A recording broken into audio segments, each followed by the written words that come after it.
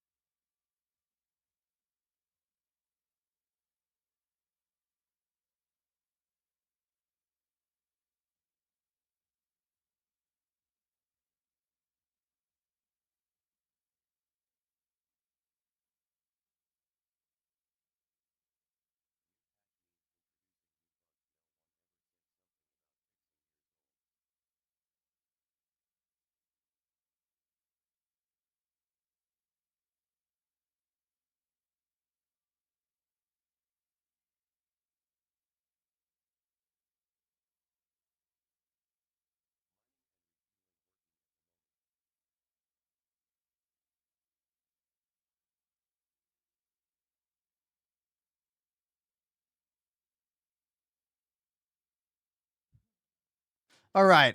All right. Let's go. I'm ready. Had to do a bunch of stuff, but I got all the stuff done, and now we're ready to go.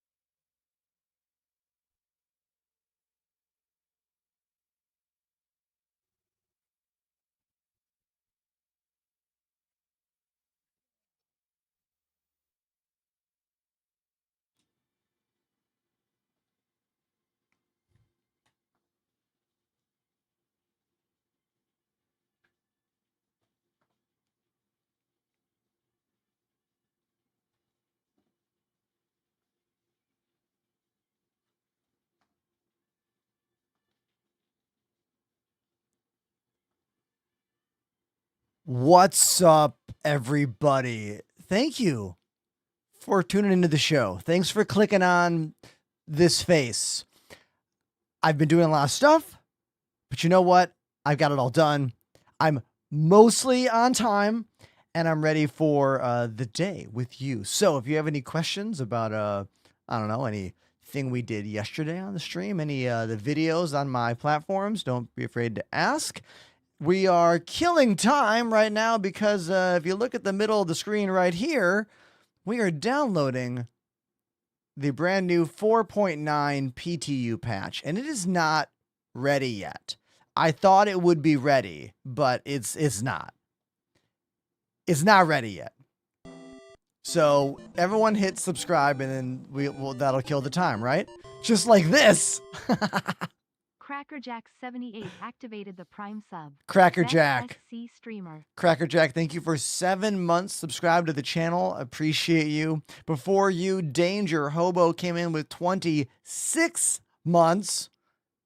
Thank you for that. That's the largest resub so far of the day. We'll wait and see how that goes as the rest of the stream moves forward. Star Citizen is not in what I would call a rut right now, but it's also not like at the forefront of a lot of people's attentions right now. Game views are,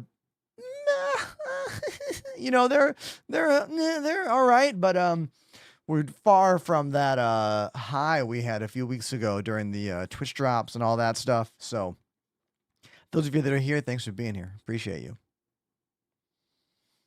We flew around in that Gatak Raylan yesterday. Very cool ship. Definitely enjoy its high sci-fi vibes, you know?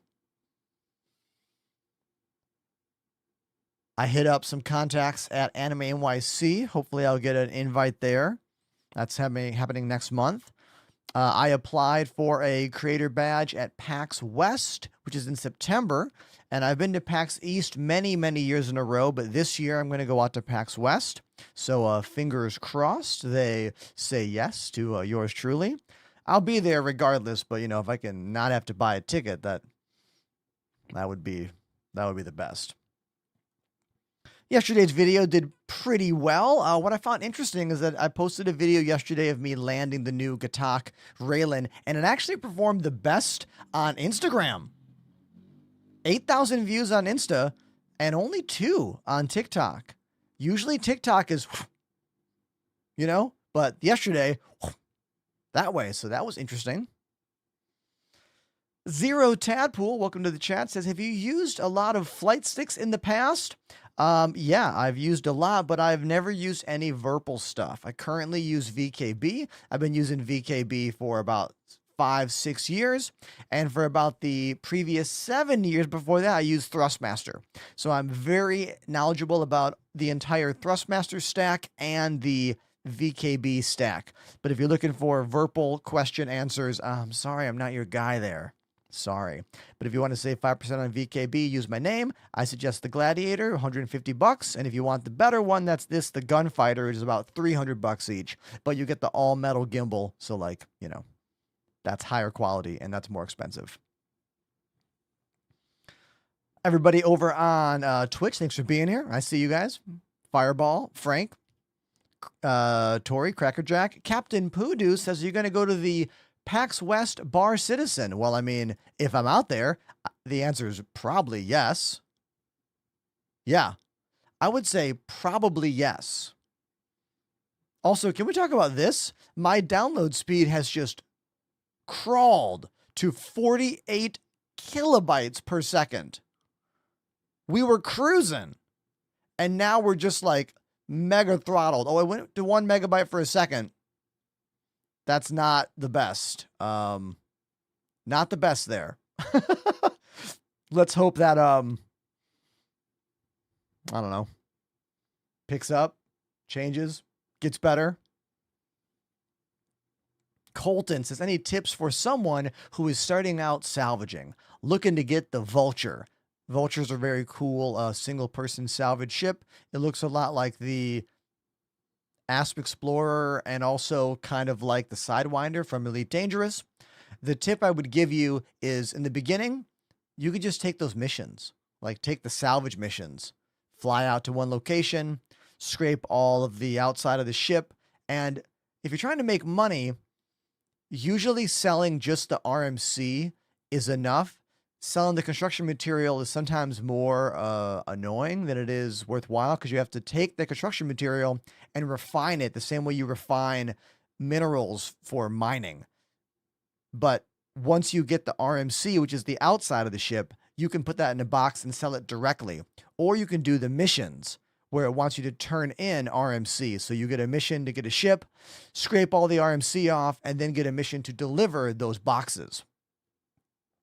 I'm really hoping that CIG finds a way to deal with the duplication. How do I say this? Duplication exploit nonsense and the bricked ships, because it used to be very cool to go somewhere, find a bunch of player ships that were left over and salvage them and then take all the components and have fun for yourself or sell them. But CIG has decided to just lock all that down. So now when you find another player ship, like, you can't take the modules out. Like, you can't salvage it because all the modules are bricked. It's like, as we move closer to 1.0, in order to deal with the ever-evolving game, CIG has to keep building all of these temporary systems to make it still playable, and it's starting to get very irritating, especially in the salvage loop and the piracy loop. Why aren't you playing Star Citizen? Aaron, shut the fuck up. You're the same guy from yesterday, right? If you're not, then don't worry about it.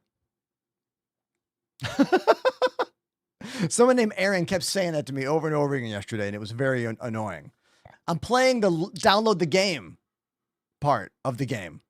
See this? This is the download the game part of the game. Here, I'll make it more fun for you, Aaron. How's that? Is that better? Watch this. Whoop, it's gone. Oh, it's back. I was talking about something. You messed my flow up. How am I going to get back to it? Hey, Colton James, nice to see you.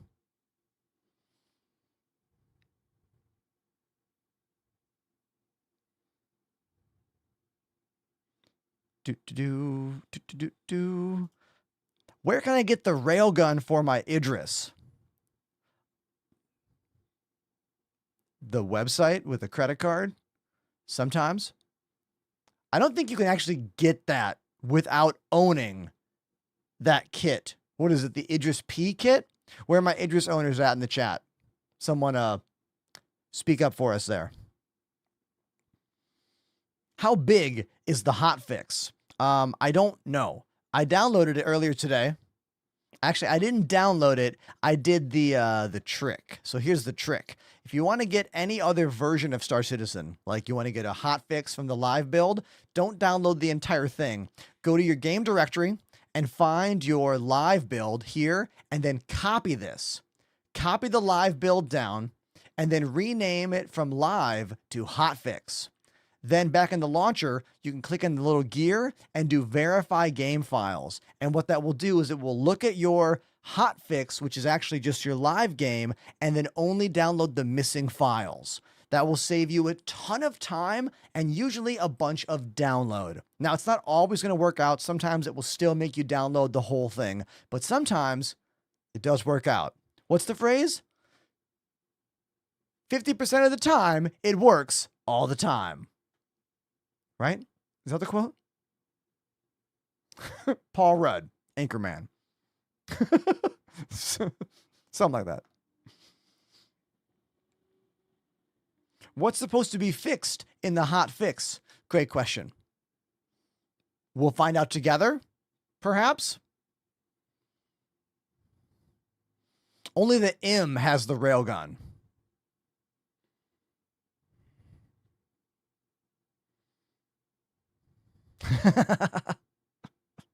Stings the nostrils.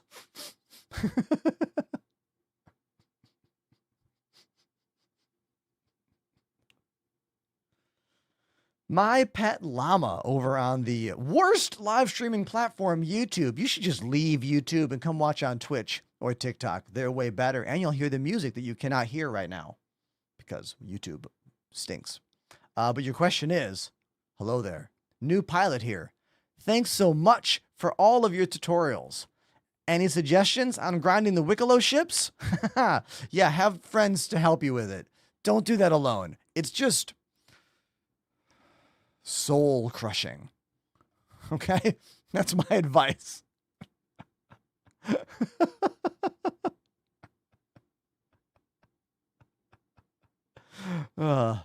Yeah, for real. Be careful grinding for anything in this game, because anything you grind for, you are not guaranteed to always keep. Now, question, anyone who had a Wicklow ship before the most recent patch wipe, did you keep all of your Wicklow ships, or did you lose them? Or did you lose some? This is a real question. I'm curious to hear from you about it. Oh, everybody, Chad the Wise is today's first 1 year sub celebration. Thank you so much, Chad, for clicking subscribe and then letting that roll out for an entire year.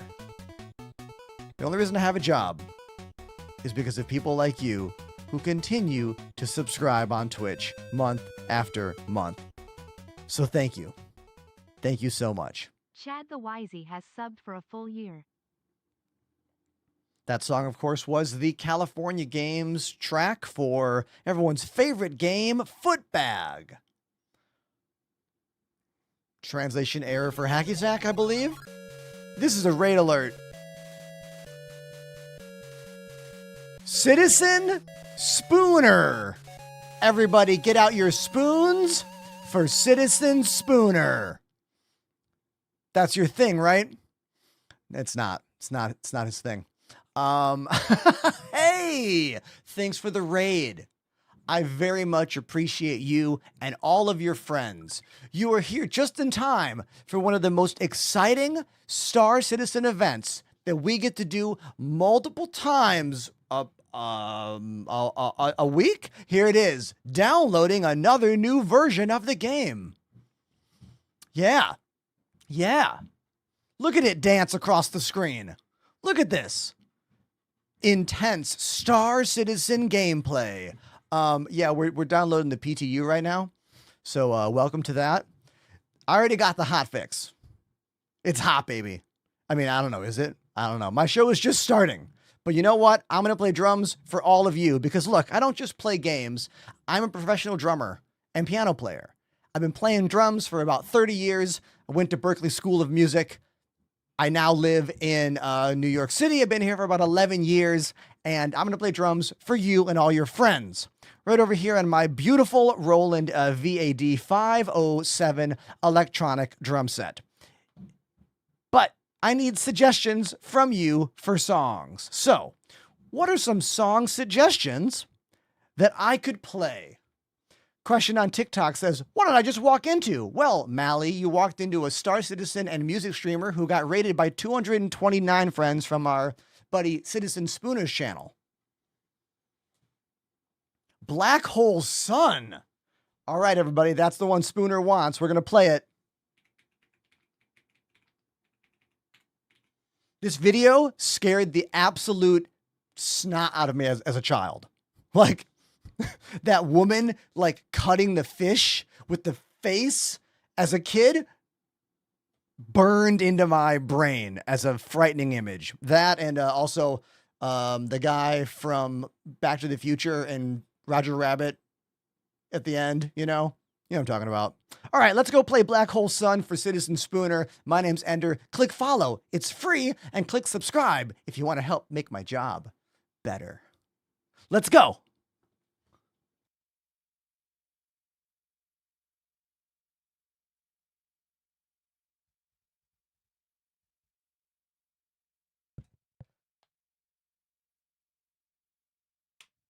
I'll do my best to play the part right. There's some tricky parts in this song. No click track. They're just vibing, you know?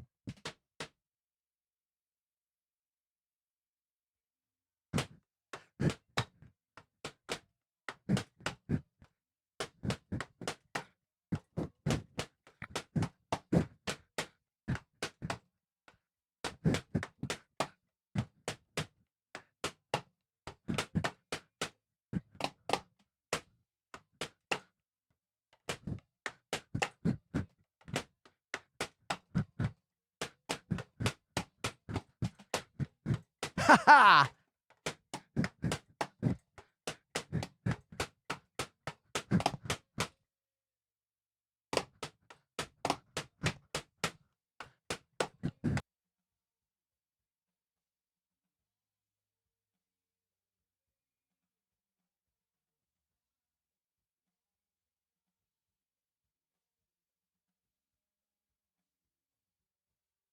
Yeah! Citizen Spooner and friends, my name's Ender. I play games and drums. Welcome to my place. You can move the lights if you want. Look in the chat for the commands.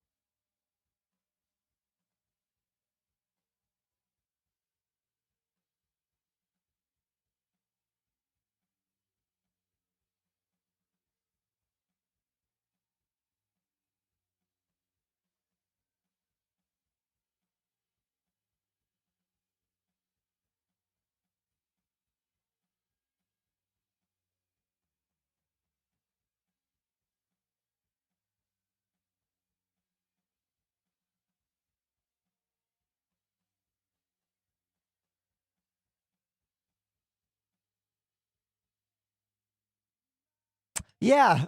So this song is epic. Has a few more minutes left. Citizen Spooner, thanks for the raid.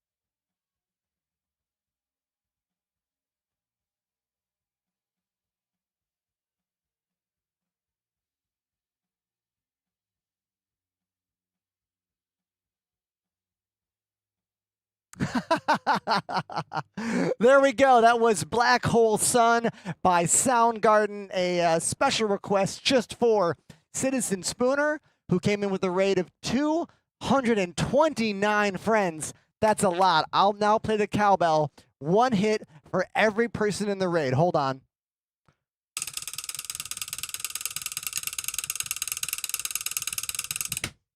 That's probably 229 hits. Right. Let's get back to the desk.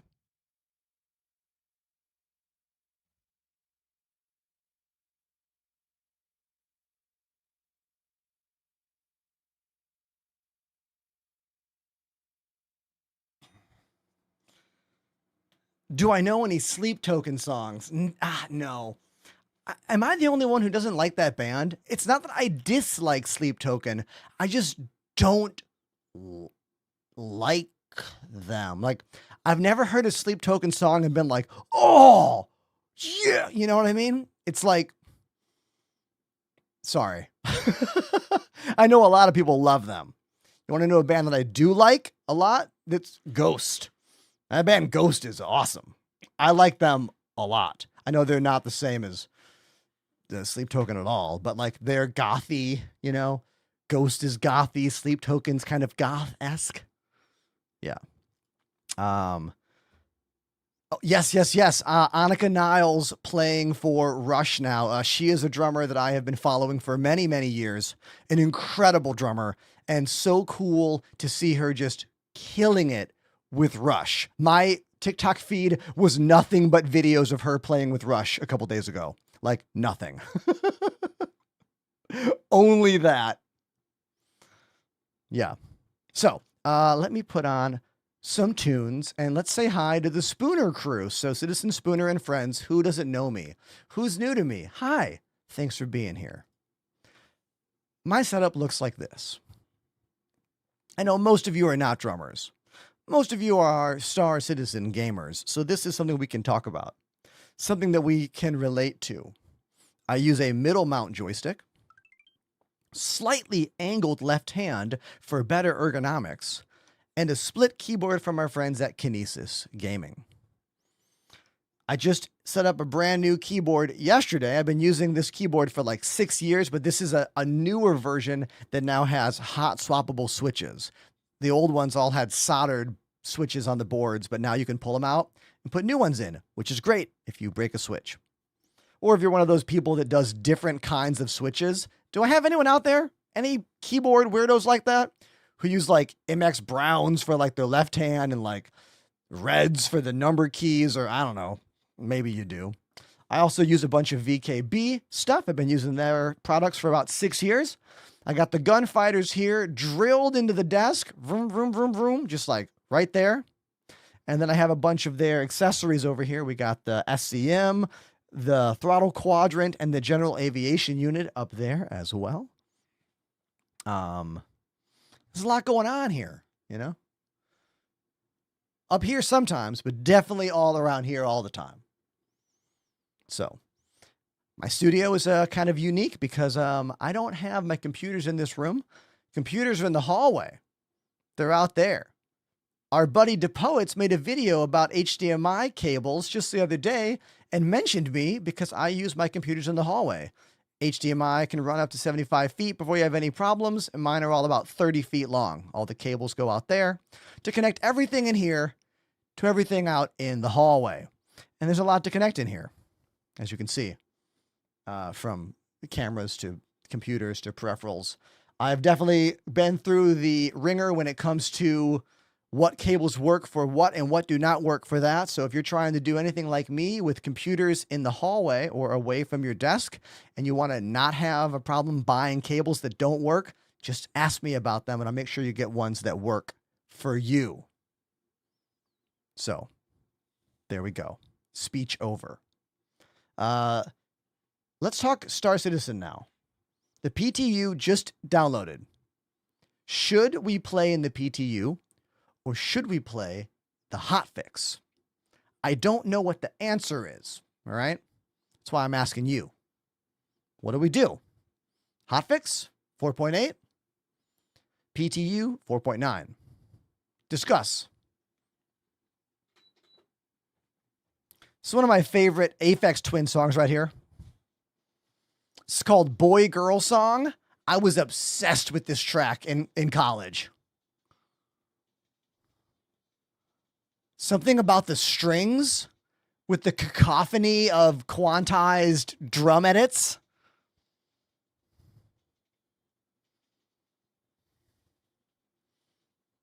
Oh.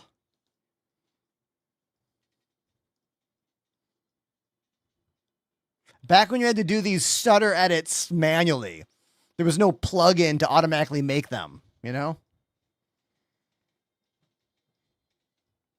The pioneers of electronic music need to be respected so much because so much of the work that they did can all be automated now. Such is life.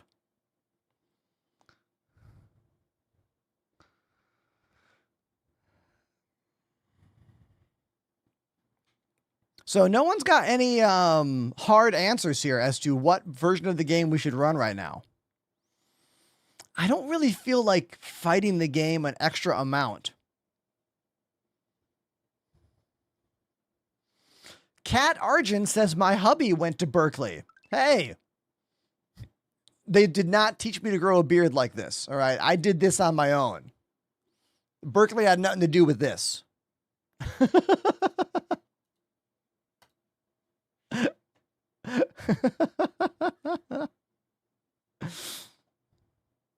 Yeah, I have a feeling that I won't have fun in the PTU. So we are going to launch the hotfix. Thor's got a cable question. Thor says, what kind of solution would you recommend to have my PC in one room and a single cable going to my desk that carries monitor, DisplayPort, and like 6 USB devices? I would say don't make it one thing. Here's why I say that. The answer is a Thunderbolt dock. If you want to have one cable do a whole bunch of stuff, a Thunderbolt dock is the answer, assuming your motherboard has the appropriate style Thunderbolt output, you know? But whenever you get into all-in-one devices, you're going to have problems you can't solve. There's going to be some mystery to it, you know? So for me, I use individual cables for each thing I want because that gives me both redundancy. If one thing breaks, I replace it, and control. For example, all of my monitors here, they're all HDMI and DisplayPort. They run 30-foot cables into the hallway. All of my devices go through a series of 4 USB hubs. I have 2 USB hubs on the gaming PC, both powered Anchor, and then 2 USB hubs on the streaming PC. Again, both powered Anchor hubs. That handles all of my low draw devices. But for my joysticks, I don't like to use any hub. So I have these go to little boxes which terminate into printer style USB cables. You know, the square USB, that's the A type. So I use 30-foot USB 2 A to B cables for my joysticks to go right to the hallway. As for the webcams I have, like this one, and this one, and this one, for all of those, I use HTC Vive 30-foot USB-C cables. I've found that cables made for VR headsets work really well with 4K webcams. We all know that cables can be challenging, but for me, using extension USB cables with webcams was always a problem. But if your camera has a removable USB-C input, if you get a cable made for an HTC Vive or other VR headset, those seem to work really, really well and very consistently. So there's a long answer for you. Just do !desk in my chat and you can watch a full video about my desk setup, which goes into a little bit more detail about the hallway connection setup stuff. So there you go. Also, !streaming setup will give you another video that has even more detail about this room and the cable stuff involved. Is Star Citizen worth playing again? That's a great question. The again part is what I want to jump into. When you say again, what do you mean? We're going to make sure my joysticks work by using Arena Commander.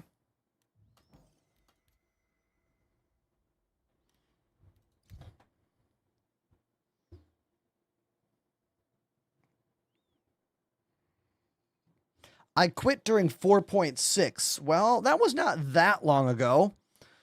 But the answer is if your computer ran the game decently then try it again. And if your computer was struggling hard in 4.6, it's still going to struggle now. You know? So. Oh, I haven't seen this thing in game yet. This is the new alien snub fighter carrier. What's this thing called, chat? The Tallulah? Talilu? I keep forgetting what the name of this thing is. I have not been in this yet. The Tilly? Wee to woo wee woo. What? For real though, how do I say the name of this ship?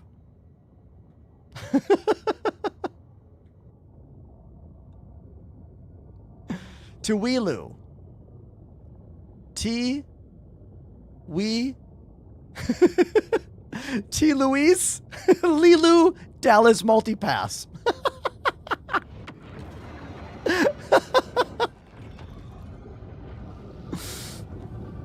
Talilu.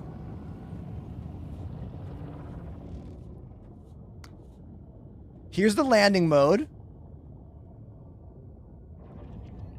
And here comes the flying mode. The Talilu. It's definitely got a striking look to it for sure, right? Let's walk around and check this thing out. Thank you, Frojo. It's the T-Lee-D-Lee-D-Lee-D-D-D. Thank you. Thank you very much. It has the same floating hover chairs as its brother or sister, cousin, relative, husband, daughter ship, the Raylan.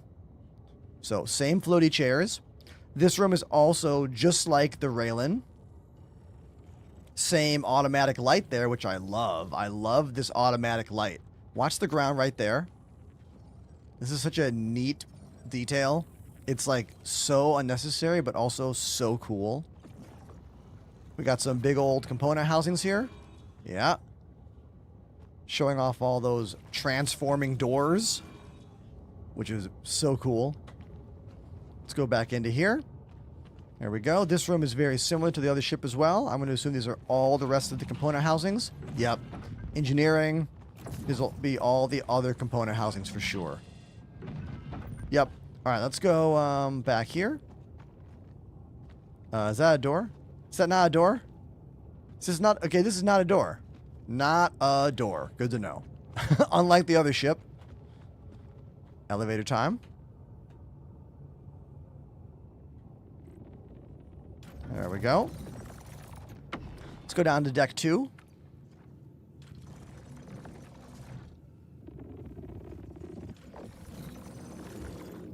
Here we are on deck 2. This is also very, very similar to the other ship, the Raylan, with these little pretty zones and what bathrooms here. Aha, yes, bathrooms on both sides. And the dining room table with some views out the front of the ship. I like how this is right below where the cockpit is. And this is open right here. So if you jump from there to here, you'll land. There's no glass there. You just land right there. But if we walk into the back, here are the beds. The sleeping quarters. We got room for 1, 2, 3, 4 beds. Okay.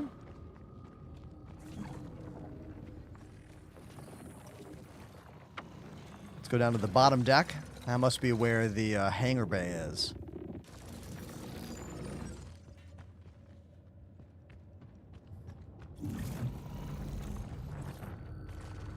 Aha, yes. Here we are. Now, this is the weird room of the ship that I'm excited to walk into. You are looking at the internal hangar bay for this snub fighter ship, meaning it can launch 1, 2, 3, 4 snub fighters. But you can use this path to literally walk to any of them. It's kind of like a treadmill. That my guy, oh my God, very confusing in third-person camera. Dude, that was, let's try again. Da-na-na-na, da-na-na-na. This is crazy.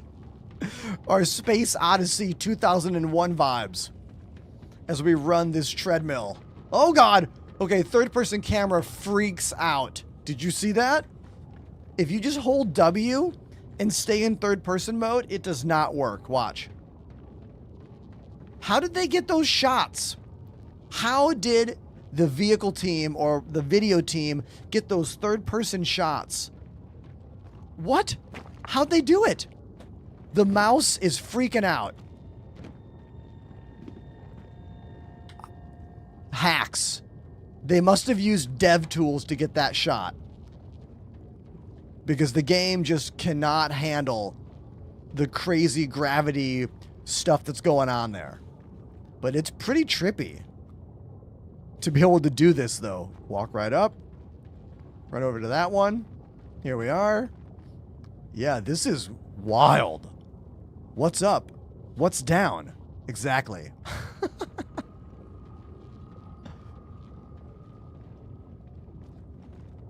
Now, the number one thing that this ship needs, we all know what it needs. Assistance with landing. A ship like this that is made to fly in and dock and fly out has to have some assistance to the game system. Like, there needs to be a much more hand-holdy, Elite Dangerous style auto land situation. Or at least fly in the door, get near the landing pad, and hit a button to, like, lock you in. That's the number one thing I hope CIG can figure out for this ship. Because without that, landing anything in here is going to be very, very difficult. And you are definitely not doing it in any kind of combat scenario. I talked about this yesterday quite a bit. Agreed? Thoughts? Comments? Concerns? This is one of those things that only people who play the game understand. Especially those of us who've been playing for years.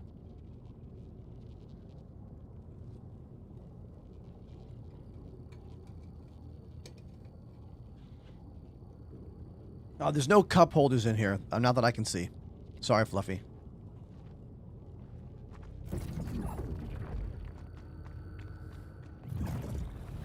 Won't fit the Pisces.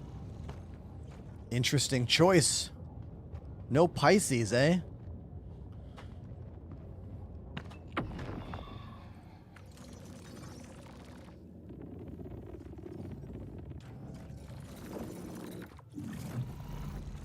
You can tell they designed this specifically to fit some Gatak snub fighters, but they probably couldn't get those snub fighters ready in time for Alien Week.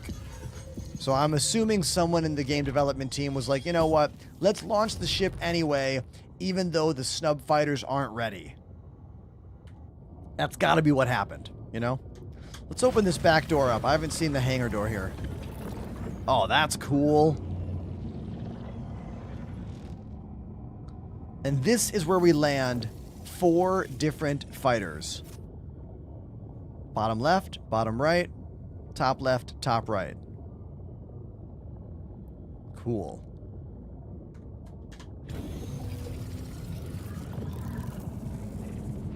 These new Gatak ships are really impressive.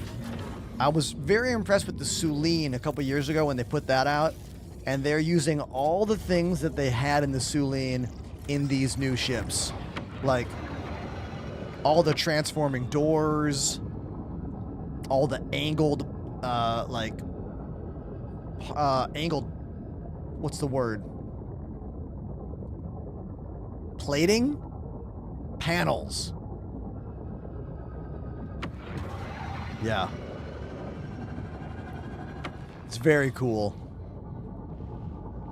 And we still have 4 guns for the pilot and 2 for each of the gunners on the sides.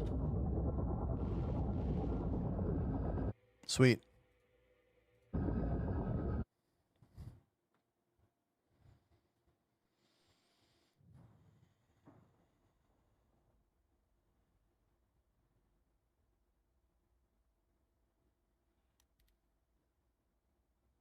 I have a feeling that flying ships in and out of that snub fighter carrier is going to be even more difficult because of the gravity changes. Because the middle of that has 0 gravity, but then there is gravity on all 4 of those platforms. So if you fly into that ship in decoupled mode, it's going to keep changing where gravity is pulling on your ship. Like, sometimes the devs release things in this game, and I'm like, did they play the game to do this? I know that there's a lot of growing pains. There's a lot. And whenever they launch something like this, there's always going to be a lot of little tedious aspects to it, you know? Now, everyone's saying it's not that bad. How could it be not that bad? Have you ever tried to land over a dozen ships inside a C2? Or like every experience I've ever had landing ships inside other ships is always so tedious. Now, we do it all the time, yeah. I just want more, you know? I want a better experience. But we'll get there, right? Hopefully. Thor, you looking for some new glasses? Well, Zenny is one of our sponsors here. They make a variety of eyewear, from regular sunglasses to blue light blocking PC specs and whatnot. These are actually really good if you have to wear headphones because of how squishy and bendable the frame there is. It's actually the only comfortable glasses I've ever worn with an actual headset. Zenny even makes VR lenses, like prescription VR lenses, if that's a thing you need.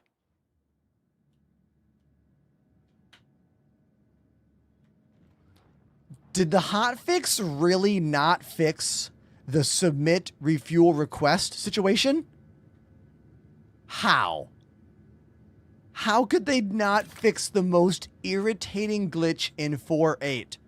Come on. Okay. If you're like, what am I raving about? Right-hand side of the screen, that is a error message that will block all other pop-ups. It's easy to fix. Hit escape, go to the show hints, and just toggle yes to no. And that fixes it. But you have to do that every time you spawn in as a new character. Every time. Very tedious.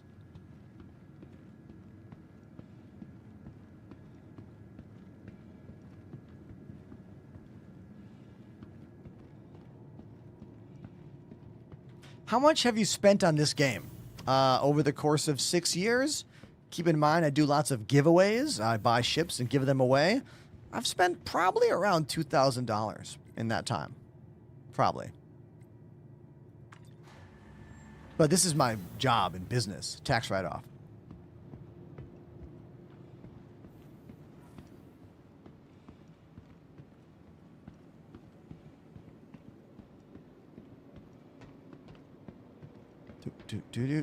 I normally ignore that question, David. You're lucky I answered it today.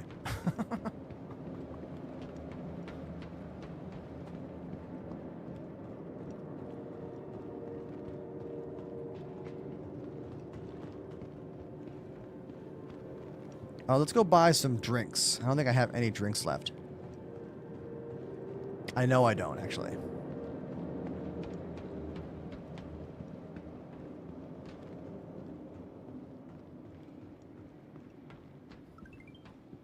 Thanks for that follow, Sergeant.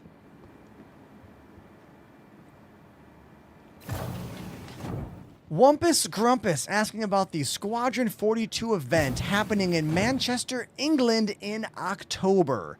Yes, I was invited while I was on vacation out in Bali.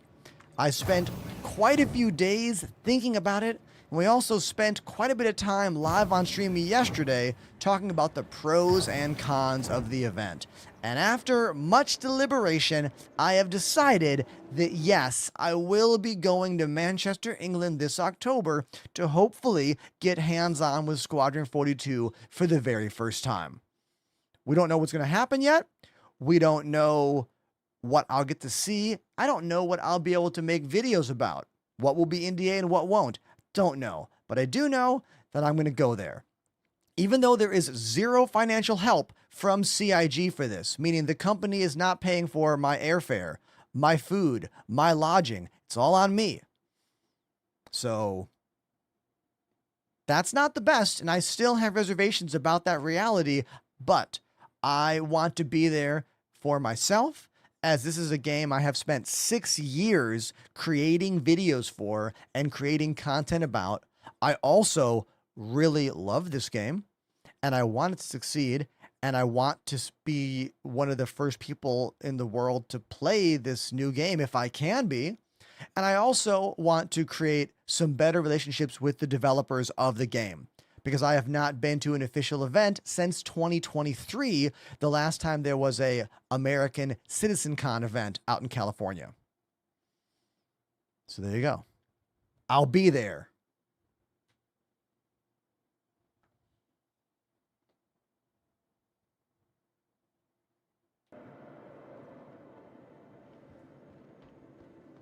I spent a lot of time thinking about this yesterday. We talked about it on stream a lot. And I spent another couple hours just going over all of it in my head. You know? At the end of the day, I realized my own ego was one of the things that was stopping me from just saying yes to this.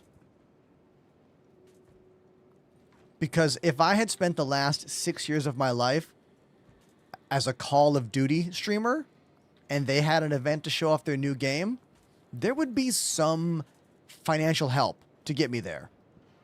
Or hotel. You know, there'd be something. But for this event, there's nothing. Even though I've spent so many years of my life advertising this game. Granted, on my own account, like, they have never asked me to do anything specifically. I decide on my own, you know. But I had to get over that. I had to let go of that reality and just be okay with it and think of it more like a convention that doesn't know me. Like, imagine I'm going to a convention that I've never been to before and no one there knows me. So I have to cover all of my own expenses around it. That's the way I'm thinking about it.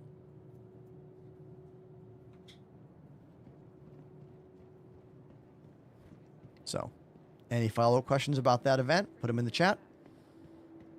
Otherwise, next topic.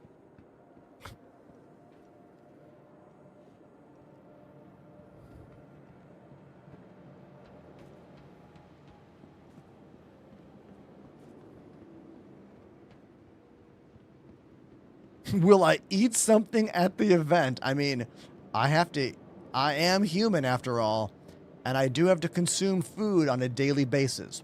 I am plant-based. I've been eating plant-based for 16 years now. I know that there's a lot of really good vegan food in London. I don't know what it'll be like in Manchester. Hopefully still adequate, or at least, you know, something.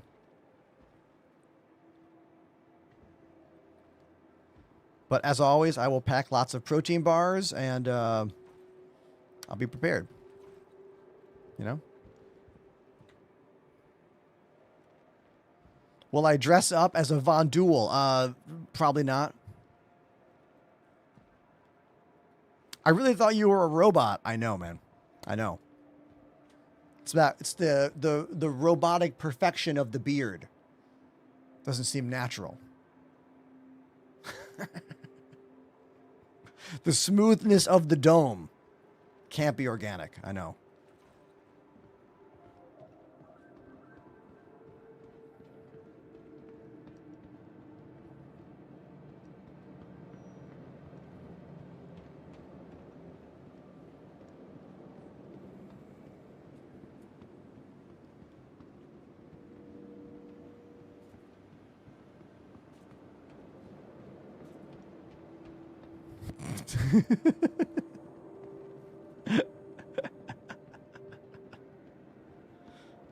Ah.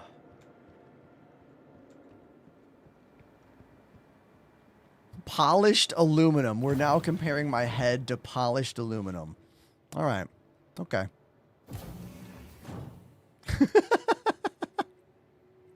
It's called Chrome Dome for a reason, okay?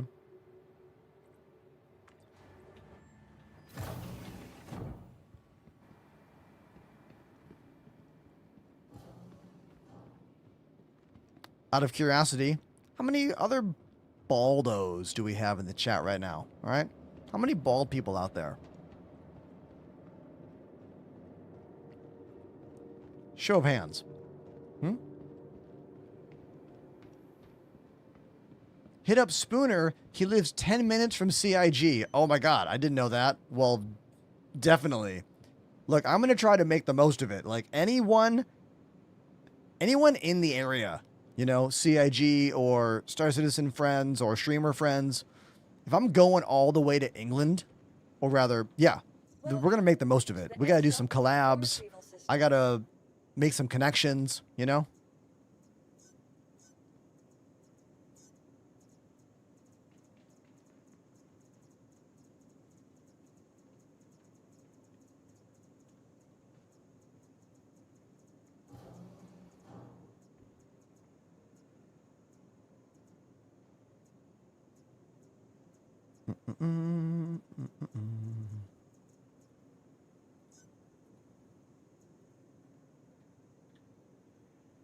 This is my M80.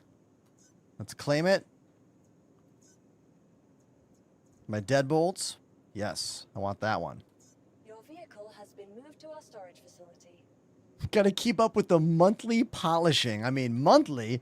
We shave this thing every day. This is a daily situation.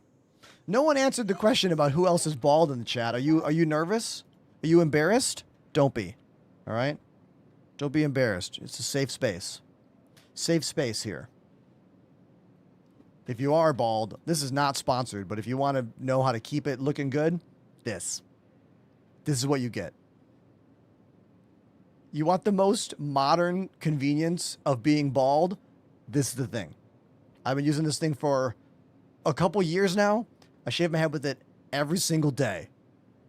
It's incredible. You'll never spend better money on, like, head maintenance than this thing. Again, they don't pay me. They don't even know me. The Pitbull by the Skull Shaver Pitbull. Yeah, there you go. I haven't paid for a haircut in 20 years. I mean, I pay for beard trims, you know? Thank you for the Destro G.I. Joe reference. I was waiting for someone to go there. Cobra. Cobra. Thank you. Thank you very much for being the right age for that reference. Anyone remember playing the G.I. Joe arcade game? The 4-player one, the run and gun? What a great cabinet. I loved that game.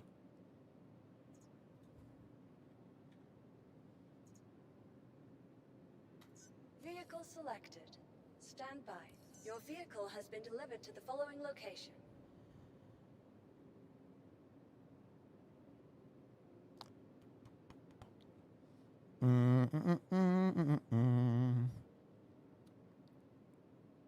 I had a question I wanted to answer, but I lost it. I lost the question. Where'd it go? Do you think Star Citizen's following is declining or still going up? That is a great question. You'll please visit us again. Goodbye. I would say right now, the audience is not going up for this game. I would say everyone that plays this game, that cares about this game, for the most part, is already involved in the game in some way. Yeah, whenever there are events like Alien Week or Invictus, there will be little spikes of new activity, but I feel like, relatively speaking, most people who are into this game are already into it. we're not really going to see a big increase in the number of Star Citizen players and people interested until Squadron 42 releases, or at least once the advertisement juggernaut begins for the release of Squadron 42. Once CIG has a release date and they start marketing Squadron 42, that's when we're going to start seeing a lot of new people actually looking into what this game is. And me and anyone that makes content about Star Citizen, our channels are going to explode with new viewers who know nothing about Squadron 42 or Star Citizen. And we're going to have to go through the same answers every single day, over and over and over again, about what the differences are between these games. Because it's very confusing for someone on the outside. And then there's all of us who have been ingrained in this game and following the development for, 10 plus years? It's going to be a lot of old meets young in terms of not only age, but in terms of knowledge about this game. But I'm excited for it because getting new people to see what it is I do and what I bring to the table as an educator and a broadcaster and an entertainer really excites me a lot. I can't wait for Squadron 42 to come out. Personally, because I want to play it, but professionally, because I want to meet more of you. How was that speech? That was off the top. I didn't practice that. I'm going to watch the clip back. I feel like that was a pretty good speech. I feel like that might have some clip potential. Maybe. We'll have to wait and see. Aura farming, giving me goosebumps. Okay, good. Thank you. That means I did a good job. Means I did a good job. Let's flex it out. Ha. Ha. Yeah.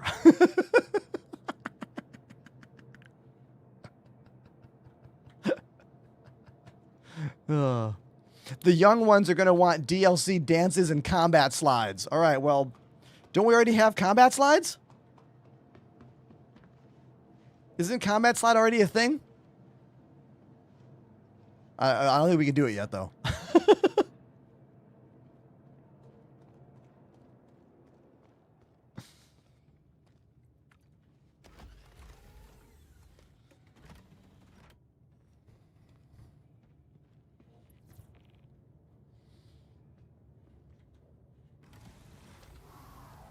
This ship is called the M80.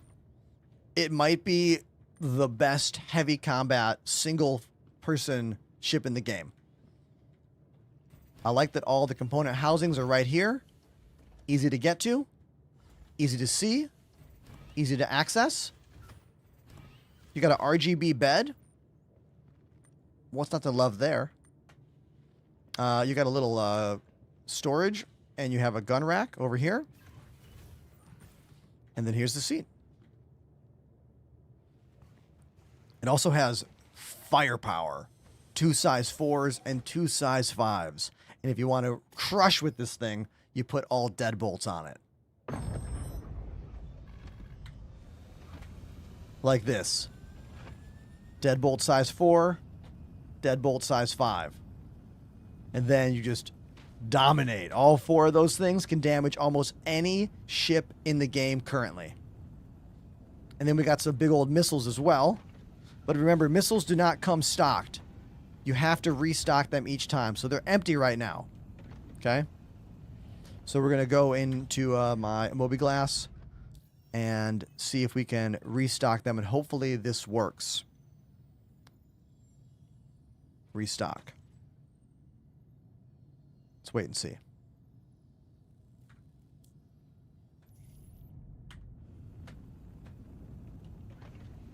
Boom. There's our missiles. We got 4 big ones, and I want to say 16 little ones. Yeah. Specifically, they are what? Thunderbolt 3s. Those are the 4, and then Task Force 1s for the 16. But you could swap them out for whatever you wanted. Fireball says, if you need a cameraman for Manchester, let me know. I have 0 experience, but I will work for free. Fireball, I'm definitely going to try to do some kind of UK meetup for anyone out there that wants to hang out and like just chat and whatnot. So you'll be in the know about it. Don't worry. Even the missiles are pretty. Yeah, Star Citizen understands aesthetics. They really do. I mean, why else would the ship have an animation like this just to bring out the missiles? You know? They know what current games have and don't have. And having all physical missiles on the ships that when you launch them, you see them, they're gone. Like, they know that. They know what we like. And this is what I meant about Squadron 42. Like, that game is going to be the first product from CIG that the majority of the world see. Most gamers are not playing this game or even giving a shit about this game. To most people, Star Citizen is a punchline.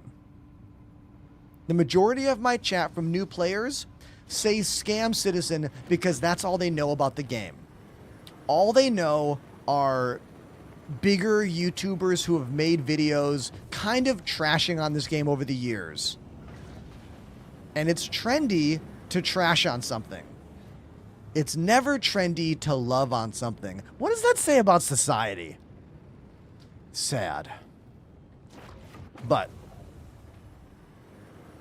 the build up to Squadron 42 is going to be really, really good for this game, I think. And that's ultimately why I'm going to go to Manchester for the Squadron 42 event in October, even though CIG is not going to help pay for any of it. I think it's important that I'm there. It'll be good for me to make new relationships with the developers, to meet more of you, to make a bunch of videos, and help cement myself as someone who is very serious about producing content around this game. Because even though I've been doing this for 6 years, I don't think everyone who gives a shit about Star Citizen knows me yet. There are still people that don't. Even though I post videos every single day. Even though I try really hard to make those connections, it's challenging. And I think going to an event like this and becoming connected more with CIG can help with that. So that's why I'm going to do it.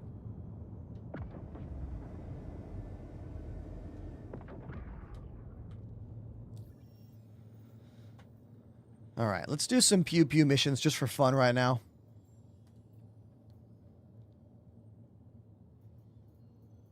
Let's do this. Combat 4, I should be able to handle that.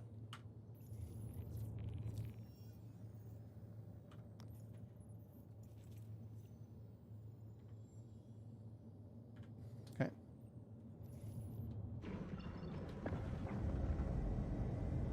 I got some comments I want to read here. Let me get this jump going first. First time chatter named The Wizard in Your Bushes. Great name. They say, Squadron 42 will have a downside. It'll attract a lot more people who think voluntarily paying $1,000 for a ship is insane, even though you 100% have the option to not spend more on a starter package. Look, dude, that's a question I've been answering over and over again for years and years. My biggest hope for everything Star Citizen, and I'm going to go full screen for this, and I'm going to mute the game. My biggest hope for Star Citizen is that when it launches, we're talking version 1.0, Star Citizen out, the game is available. I hope on that day, CIG closes all purchasing of ships in the game with real money. That is my number one want for this game, because I fear that if they continue to allow people to buy the ships once the game is out and done, the pay to play versus pay for convenience worlds will just smash against each other every day. And I'm worried that the negative press around all of that could erode anyone new from getting into this game. So my hope is that on day one of version 1.0 Star Citizen, they stop all pledging for ships and go to a standard DLC thing like Fortnite does and Call of Duty does and every game does, where you can buy cosmetic things. Things that only make your ships look cooler, make your weapons look more exciting, but not actually make them better or bigger. That is my biggest hope for this game, because I fear for the future of the project if people can still buy ships once the game is complete and released. Complete. Version 1.0. Whatever that means.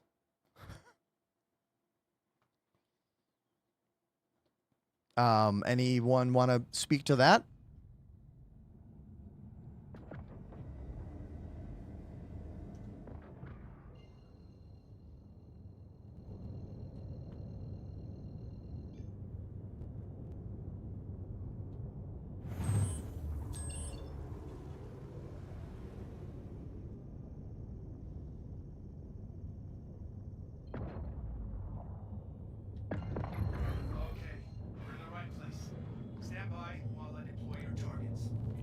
Okay, everybody. Toby eye tracking is working. Let's go down here and hostiles inbound. Light them up. all right. Contact.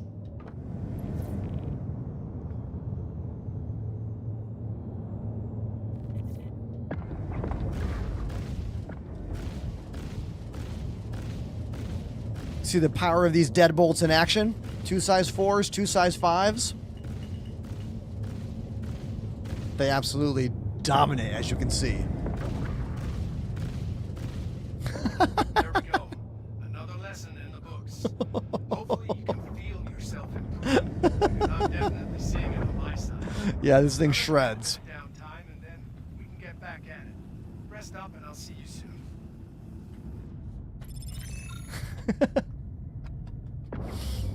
All right, so scenario 4 is way too easy for me in this ship. Let's try scenario 5. Yeah, I did almost crash into one of those ships, that's for sure. But I didn't.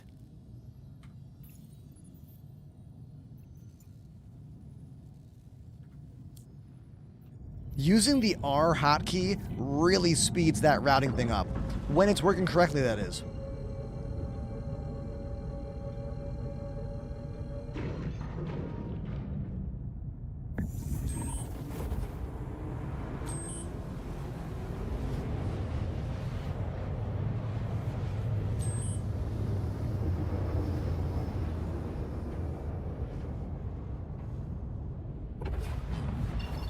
Yeah, the reason we're using the deadbolt loadout is because I don't even need to use missiles. I mean, if I have a much larger ship and I want to get some more shots, well, look at those explosions down there. That was cool. Those are the fuel tanks? We'll get started in a moment.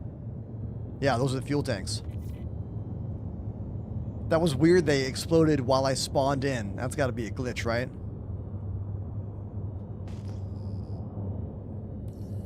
Looks like you got inbound. Weapons free.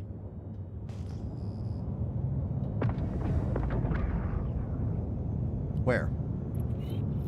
Nope.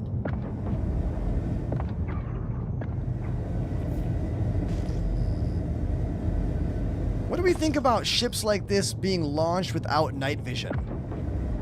It's like they made night vision and then they were like, you know what? Never mind. It's not important. Right?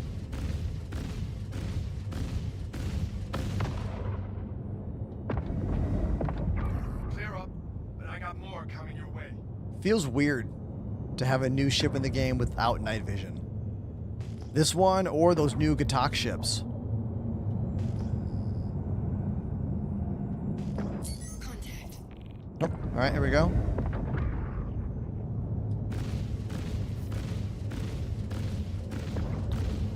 More freelancers. Is anyone still flying a freelancer? Where are my freelancer pilots at?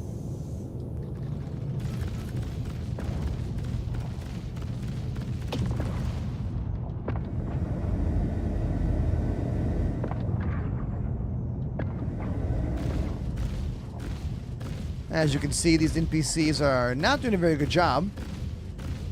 Rather, the server is not doing a very good job.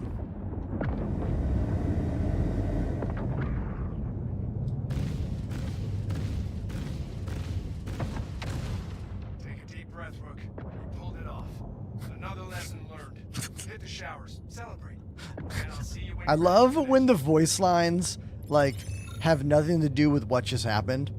Like, if the voice lines knew the amount of damage you took during a fight, wouldn't that be nice? If the voice lines affected like that? If he was like, oh, that seemed easy for you. You know?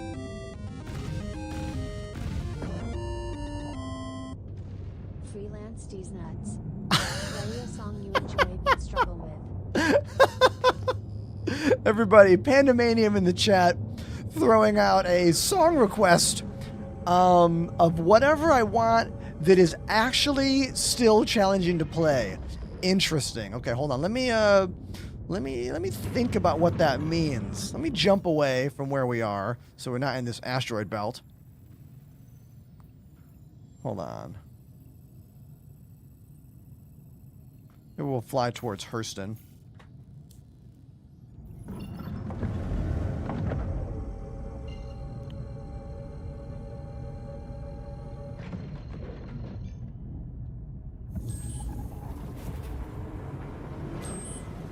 This game is definitely not Starfield, Ash. You can't even fly a spaceship in Starfield. You click a button and it shows up, and then you're sitting in it. This is Star Citizen, the game where you do everything. Fly the ship, walk around as the person, fix the modules on your ship, go mining, go salvaging, troubleshoot bugs all the time, because the game is, you know, in alpha still. But yeah. Man, remember when everyone was all hopeful about Starfield? Remember all those people that were like, Starfield is the Star Citizen killer, and all of us just chuckled to ourselves? Smug chuckles? Yeah. I remember.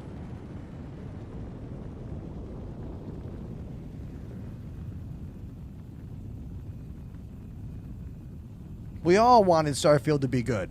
We all did. We all wanted it to be good.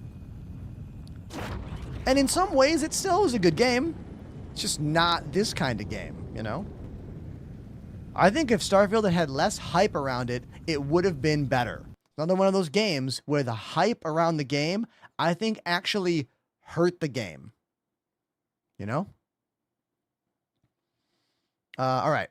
So what song to play on drums for Pandemanium that is kind of challenging, but not super challenging? Let me think about this. Let me think about it. Thinking.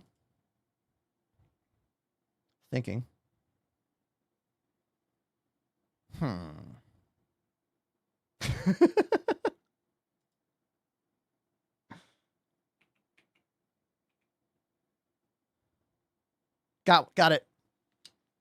Got it. I know what to do. Okay, here we go. This one's for you, buddy.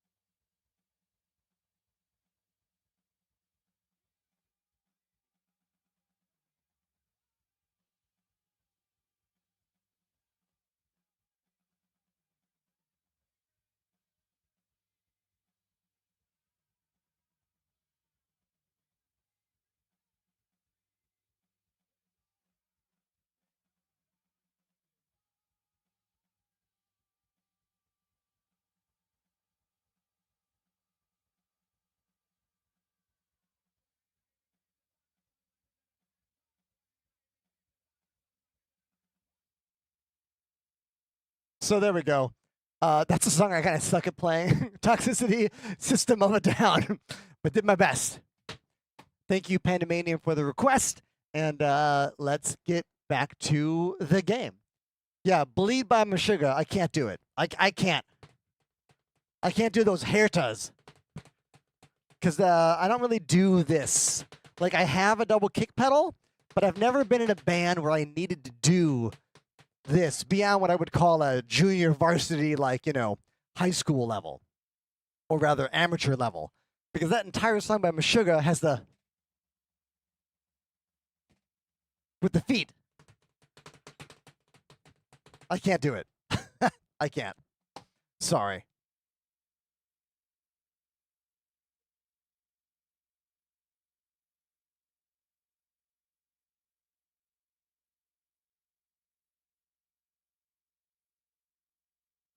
But shout out to the metal drummers who can do that stuff, you know? It's like a whole different kind of drumming.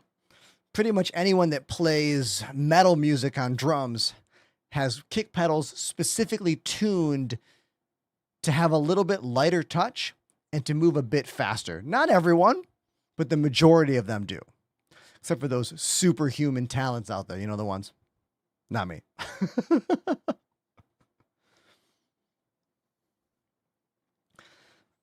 A little bit sore in my lower back today. Today's workout was back day at the gym, and while I was on vacation in Bali over the last 2 weeks, I only could work out one day. So I'm definitely a little out of shape, and getting back into the gym routine is going to have a little bit of, you know, uncomfortableness as we get back into the swing of things, literally.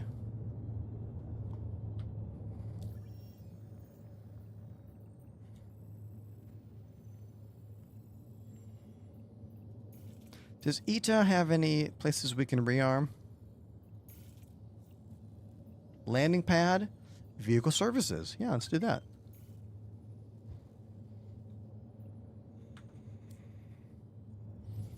Panda still has the Raylan. Oh, it's all good, dude. Fly it to your heart's content.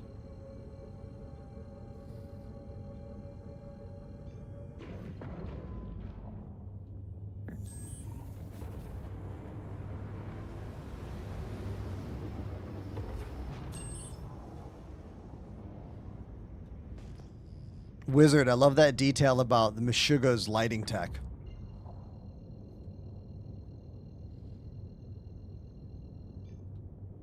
I've played shows with great lighting techs and shows with terrible ones or none.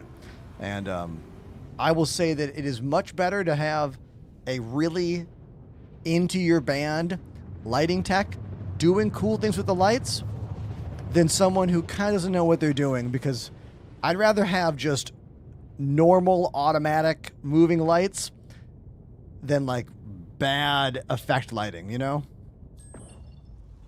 It's like all or nothing.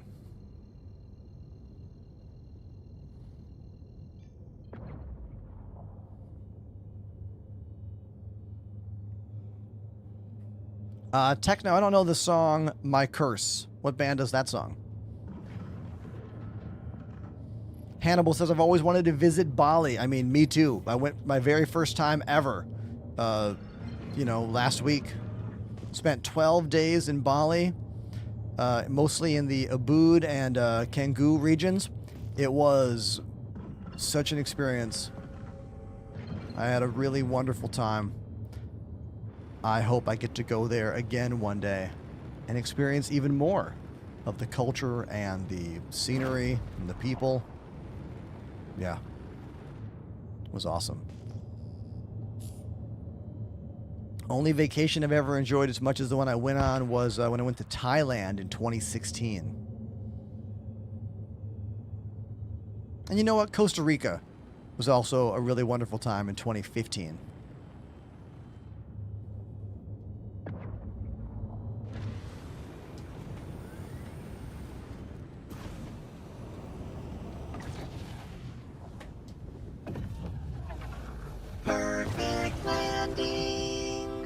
There we go. Let those wheels roll out. The M80. There we go.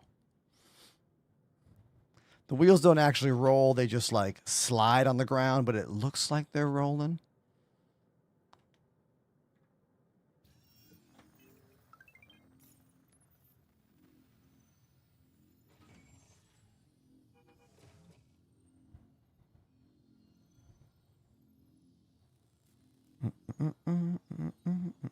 Ah, it's a Kill Switch Engage song. Yeah, Techno, I haven't listened to that band really very much at all.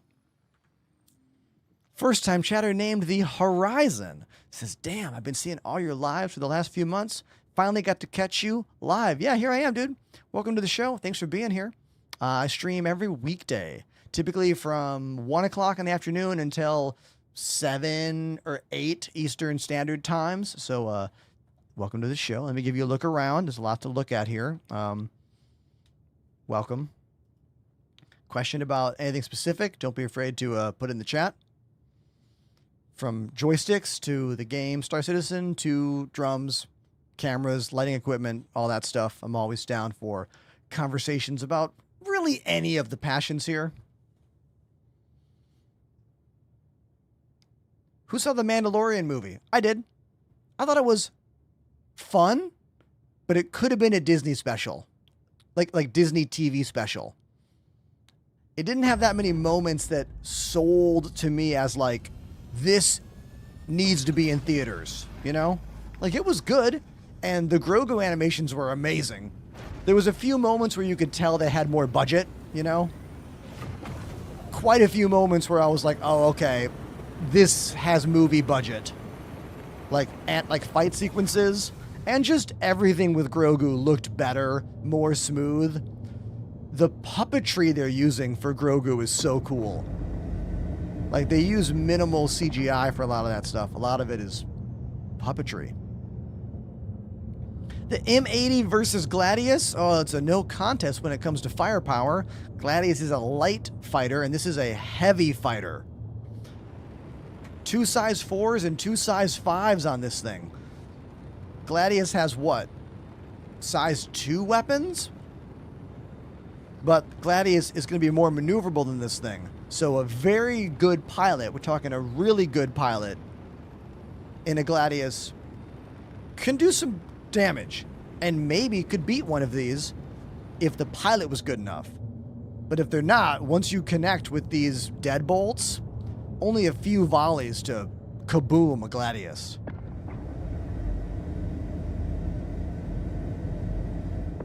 So as like everything, it comes down to pilot skill. I gotta get my lunch from the fridge. Hold on one sec, you guys.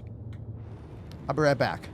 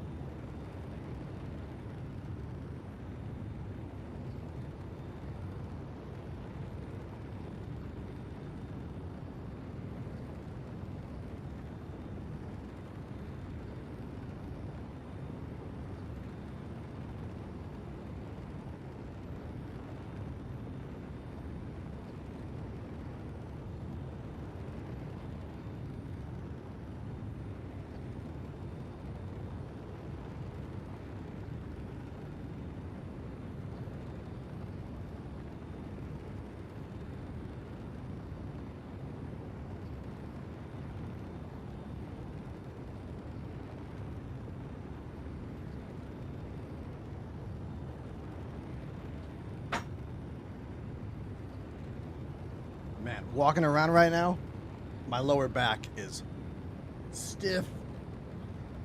The gym messed me up a bit today. I hope I'm okay tomorrow. Ugh. I don't have a show until Friday, so even if I do feel a bit sore tomorrow, I'll be okay. I don't have to play a show till Friday.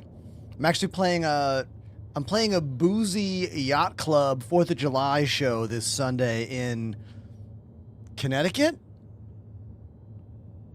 Yeah, I'm playing New London, Connecticut at a yacht club. My band Stop the Presses, ska and reggae band, exclamation, Ender's band in the chat. We got hired to do a cover show. So we're going to do mostly cover songs and a few of our own songs. Rehearsal is tomorrow night. The set list is long. I need to start listening to it. I think I know most of the songs. I was in a cover band for like 5 years, so I should know the majority of them. There's no Freebird, thankfully. Thankfully.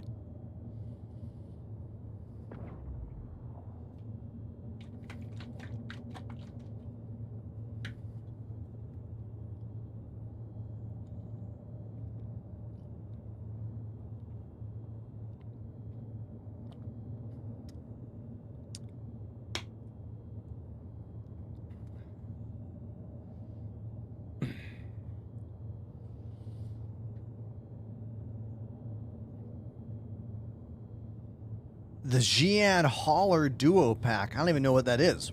Is that a package CIG is selling right now?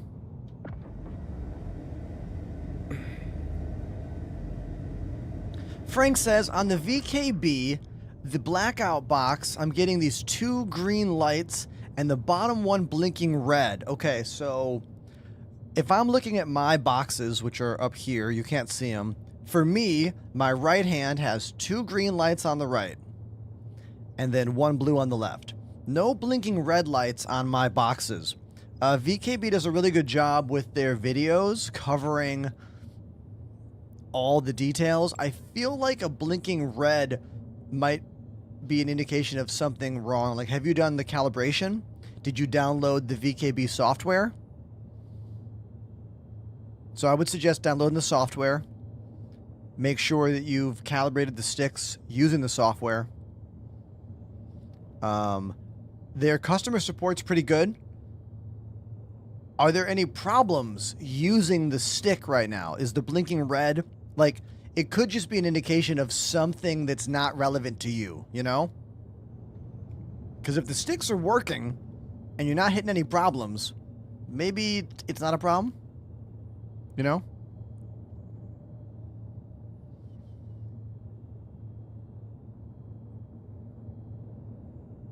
Wizard, when it comes to buying stuff, pledging for ships, I don't make a lot of content around that just because, like, if you want to buy a ship and you got the money for it, go for it, you know? But in terms of that particular package, if you wanted to get both of the new Gatak ships, because you want a snub fighter carrier and you really want the hauling ship, it seems like a good deal to buy them together, you know? I haven't used the snub fighter carrier in any situation yet to know if that ship is worth using. Maybe when there's more people excited about the game, when 4.9 comes out, we'll get a crew together to, like, try it. But right now, the audience is pretty small, you know? The Star Citizen audience is small right now, and so is the community that plays the game in general. Like, a lot of the crew from my Discord aren't playing the game. It's not a very exciting time right now. You know what I mean? Like, when the interest is here again, when 4.9 drops, we'll do some more stuff. Like, we'll get a whole crew together to take the new snub fighter carrier out and, you know, stuff like that. But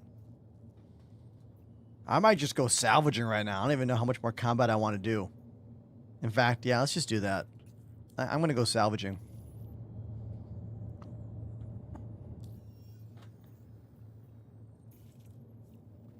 First time chatter. Himothy. I get your name right? They say, just got the game. Spent an hour lost in the metro station. 10 out of 10 experience. Dude, that is the correct way to play. That's the correct way to play. I have made a couple videos about how I don't like that CIG has changed it so that you spawn in the hangar if you don't do the tutorial. I think getting lost on the trains and walking around the stations and being like, whoa, this game is so detailed. Wow, this game has so much going on is an important part of the experience, you know? Because this game does not work very often. And the experience has to be a big part of it, you know? Like, the kind of person who plays this game on the regular is someone that is captivated by how detailed those landing zones are.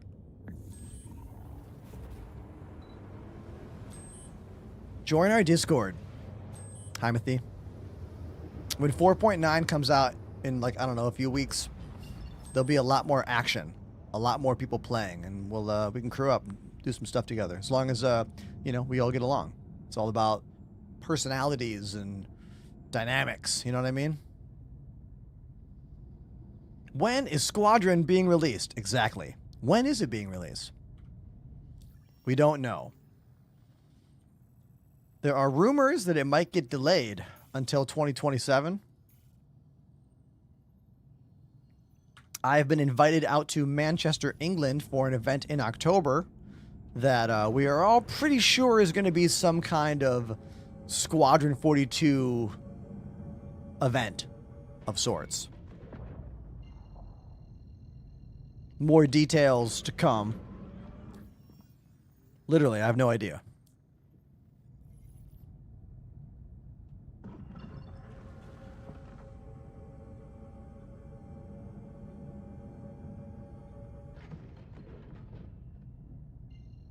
Currently fighting the routing system right now. There we go. You can always jump to the main landing zone on a planet no matter what side you are on. And the satellite station is always right above that main landing zone. So if I jump to Lorville and then cancel the jump and then just go up, we'll find Bikini Point or Everest Harbor or, you know, whatever planet you're on's little satellite station.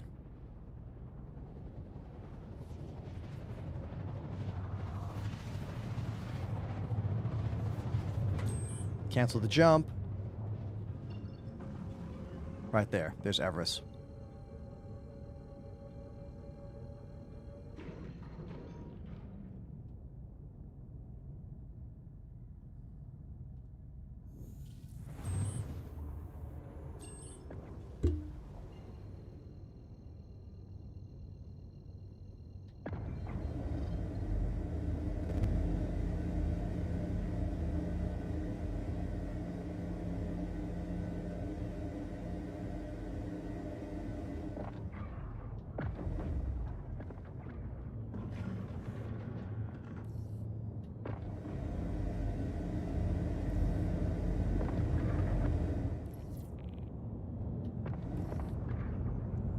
All right, there's my hangar.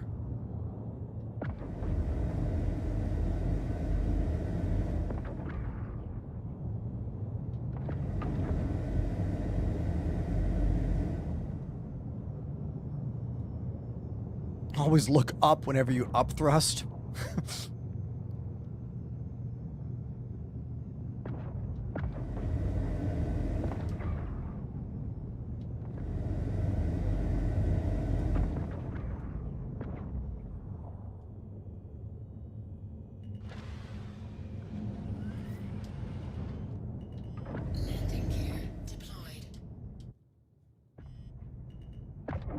There we go. Boom. Perfect landing. Or at least good enough.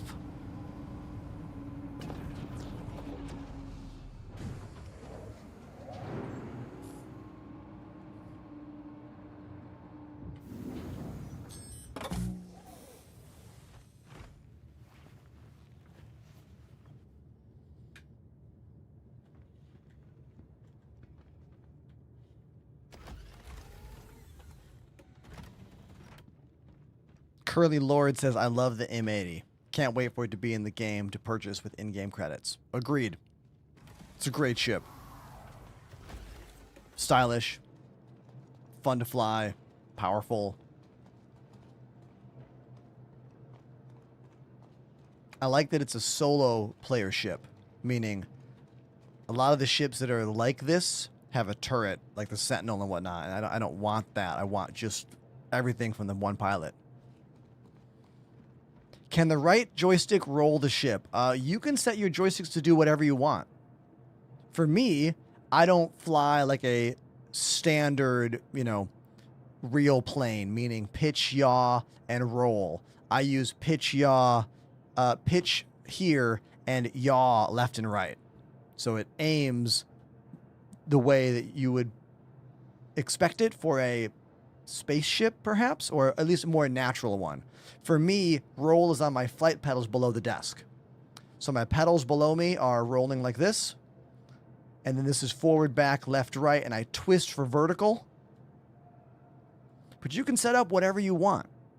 Whatever you want to do, you can design it that way. Because Star Citizen accepts pretty much any joystick input for any control axis that allows that axis to work. And if it doesn't, like if there's no digital adapter or no analog switch, you could use Joystick Gremlin or Joy-to-Key to make it do whatever you wanted. In the world of PC gaming, where there's a will, there's a way. Welcome to the ASOP Vehicle Retrieval System. Your vehicle has been moved to our storage facility. Do the wheels roll? You must have missed the last landing I did. No, they don't roll, they slide. It looks like they're rolling if you give it enough forward thrust, but they're not actually rolling in the game. I twist lock my right stick. So the right stick is twist locked and will not, but this one I still use the twist. So that one is open. There's a little screw at the bottom of my VKB Gunfighters to lock that axis down if you don't want it.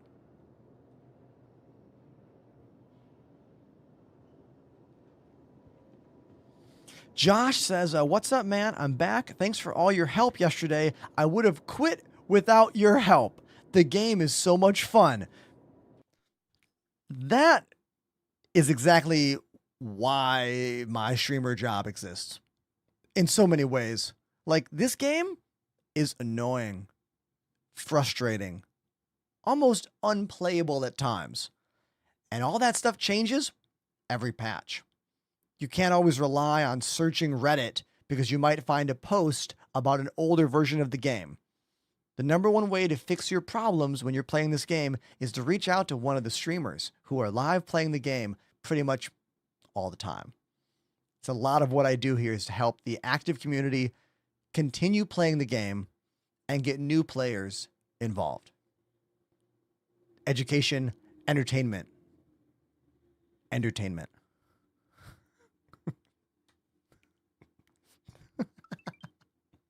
Thanks for watching.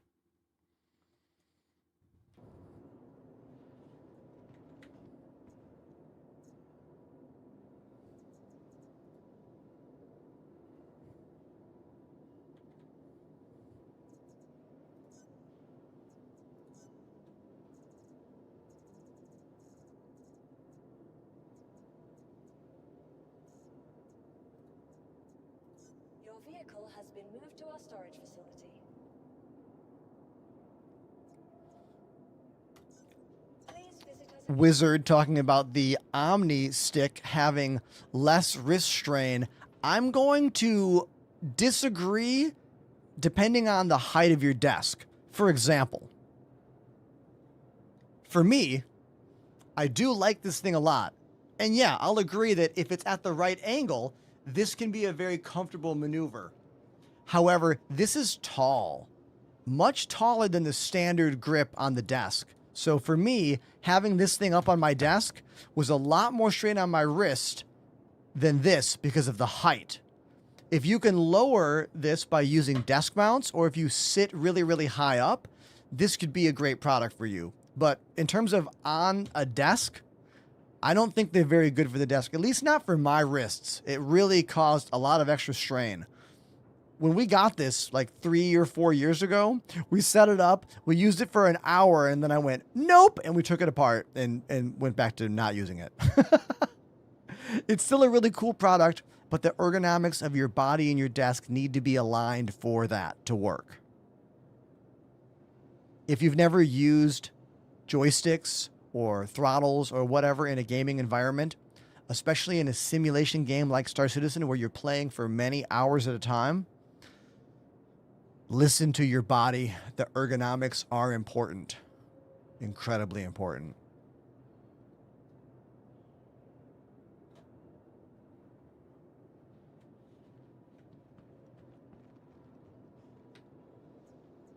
I wish there was more audio in the game. Seems quiet all the time. I don't think I have that feeling. Like, I think there's quite a bit of sound in this game. Other than when we're having a glitch and we're not hearing the sound we should. I don't think I want more sounds in this game at all.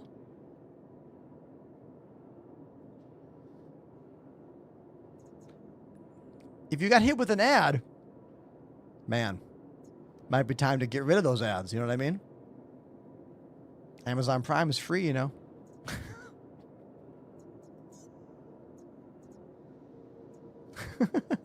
Otherwise, it's $5.99. Or you can get Twitch Turbo. Twitch Turbo's what? $11-12 a month? And then I get the ad revenue even though you don't watch the ad. It's not as good as subscribing, but at least it's something for us. I use Twitch Turbo so I can watch my friends' streams and not have to subscribe to all of them, because that would be a lot. There are different audio settings. Prisoner's correct.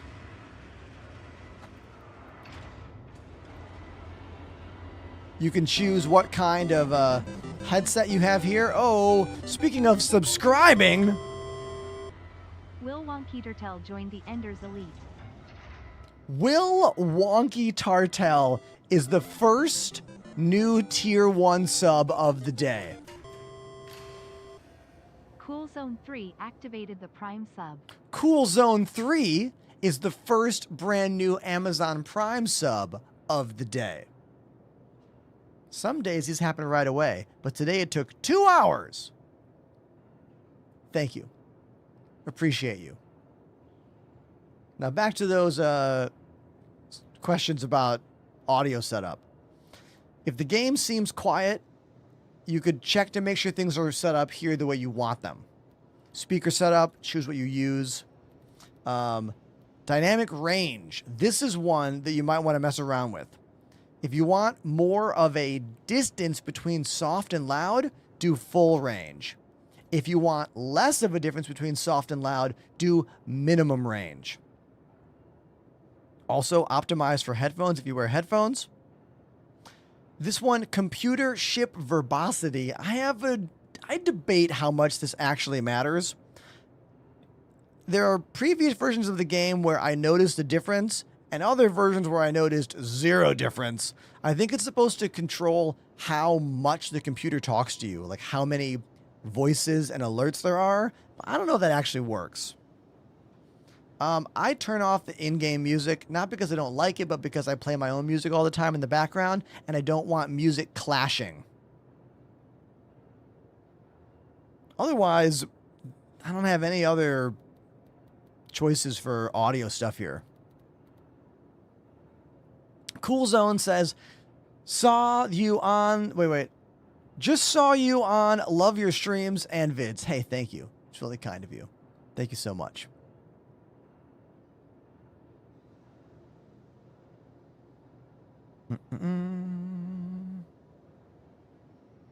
Leroy the Spud says, I tried to download and play the other day, but I couldn't get the settings right.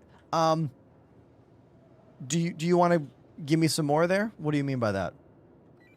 Keep in mind, there is no magic bullet setting to make this game run on a computer that is struggling really hard. Sadly, optimization is still not there for this game. So if your struggle is the game's not running well, I'm sorry. Not much you can do.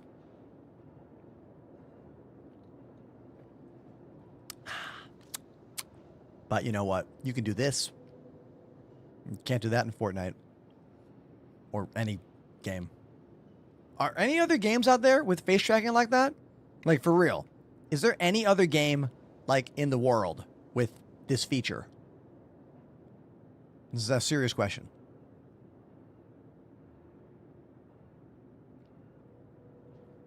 Don't know.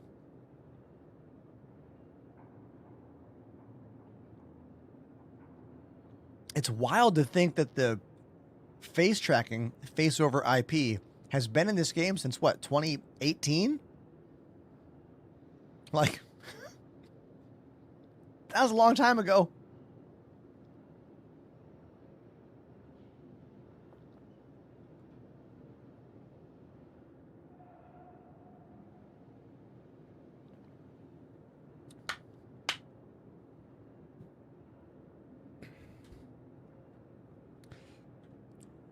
Let's talk about how to calibrate that.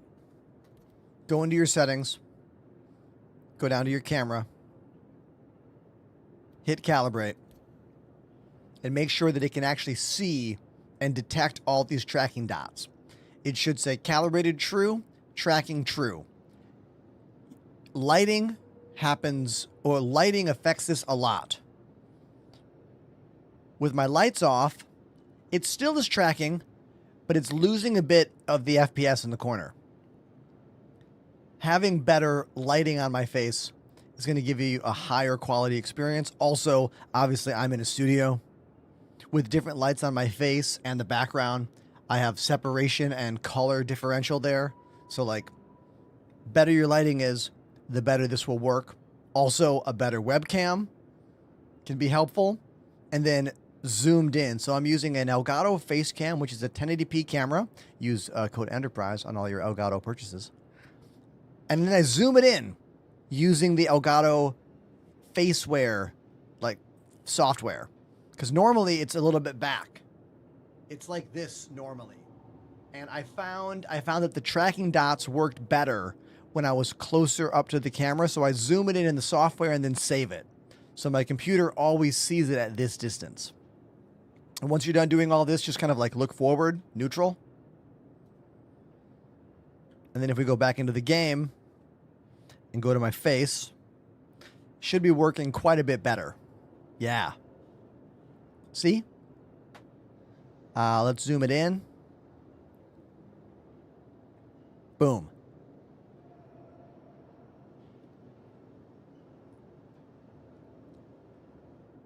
I still struggle to smile a bit. I think it's because of my mustache. Yeah, there it is. Let's put the helmet back on. Oh, yeah.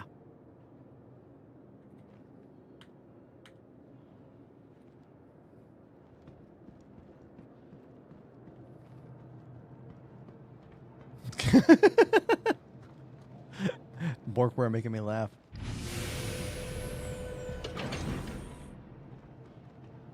So the game does have proximity chat, Fire Seal. There's actually 2 proximity chats in this game. One to talk to people around you, and one that's for people around you and your teammates. Because the idea is that if you're talking, anyone will hear you, whether or not you're activating your comms or not. It just doesn't always work. Just like everything in this game doesn't always work. Sometimes you can go into the Mobiglass settings here in the comms and like toggle this setting back and forth. That can sometimes fix it. Also, finding your like actual microphone and making sure that it's chosen up here. Sometimes it likes to forget that it's there. That can help.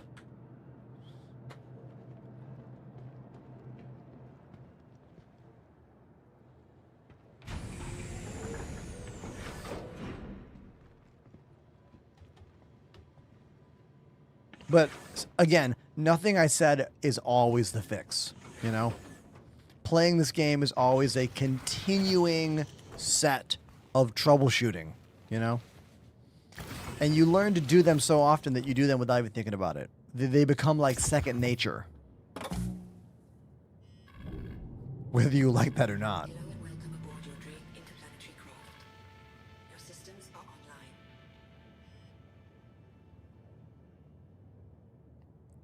Out of curiosity, how many of you in the chat work with computers? Like, I know we all use a computer, but I mean like as a software engineer or IT or like something beyond email. Just curious. I feel like the majority of people who play this game work in IT or computer systems worlds. A lot of like, yeah. So, yeah. Yep. I'm kind of a oddball because I have never worked in a computer field. I've always been a musician, performer, educator. I've always liked computers, but I've never worked in a computer-driven field. Yet I ended up playing such a technical, in-development game. It's funny that I've become not only a creator and educator for this game, as someone who does not have that background, you know? And I can thank a lot of you for teaching me about this game. Those of you who were watching the channel 6 years ago, you remember the struggle I had when I first got into this game. Like, I struggled a lot in the beginning. I was like, wait a minute, what? Huh?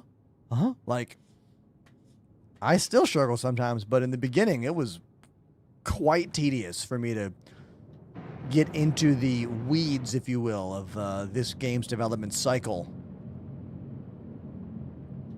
Yeah, Fire Seal. I've been a drummer for 30 years. I went to Berklee School of Music. I was basically a full-time touring artist and music teacher for about 15 years.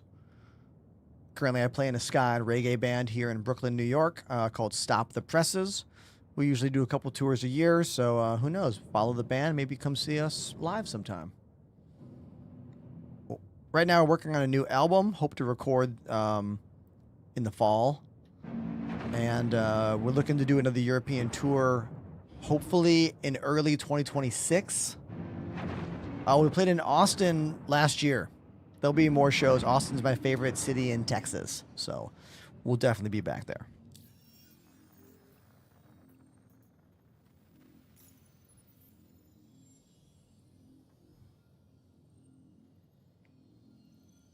What CPU am I using? Benji's asking. Benji, I use AMD CPUs. Do exclamation specs in the chat for a full list. Right now I'm using the 9800X3D as my gaming CPU.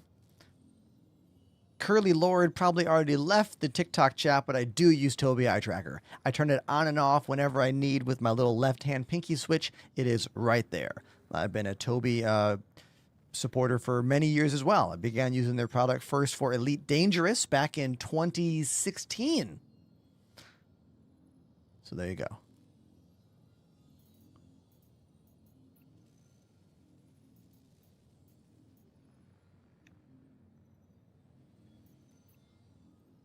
What is this?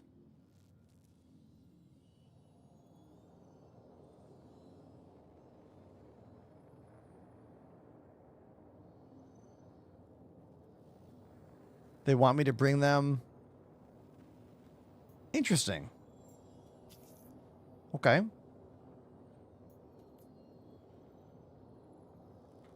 It's like a starter mission.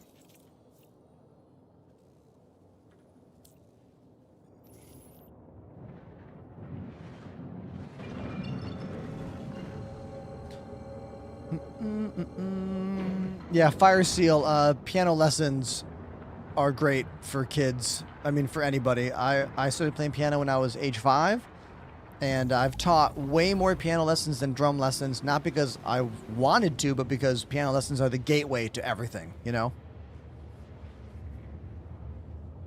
Do you think it's smart to use a double GPU for this game? Probably not. Sounds like a pain in the ass to deal with, honestly. Are you talking about an SLI setup? Are you still running an SLI bridge? Give me more about this. I'm curious. Lurking Clown says, Ender, why did you decide to not finish Berklee School of Music? Well, for the reason that almost everyone chooses to drop out of Berklee School of Music. Because I had a band that was really good and we wanted to start touring. My band was called Bad Ash, kind of a horror movie punk rock band with a trombone player, so notes of Real Big Fish and Iron Maiden and the Misfits all put together. Me and my friends had a really good thing happening. We were passionate. We were excited about bands. We were good. And I told my professors about it, and they were like, is your band really good? I was like, yeah. Are they good people? Are you friends? Yeah. Do you have a good album and merch and you want to go do it? Yeah. Then go tour. Because a band is a unique, special moment in time where multiple individuals come together to do one thing. Be a band, play shows, entertain, try to have fun, maybe make a career out of it, or maybe just have some good times.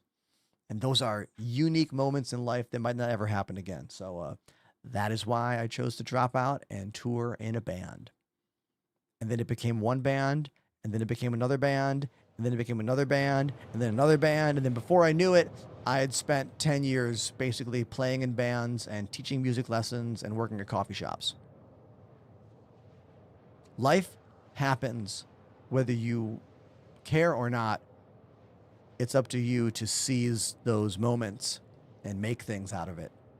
Otherwise, you'll just live with regret. It's easier said than done, obviously, and there's been a lot of hardships and difficult aspects of my life because of these choices, but I'm still happy about most of them. So there you go. Any follow-ups?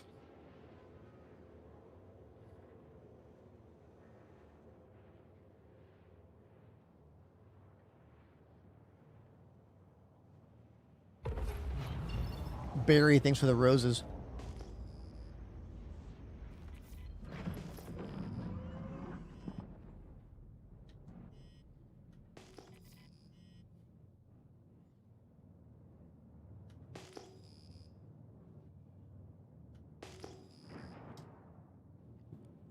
All right, here's a Gladius, our first target of the day.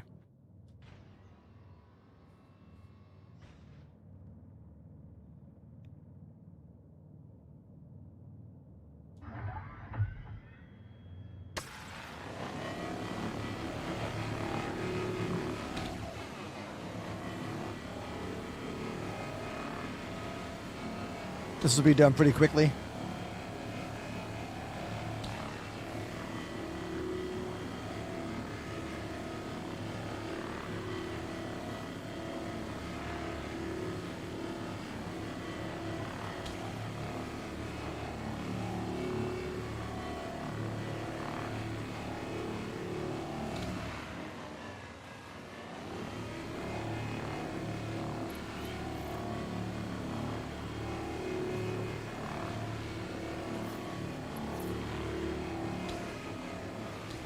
I'll grab the components afterwards.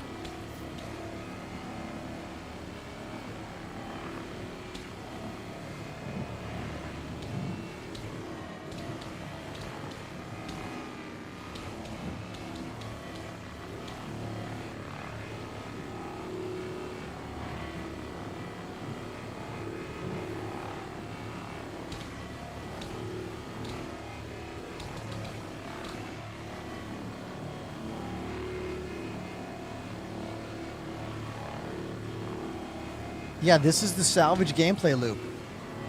Scrape all the RMC off the ship. Steal the components if you want to. Then destroy and collect the construction materials. All right, we're just about done there.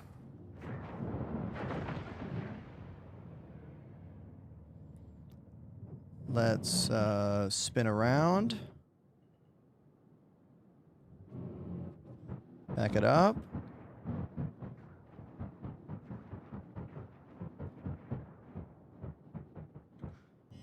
Third-person camera for this.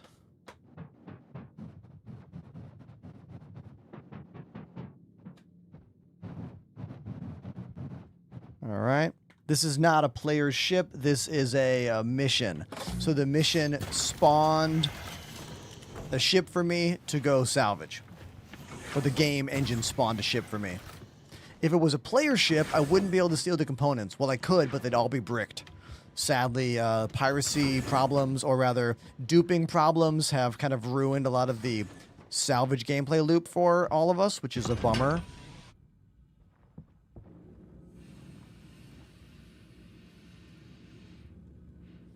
Let's sit down in the pilot seat and we'll open up all the component hatches from here.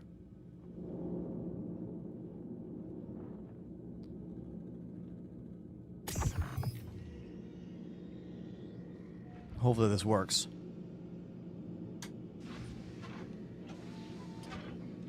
Did it open all the hatches? It did. Yes. Perfect. Now we can hop back out.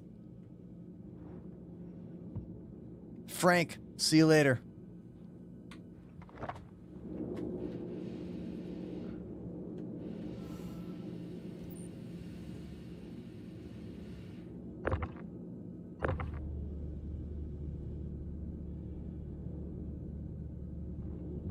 There we go.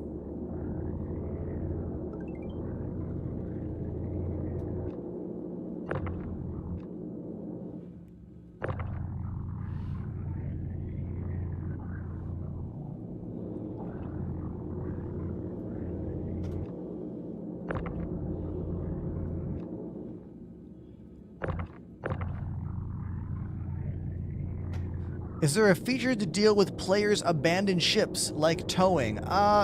Yes and no. Is there a tow truck ship? Yes.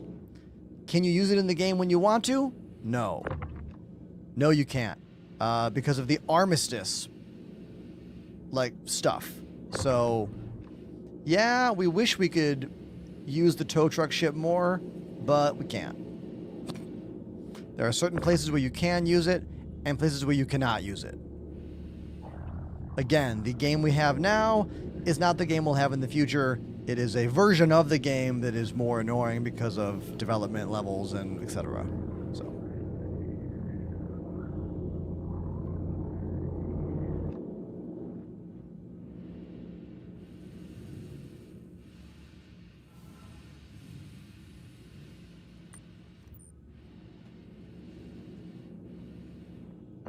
Isn't there something right there I can grab? Like, I thought I could get these things out. Can I not? Aren't the coolers right there? Can I not steal them? I guess I can't. Badger Snatch 94 with the Prime. ERSNATCH 94 activated the Prime sub. Hey, thank you, Badger, for the Prime sub. Appreciate you. Yeah, I don't know why the coolers are still covered. Like, I opened up all the hatches,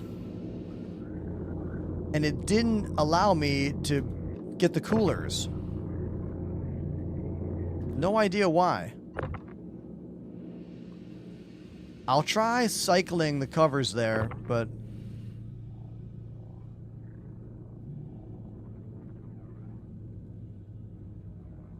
quite annoying that if you accidentally grab the wrong part of the ship, you start tractor beaming the entire ship. Like, I don't want that. I want to get this weapon here. There we go. They need to develop a better system for what gets tractor beamed and what doesn't.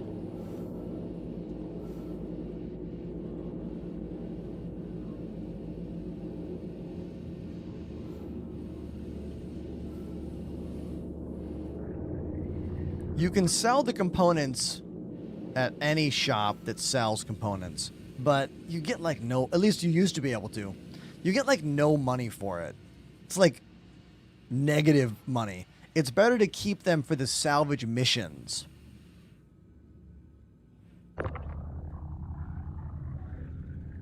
Oh, I like this solution here. Ruin Moth says tractor power level should be a thing. To set to grab. Yeah. So if I had it at a low level, I would only grab the components. And if I had it at a high level, I could grab the entire ship. That would be a wonderful way to solve the issue. Yeah. That's some good thinking right there. I like that.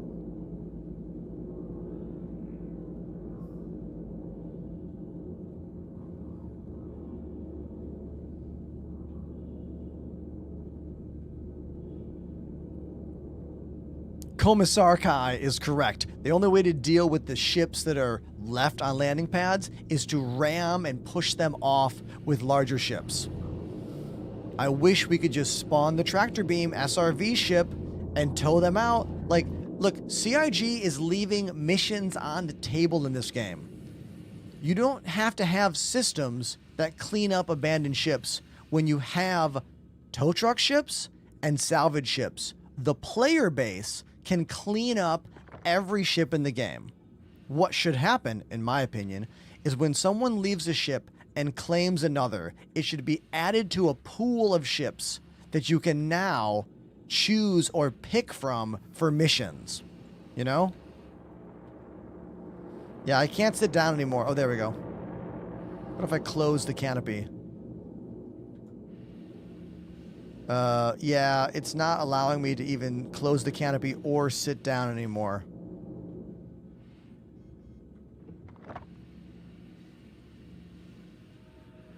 Yeah, it seems like there's no way for me to get these coolers out.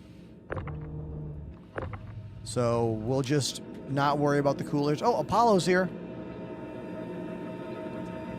Everybody, Apollo is here, and is this a golem? Yeah, this is a golem. You put the boxes all in here. This is literally a box-carrying ship. If I had a bunch of salvage, I could make a bunch of boxes and put them in the back of that ship.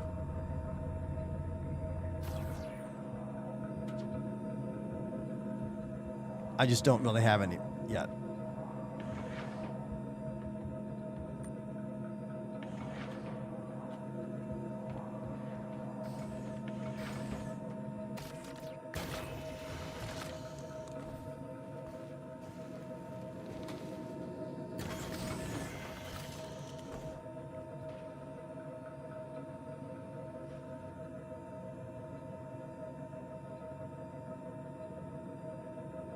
Time to move into fracture mode. Oh, God.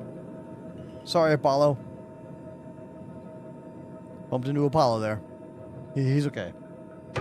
He's okay. Here's the next phase of the salvaging gameplay. Fracture mode to crack the ship apart. Or vibrate the ship apart, in this case.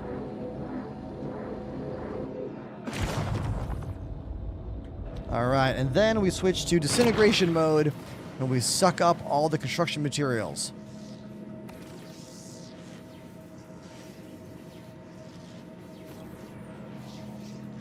See that little yellow line in the middle?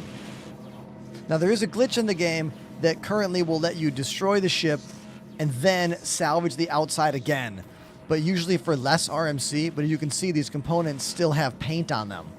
So those components over here are still able to be salvaged if I wanted to. I'm just not going to do it. Scraping the ship, I think, is the best method because that's fast. You can sell it right away. Construction materials you need to refine. And the different kind of ship makes different levels of construction materials, where RMC is all the same.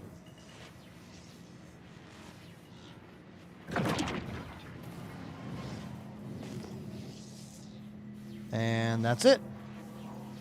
Now the ship is gone. Nice.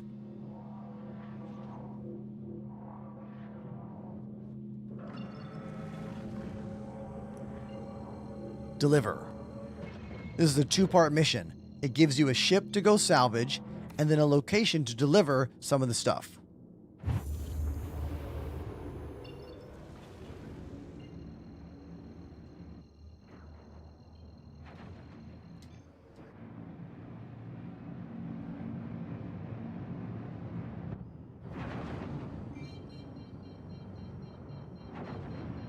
Hey, thanks for those kind words over on TikTok.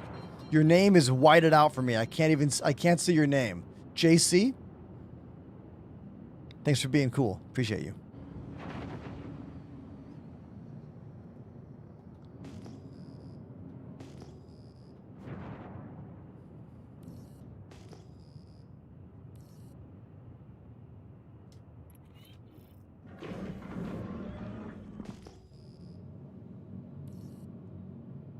Where is my hangar? There we go.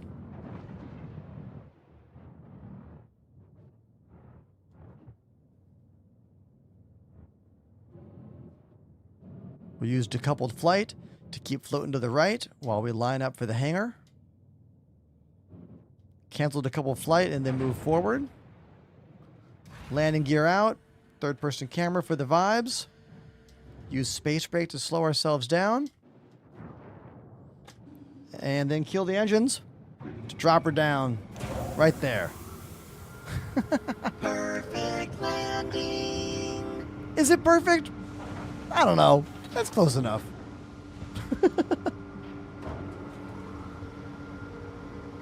Okay.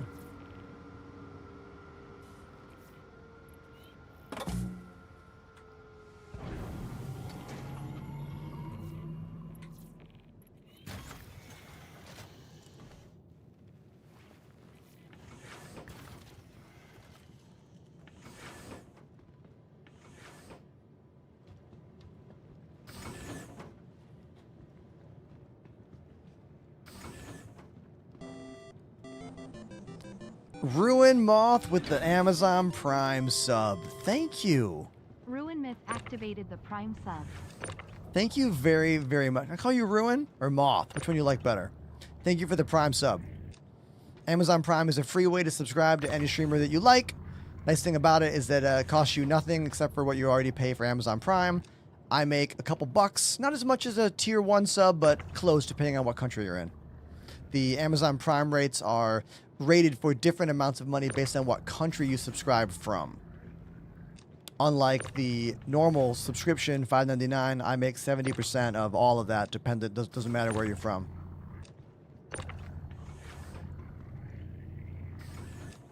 I give you that info because I always want to be transparent about that kind of stuff on my channel. So now that we're done with the salvage part, we got to come in here to the hopper and then hit extract, or rather eject. That's going to make the box of RMC and spit it out right here. This mission wants me to deliver 1 box of RMC. Here it comes.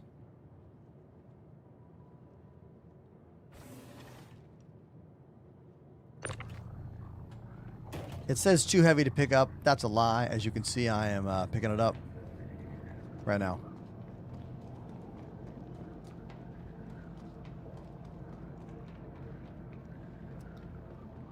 The friends list stuff breaks all the time in this game.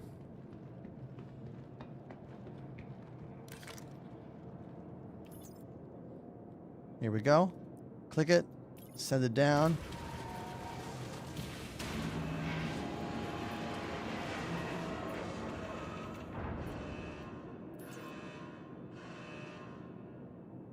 Moth, the Salvation, and the other ship, what's it called? Misfortune also have hoppers, right? They also have a hopper there. The Moth? Yeah, the Moth. They also have it there. When you're sitting in the Salvation, there's a button on the right you got to click. Click the button on the right, and then it makes the boxes, and they just get stacked in the back of the ship. What's up with this? Didn't I just do what the mission was? Deliver 1 SCU of RMC to Crew L5. Am I not at Crew L5?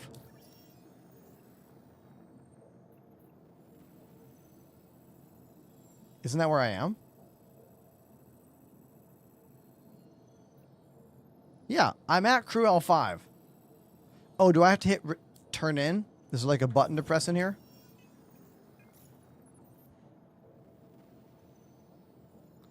Deliver 1 SCU of RMC. Beautiful Glen Station. Isn't that where I am?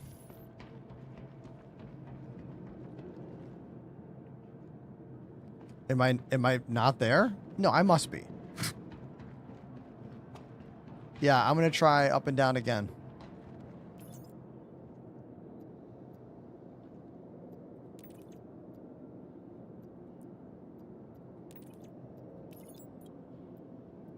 I mean, granted, I don't care about completing the mission.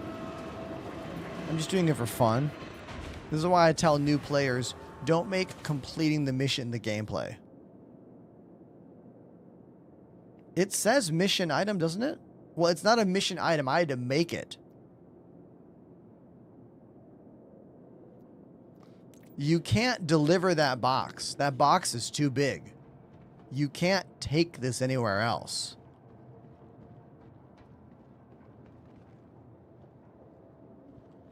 That's where it goes. I have not tried this salvage mission that wants you to do both parts. Like, it spawned a ship and it spawned a location to deliver. I haven't done all of that at the same time.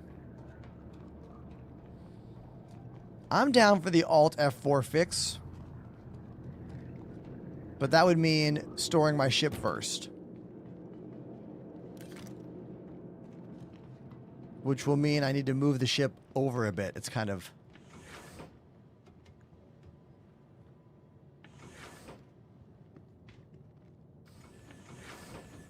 We're trying to get it to accept. It says RMC in the top right. And the box I had was RMC as well.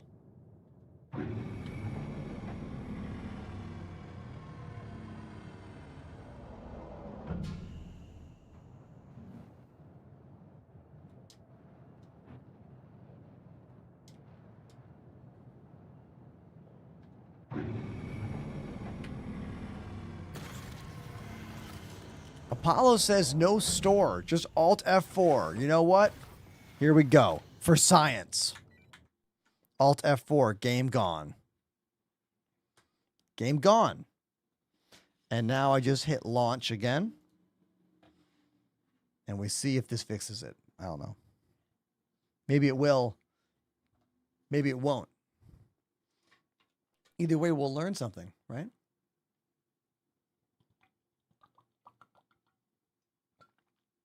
And what we learn might be that it's not fixing it. That's still a fix. Or rather, it's still learning, I mean.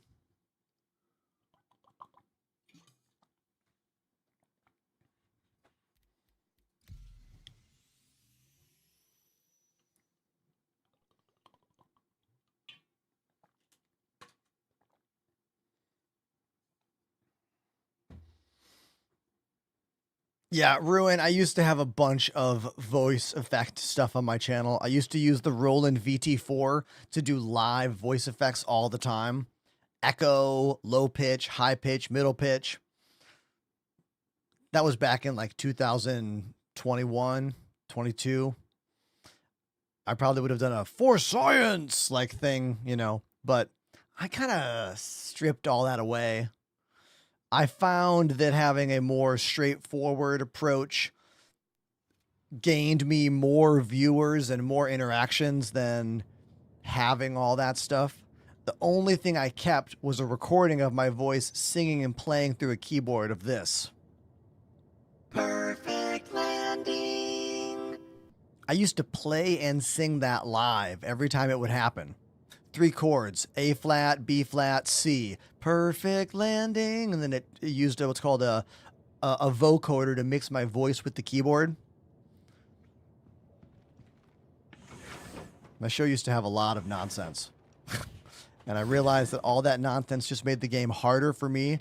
And I don't think it really made the show better. Like, it made it more interesting, I think. But I don't think it made, like, people like me more. You know what I mean?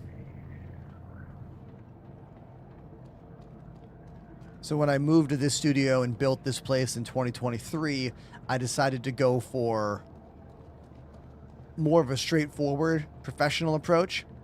And I think it's been better for the channel because the channel has grown significantly since I did that. Let's get rid of this thing. Let's see if it registers this. RMC. Attached to grid.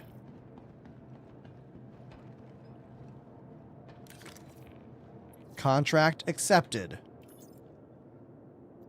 There's the box. Lower it down.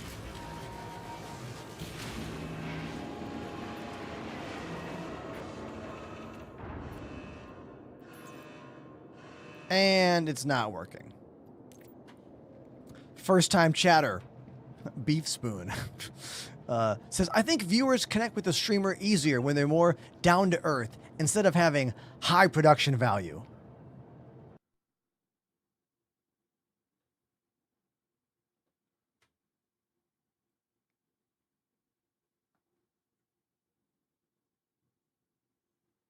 Am I relatable to you right now?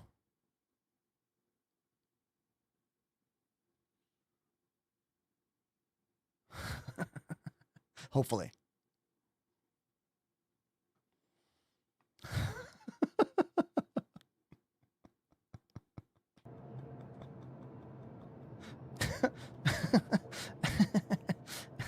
Okay. The mission didn't work. Didn't work at all.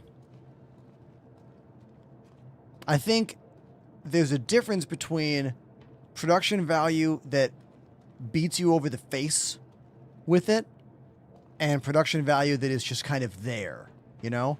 I think vocal effects and sound bites and noises and things on screen like explosions and like dancing emotes and like Pokemon battles happening through the chat on the screen, that's the kind of production that is really in your face that I don't tend to like as much.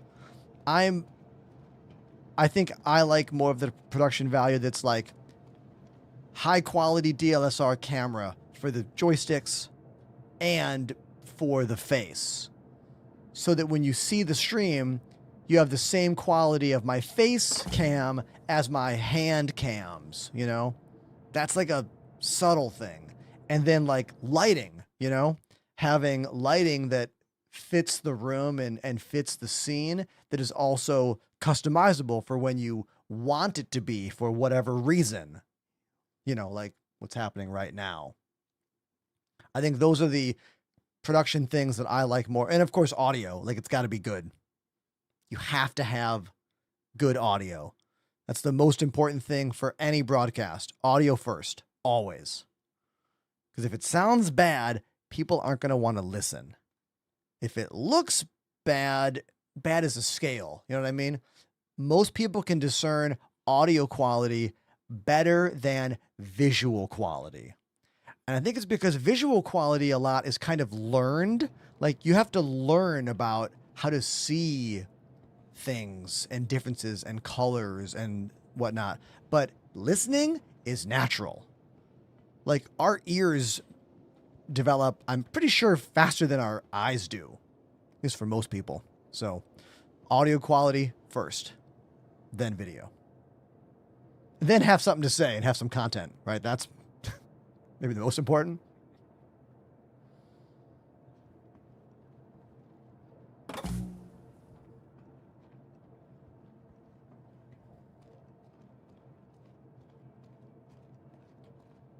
We want to see those individual beard strands.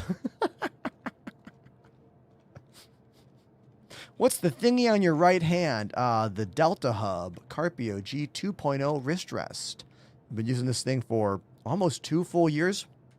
It's really useful for someone who has a bad wrist from a lifetime of playing music and playing video games. Helps keep my arm at a straighter position here and kind of minimizes the wrist movement. It makes it more of my arm and elbow.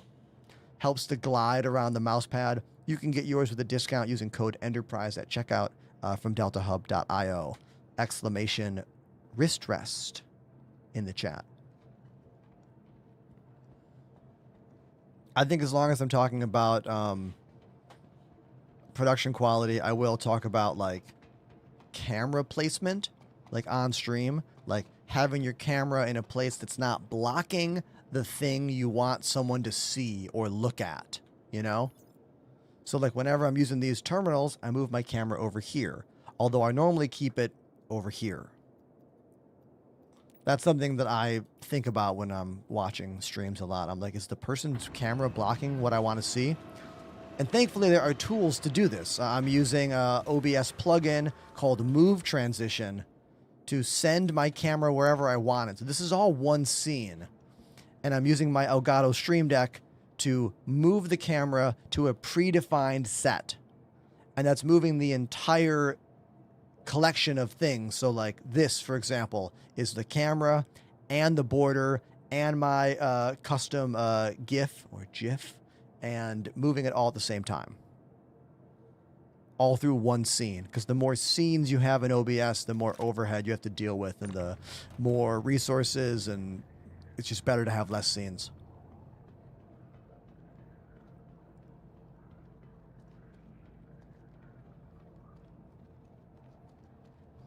All right, this mission's a bust, so we'll cancel it. Good to know. So if someone's like, hey, what's this salvage mission where you take the mission and get the box? Yeah, now we know it's a bust. Okay. Let's cancel it.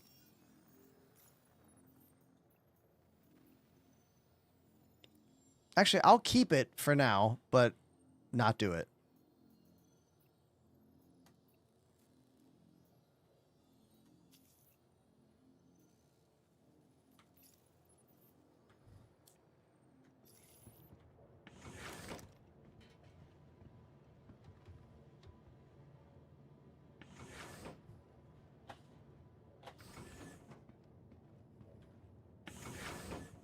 Oh, yeah, we have an AI cat chat bot, the Percussify bot. So if there's a question you want to ask and you don't want to ask me, or you want to see if the robot can get it right, you can do at Percussify and then ask a question. It's actually surprisingly good at answering questions about the game and me. Our buddy Apollo designed it. So if it works great, you can say, thanks, Apollo. And if it works bad, you can say, thanks, Apollo.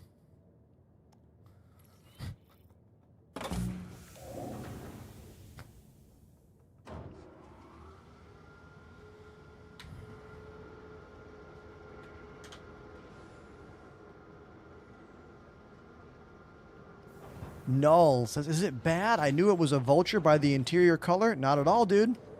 Most of us who know this game well can discern a lot from just glimpses into the game.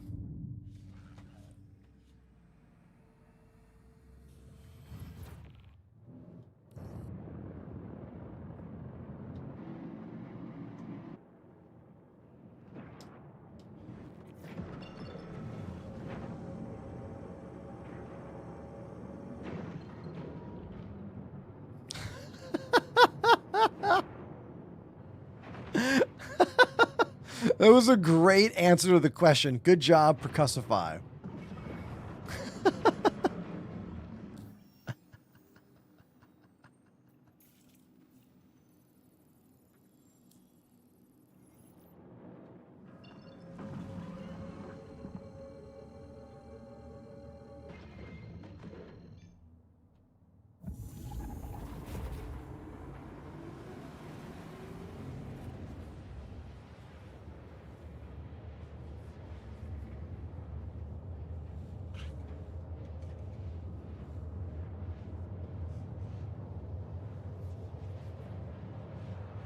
I love this. Ender's room has a real brick wall behind him, not a fake frame. Viewers keep asking, but the bricks are gloriously, aggressively real.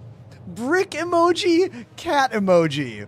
Dude, that response and answer from the question. Man, AI is going to take us all over. You know? Anyone watch that show? What is it called? There Were Wolves, or like We Are Wolves. It was on HBO a couple years ago. Raised by Wolves. In that sci-fi, which was a great sci-fi series, there's one group of people who are all ruled by an AI ruler. Like the AI ruler of these people. And there's a whole other group of people that are all ruled by religion. And it's like the religious world versus the AI logic world. It's just like that South Park episode, kind of. Great series. So well done.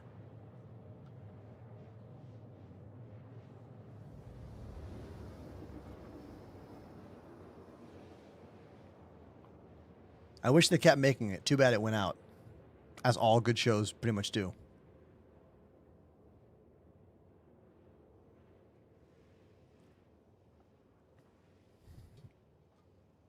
Who else liked Raised by Wolves? Anybody?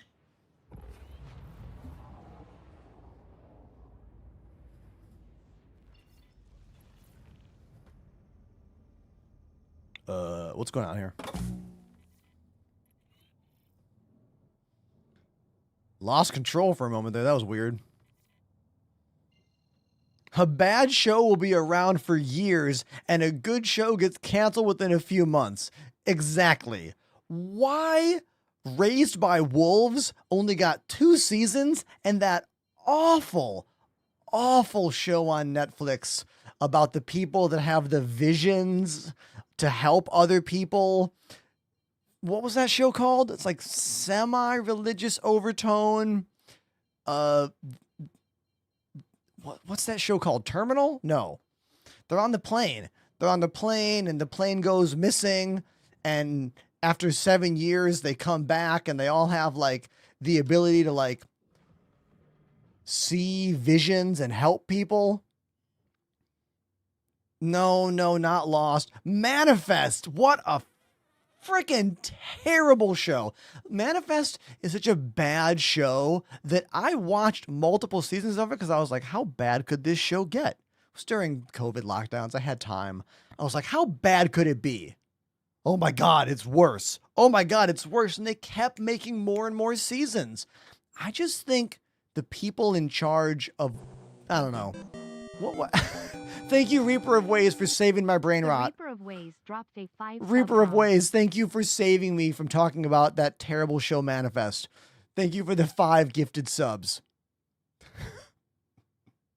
Raised by Wolves, amazing show, canceled. Manifest, terrible show, went on for like what, 6 seasons?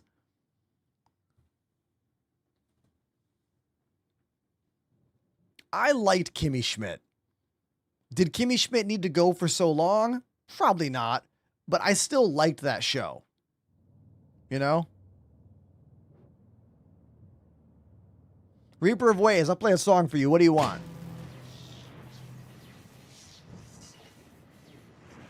What do you want, dude? For those subs, I'll play a tune for you.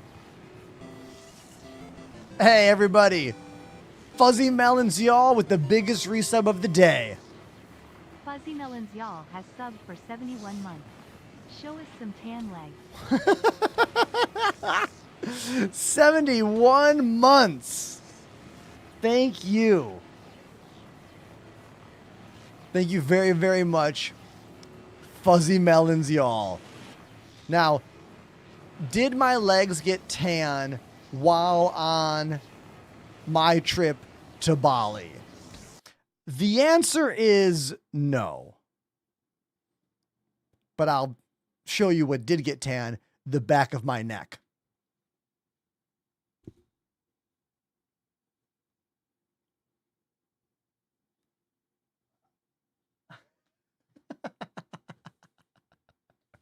That got tan AF.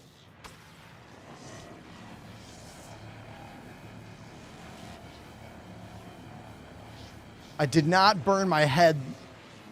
I put sunscreen on like a mofo. Like every day, multiple times a day.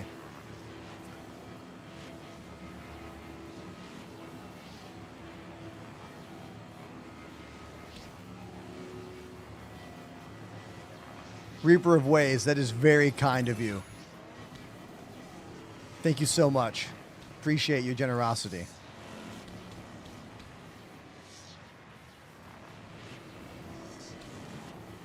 Anyone who's like, what's happening here? This is the salvage gameplay loop.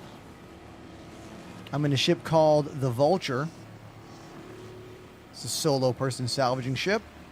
And we are salvaging a Gladius right now.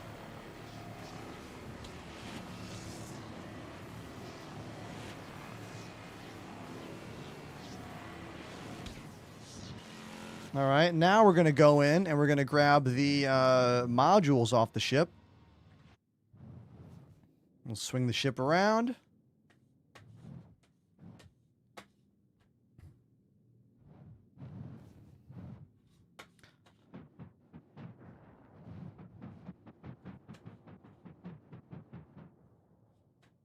And we'll just put this right here.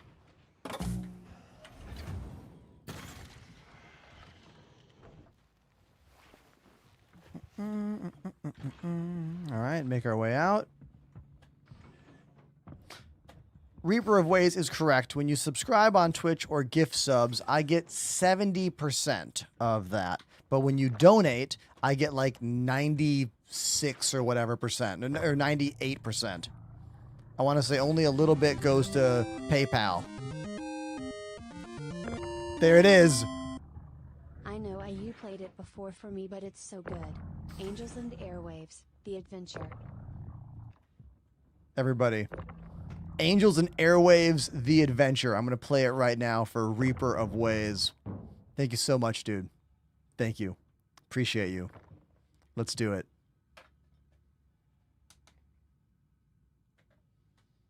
Let me cue the song up. Hold on.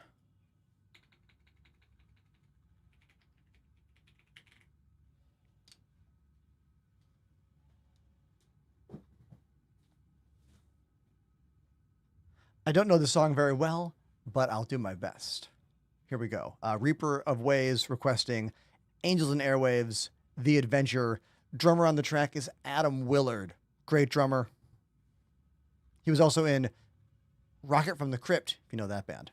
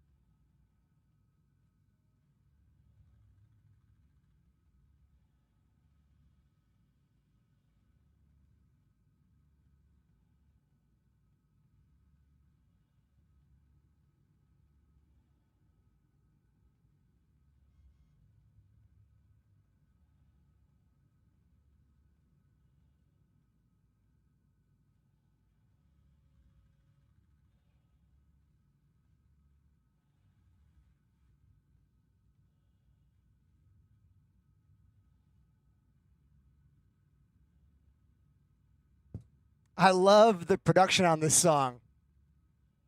Every time I hear the track, I'm like, man, I should listen to Angels and Airwaves more.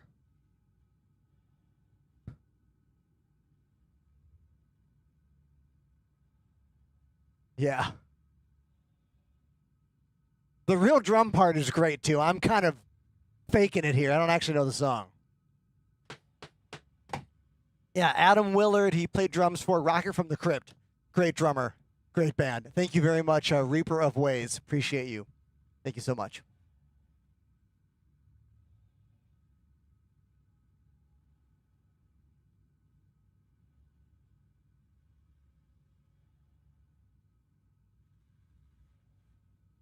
I'm telling you right now, taking a week off from the gym and maybe missing like my back workout for like 3 weeks in a row, my lower back is feeling it right now. All right.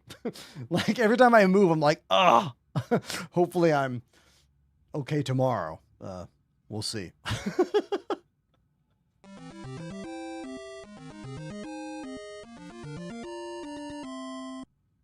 Play your favorite song to drum to. Everybody, Reaper of Ways dropping another $20 for a track. This time, any song I want to play. Wow. That is really kind of you. Thank you. Thank you very much. I'm going to run and get another drink because my water is out, and then I'll play a track when I get back. So enjoy this drum and bass nonsense for like 1 minute, like literally 1 minute, and I'll be right back. Hold on.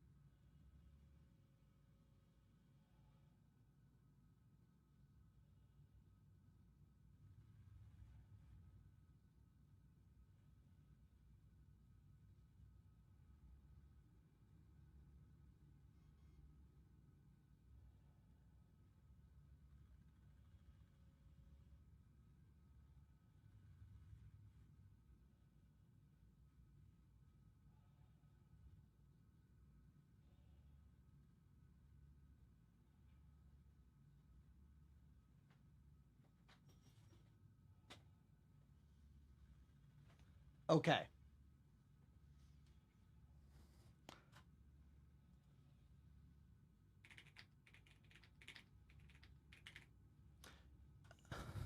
I got one. Let's do it.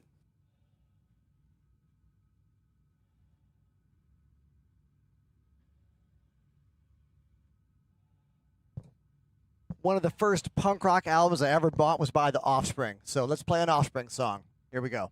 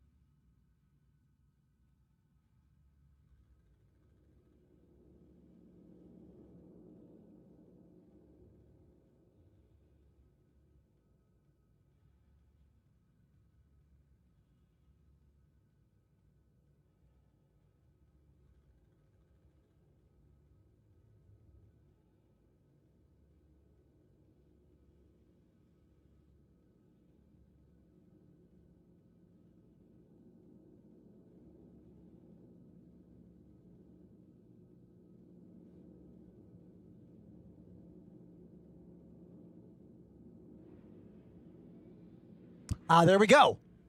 You're gonna go far, kid. By The Offspring.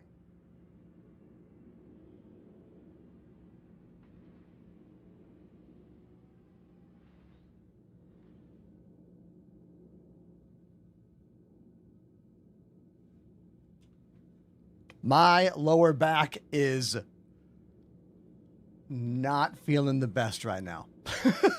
If you noticed, my posture was like posture was hitting the posture for many reasons. Yeah, so.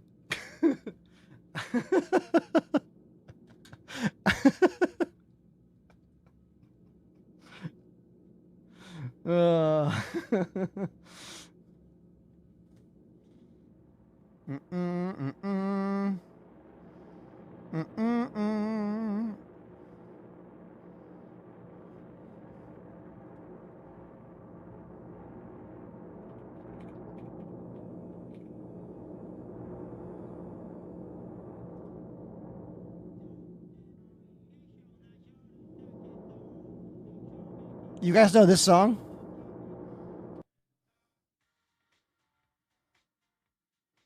You guys know that song? Who knows that song? I bet one of you does. Right? One of you for sure, right? I'm going to play it.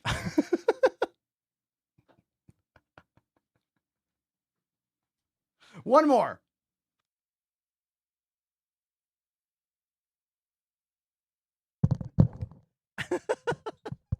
All right, and then my back has had it. Okay, here we go. It's called The Night Dancer.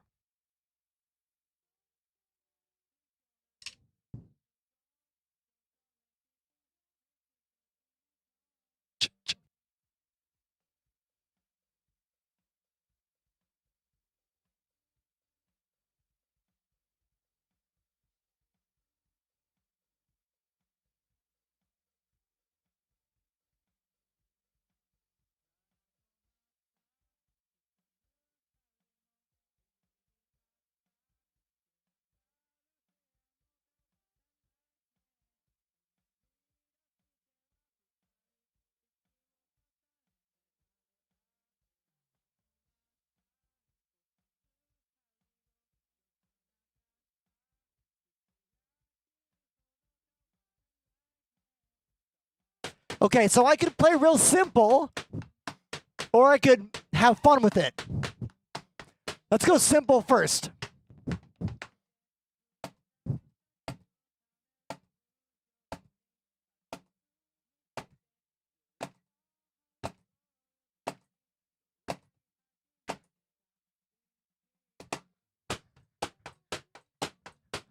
So here's the simple beat. This is probably the correct beat.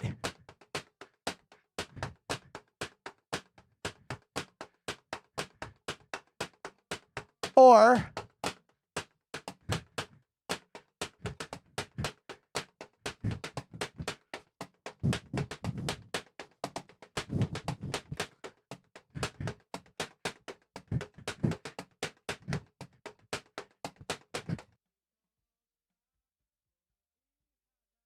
oh, halftime.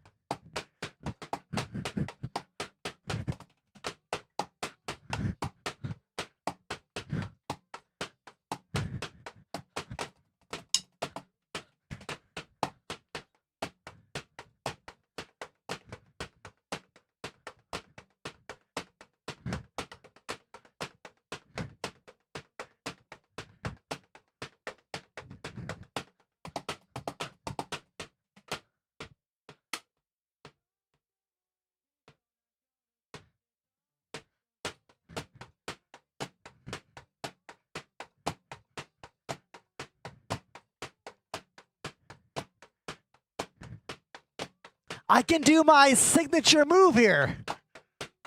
I learned this when I was very young. It looks cool, but it's easy.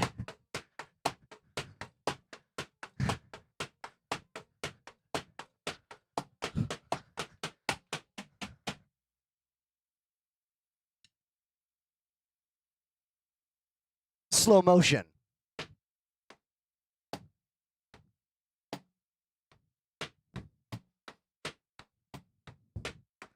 The left hand fills in the gap while this one spins, or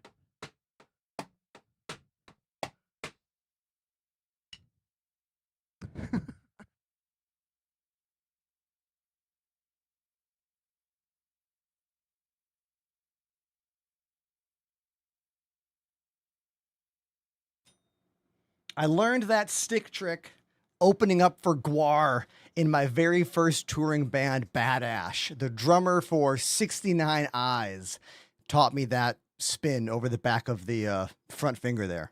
So thanks, drummer from 69 Eyes. Appreciate you, wherever you are. Is that band even still playing? I know my buddy Apollo likes that band. Are they still a band, Apollo? I don't know.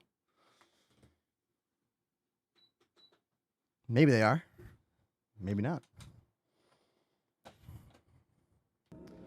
Oh my God. Speaking of Apollo, they put a humongous bomb inside my ship. This bomb is the entire size of the cargo bay of the ship that I am in. So we could imagine what a bomb like that could do to the ship that I'm in. Thank you, friends, for adding some levity and hijinks to the stream. By the way of possible imminent destruction and peril. I'm pretty sure if I shoot it enough, it will blow up. I think. I don't know how many times we got to shoot it, though. Probably a lot.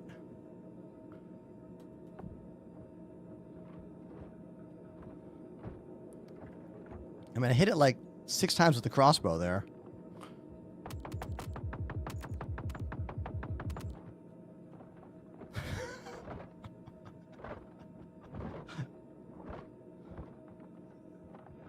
What's the worst that could happen here, right?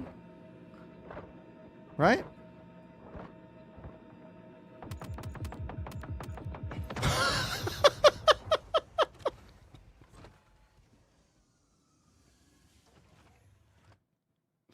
Well, that.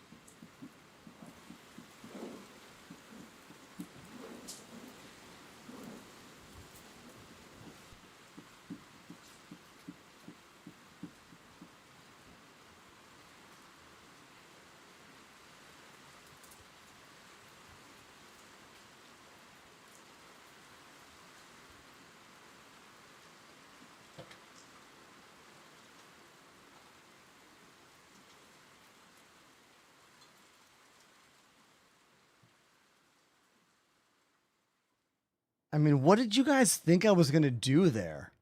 Like...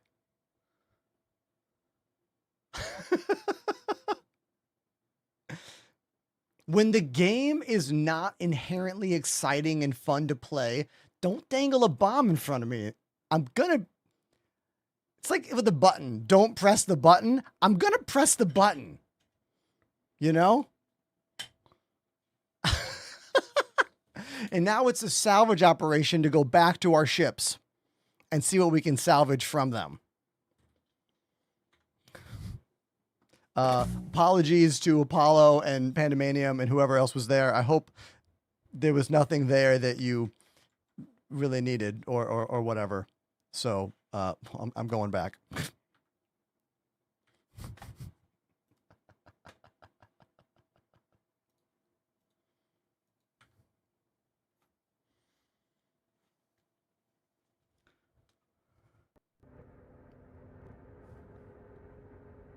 Yeah, my back is feeling a little rough today. I might say no to any future drum requests for today's stream.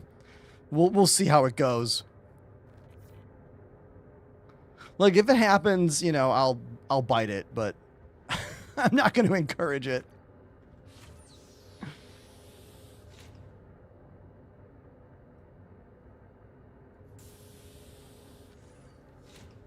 Maybe I'll change the stream title.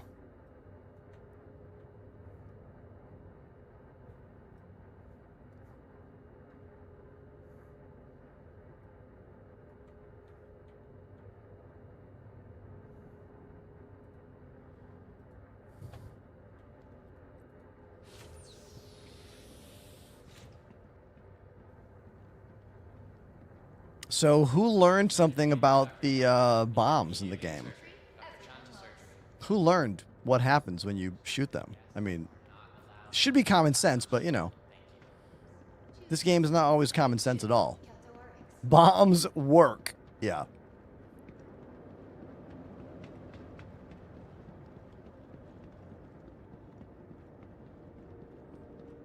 Bombs work +1.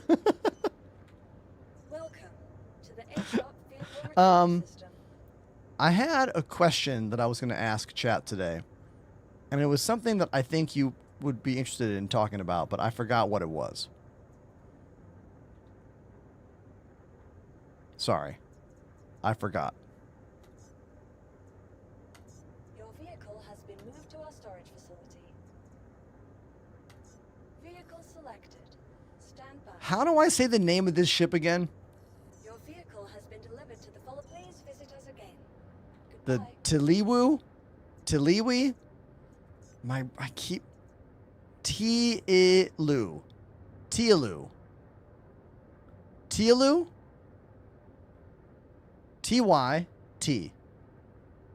L-U. Lee. Tiliu? I need to watch the video again. Let's watch it again. Hold on. Hold on.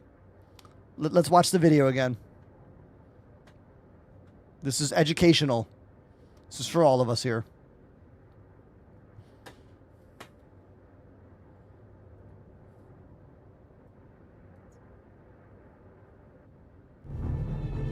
Wait for it.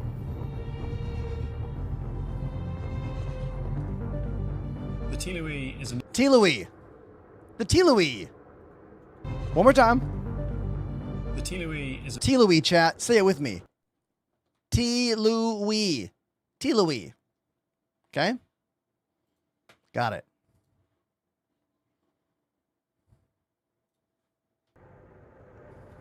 Your please visit us again has been moved.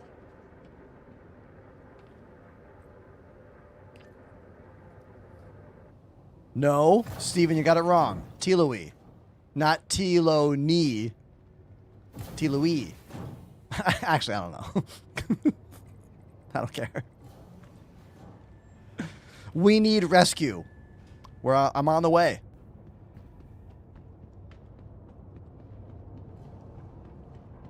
A big ship. You can pick up my M80 Husk in. Okay, well, it was my fault that that nonsense happened. So yeah, I'll bring a bigger ship. I caused that out of my boredom. My boredom caused that, and I will fix it. Okay? Okay, everybody? I'll fix it.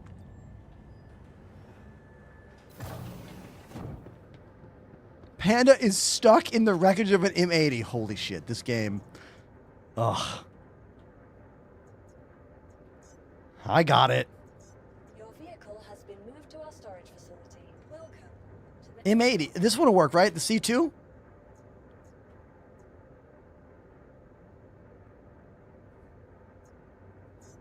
vehicle. Your vehicle has been. Please visit us again.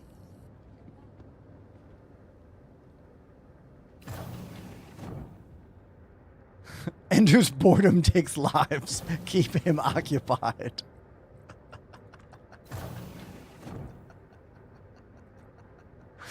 That's funny.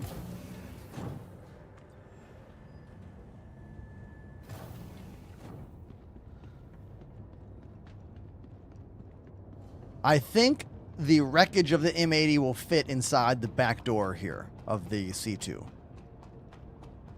Or the front door, they're the same size.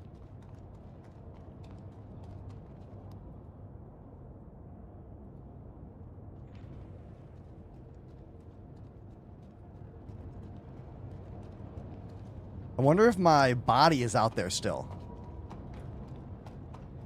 I see the skull icon.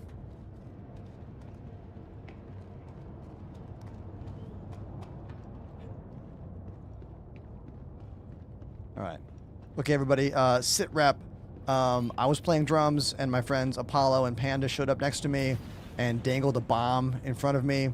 And in my boredom, I shot the bomb for fun, and it exploded, and it blew up everybody. But now Pandemanium is stuck inside the wreck of his ship, the M80. So I'm going to try to pick up the wreck of the ship with Pandemanium inside it in my C2 Starlifter. And maybe get my body back and some supplies that were in my backpack.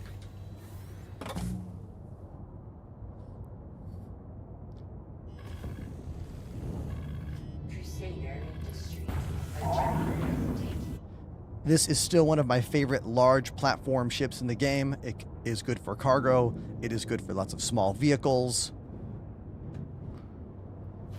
The C2.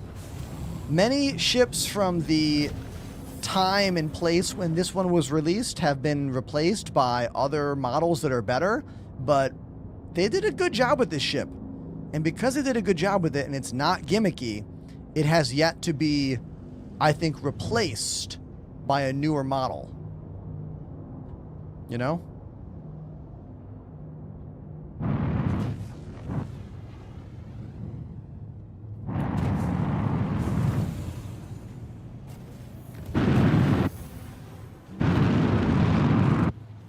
Landing gear down. Hey, Stebaloaf, everybody. Gear up. Stebaloaf has subbed for 9 months. Thank you for the 9-month resub.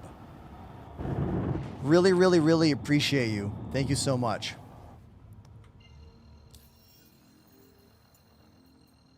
Pandemanium. Out there. Route.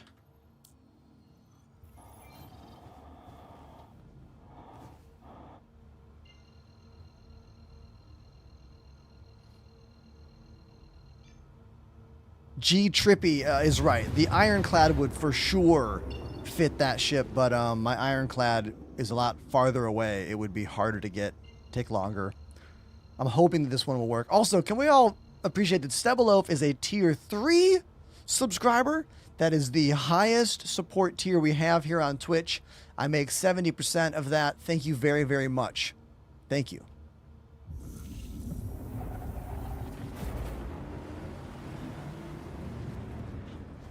We don't have that many tier 3 subs on the channel. I appreciate all of you that choose to do that. Thank you. Truly. I spoke about this earlier today during the stream. I want to restate it. We debated much yesterday about the Star Citizen event. In-person, closed, invite-only event happening in Manchester, England in October. We all believe it's going to be a Squadron 42 themed event with maybe some hands-on playtesting, etc. They invited me. I was debating it. I talked a lot about it yesterday on the channel, but after much debate and a conversation with my buddy Pandemanium here on the channel, I have decided that I will be going to Manchester, England on my own dime for this event. For me, as someone who loves this game and loves this community, but also me as the streamer who wants to interact more with the developers and learn more about the game firsthand and make some videos for you. It is a bummer that it has to all be done on my own dime and no help can come to me from the company, but I understand why, because the game is still in development and they are worried about that kind of monetization and your pledge dollars, and I get it. but I'm going to do it. We'll be talking more about it as it gets closer and closer to the event. I may or may not make some kind of stream goal to help fund the trip, or I might just eat the cost and talk to you about it and see what happens. But either way, I will be going, and I'm going to make the most of it, you know?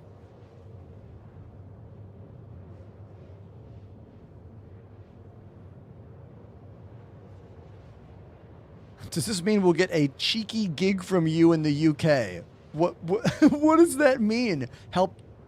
What does that mean? Ruin, this is not a Bar Citizen event, although there will definitely be a Bar Citizen event around this event. This is a invite-only CIG event that is probably going to be a Squadron 42 preview of some kind. Maybe even playtest. I don't know exactly. All I know is they invited a mix of backers and content creators. There was one batch of invites that went out last week. I expect there to be another batch of invites going out this week. Ultimately, I think it will be a pretty small event. I can't imagine there will be more than 50 people invited to this. That's probably the highest end of the numbers, but who knows? I don't know.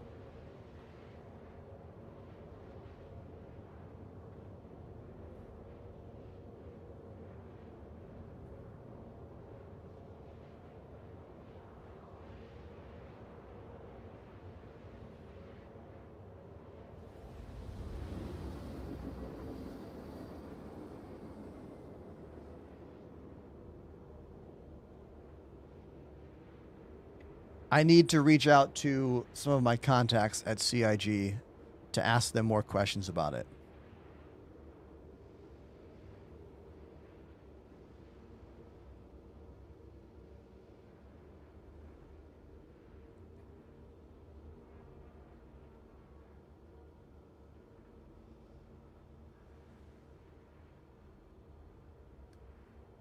Yeah.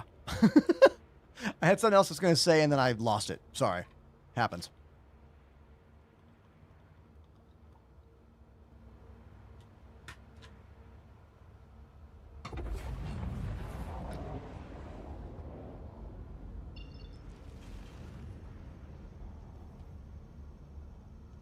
All right, 25 kilometers away.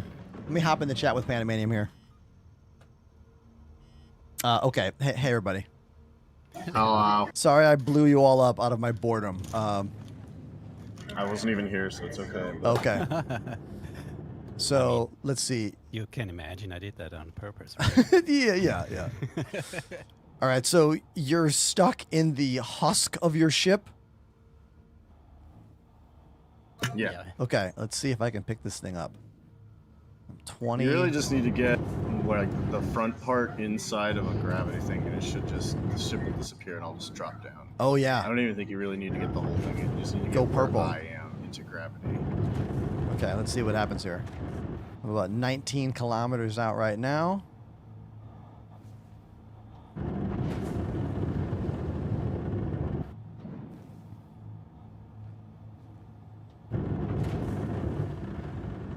I can see the skull icon for my character. And scoop my character up too. Cool.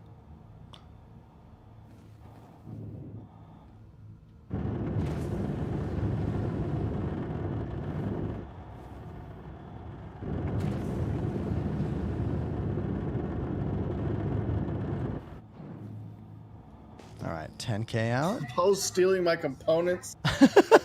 Yes. Aren't they You don't bricked? need it anymore. Oh no, Really good they're not bricked ship. until you claim the ship, right? Registered to others, it says. Oh, interesting. I mean, it's his gun. Yeah, but actually. it's not bricked yet. It just Not says yet, registered yeah. to them. I'm surprised you don't get a name of the person. It just says others. Nothing crafted, but everything's A or B military grade, I think. Except the quantum drive. Okay, I'm 4 kilometers out now.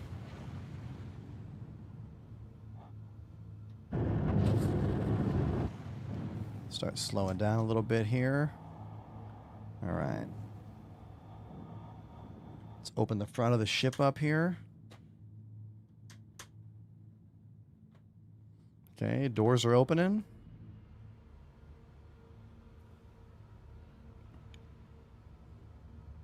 Okay, I don't think I can't target you, but that's all right.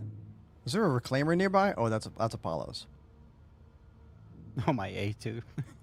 It still has 2 bombs in it, though. Oh, there's a reclaimer here as well.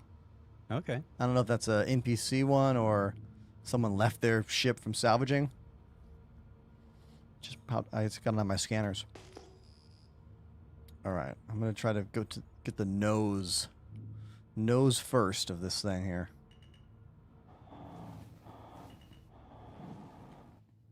So rotate to your left, I think. I'm gonna try to put it right in front.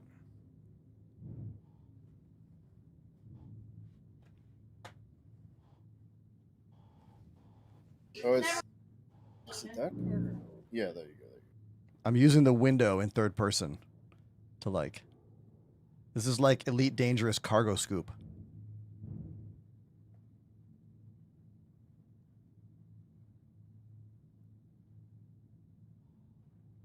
Damn it, Apollo. Okay. This is actually going to be a tighter fit than I was imagining. I'm gonna. Uh-oh. I need to do the backup. Apollo, grab me. Is it, Yeah, I'm on it. tractor beam? You're too far away. Oh, tractor beam nonsense. Oh, damn. Oh, man. Yeah, literally. Okay. Gentlemen. I guess. Oh, what's up? What's up, dude? I could have called the something bigger, a Polaris. Maybe that would have been a better choice. The fact that you're rotating now is making this significantly harder because I bumped into the ship. I'm gonna try to slow you down by like hitting the nose. Oh, the back ramp. I'm getting in. Oh, wait for me. Oh. Damn. I'll wait till Apollo gets on the ship. There we go. I'm on the ship. Okay. Okay. Yeah, this is challenging here because it Let me grab him. doesn't actually fit. I grabbed him. Hold on. So maybe try the back door. Yeah, is the back door larger? No, I got him in there. You did? Okay. Oh no. This is just a stupid gun. Hold on. Do you need me to pop on and help? Let's see. Let's see. No, if this doesn't work, I'll just log in. But I was just combat timed earlier. All right, I'm going to try something here. I'm going to put the camera right inside the front. I should have done this in the first place. Right here. There we go. Yeah, this is a much better angle.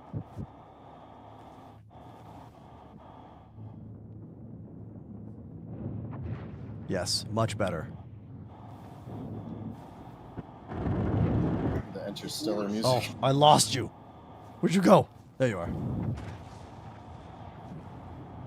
Okay, I got to get to the front. Oh my god, this is just spinning. Is he just rotating? Or what is he? I'm going to try to like slow it down like that. Oh, There we go. oh, Oh, I had you. almost. Oh shit! I had it. No, well, Okay, let's try again. That was close. That was close.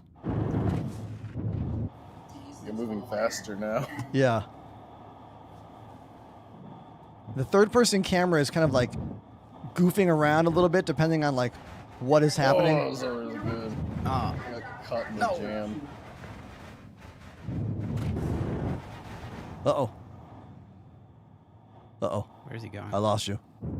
I lost track of you. Left, down, left, down left. to your left. Down to Okay. your left. Up a bit. Left. Oh, there you are. Okay. Urgent gameplay. Okay, I'm going to try to slow you down here.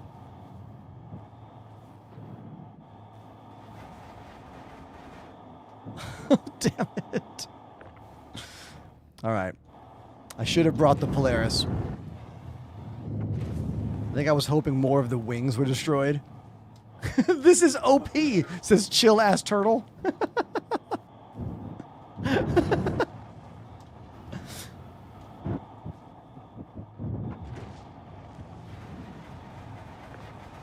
Oh, it's like your ship has a bunch of momentum and like I'm not stopping it at all, you know?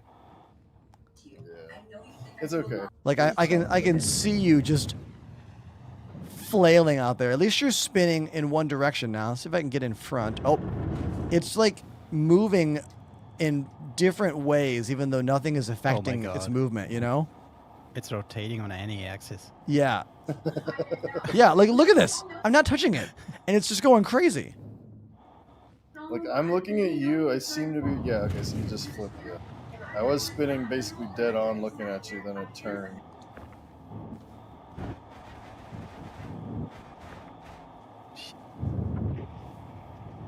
Yeah, I get close every now and then it loses it. It then just goes wherever it wants. Okay. I'm not spinning. I think I stopped. Oh yeah, you did. Okay, interesting. All right. Okay, try the back door now. Try the back door. Yeah, you're right. I'm going to spin this around. Get the camera facing that direction. The camera angle is insane right now. Yeah, correct. Okay. So now we're looking out the back of the ship. And I will position myself here and look dead into Pandemonium's dead eyes. There we go. And then I'll spin around. And now we were looking out the back of the ship. And we should be seeing it any moment now. There it is. There it is. And now we're going to very slowly go reverse here. It is weird with these controls right now. Okay. All right, here we go. Nope, nope, nope. A little bit down, a little bit down. Yeah. A little bit more down. So you're left, you're centered up right here. Straight back, go down, straight down. Yeah. A little more. Okay. How does it look, Apollo? Am I going to hit the ramp? So I don't want to get bounced. Oh! Oh! I got shit. Wait a minute. Can I hold on? Maybe I can stabilize him. No. Oh!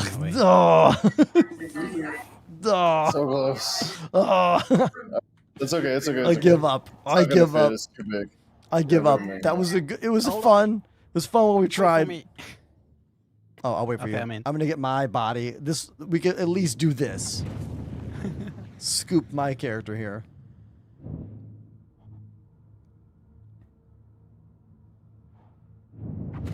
Yeah, it's too bad the wings don't come off the ship anymore. If we can make it even thinner. Yeah, she's chunky. It's way bigger than you think. Too. It's like a much larger ship than it appears to be when you're sitting in it. It's like almost like 70 feet long or something, and like 50 or 60 feet wide. Like it's kind of actually crazy, but yeah, the scale doesn't really work that well until you get into VR. Yeah. All right, now here is my body. It's just like.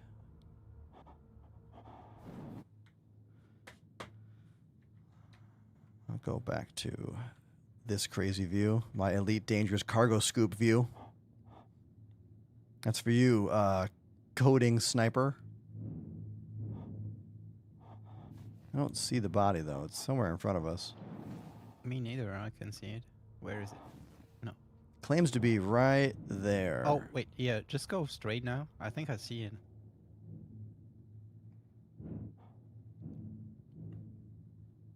Oh, me too, I think. Closer. Yeah, there it is. Yeah. There we go. Gotcha. There we go. Now we got my body back, and for fun, I think there was some RMC right here. I think it was my RMC, my random box. How did all of this get so spread out? Exactly. Oh, the we had a bomb? bomb. Yeah. We had a bomb. Did you see what happened? They No, I didn't. Oh, Apollo hovered. What? What's Is that? this my wreckage over there? What? A2 bomb. Yeah, hovered an A2 bomb inside my ship while I was drumming, and then I came back from the drums and I just shot it a bunch with my crossbow, and it exploded. Has that been the wreckage of the A2? Yeah. Still two So bombs this in it. is Let's get all over this is there. all the wreckage of everything. Can you see where that is? Oh wait, I think I saw it. Isn't it that big thing there? No. Where it did was- it go now? Oh, here it is, right in front of me.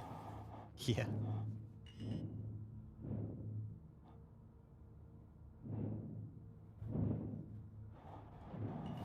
We learned that you can still shoot the bombs and they'll still explode from regular weapons fire. You want to blow up again? Okay, hold on. Yeah, we can steal these if we can. It looks like they're locked onto what used to be the grid. It's kind of Yeah, I had him on the grid. Oh, okay. I had like 10 bombs. So in then, it. will they detach from said grid? Oh yeah, there they are. Yeah, right there. Are those the ones that Corn and I put there? Yeah, no. Oh, Nice. I'm gonna come down there. There's another one.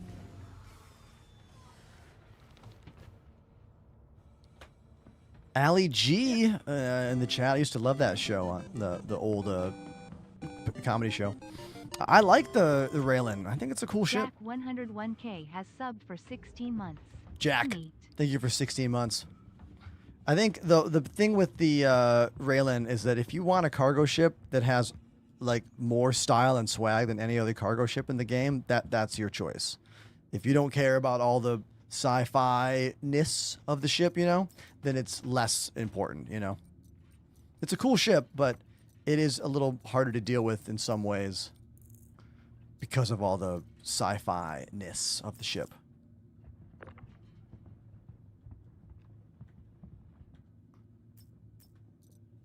There we go. Got all my stuff back. Cool.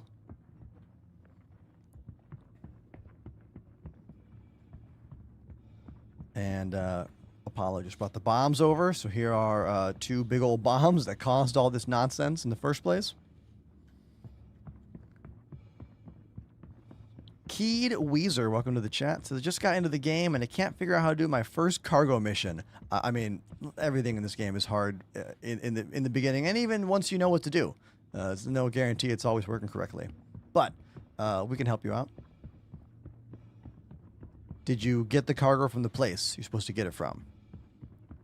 And Yeah, I mean, that's it. That's the first I found step. a grenade. After you get the cargo, you have to take it to where it wants you to take it to and put it inside the elevator and then call the elevator down, the freight elevator that is. There are freight elevators inside of every station, like landing zone. So it'll probably be in the hangar once you land. Give us more info and we'll help you out. All right, cool. Let's get out of here. Oh, Panda's already back. I see you zipping around. Nice.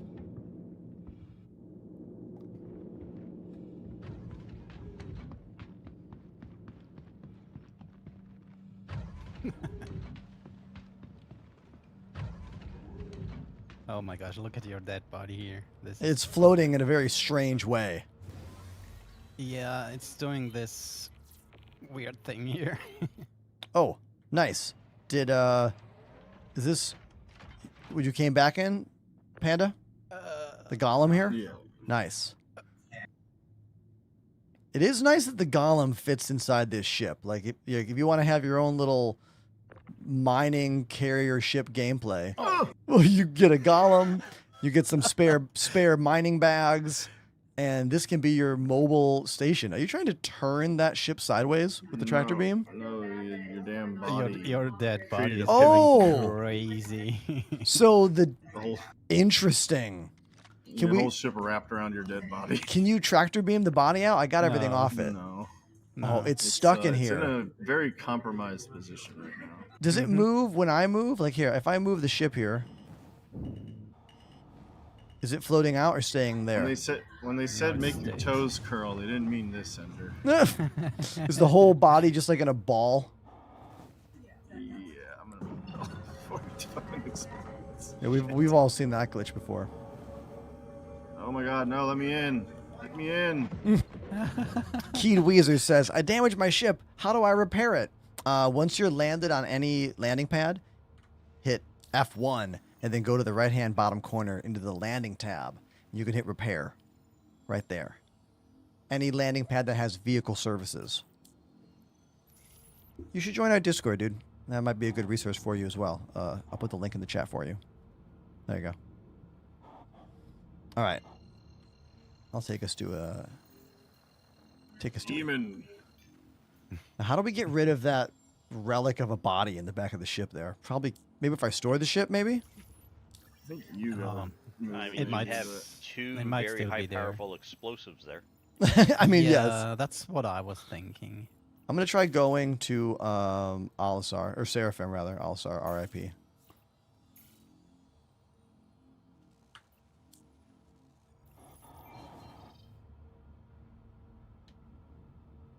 Did you tractor the body on originally, Andrew? Or did No, No, Apollo did. I grabbed it in here, but I can't move it either.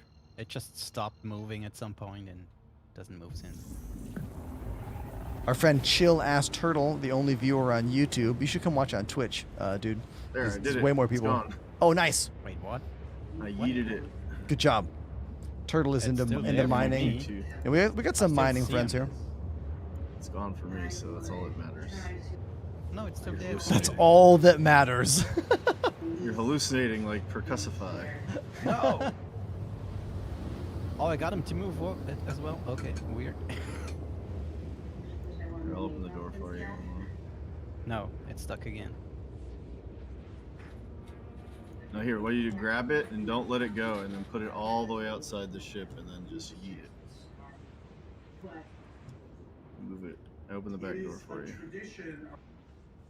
Nice. Just don't let it go. Extend it all the way out of the ship. So it's gone now?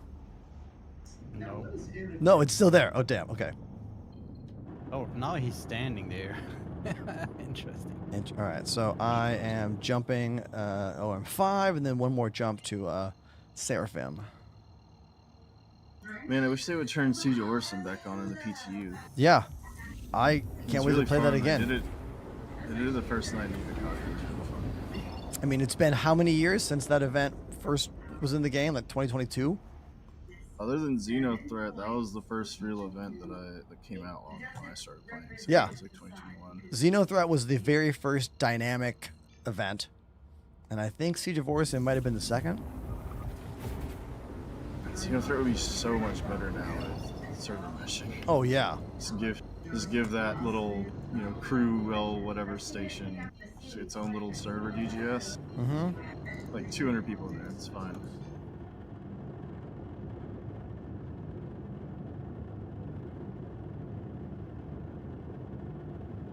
I just want to blow up a javelin, I'll be honest. Yeah. I mean, we can still pull up that old footage of when that first came in the game with the Bengal carrier fighting it with, like, Nargo and all the Walkers of Sigma crew. We'll get there eventually. All right, here we are at Seraphim.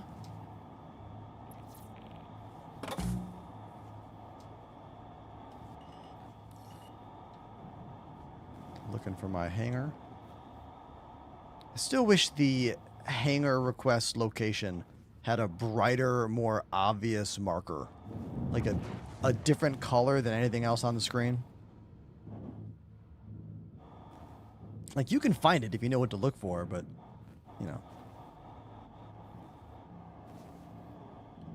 Mine always seem to get hidden behind the same MFD color. Yeah, that's what I mean. Like, there's a way to make this much more obvious.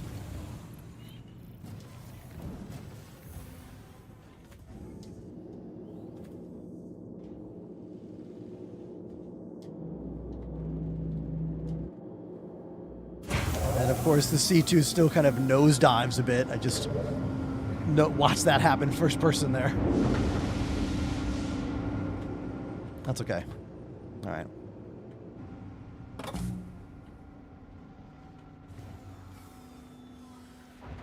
Let's come see what's happening in that cargo bay. Oh, do you know we can actually jump off ladders now? Try. Hit spacebar. I'll try it too right now. I'm on the ladder. Yeah, it works. It works. Yeah, spacebar did jump me off the ladder. Cool. And you were able to yeet the random body of mine out. Awesome. Oh, it's gone now. Okay. Cool. Beautiful.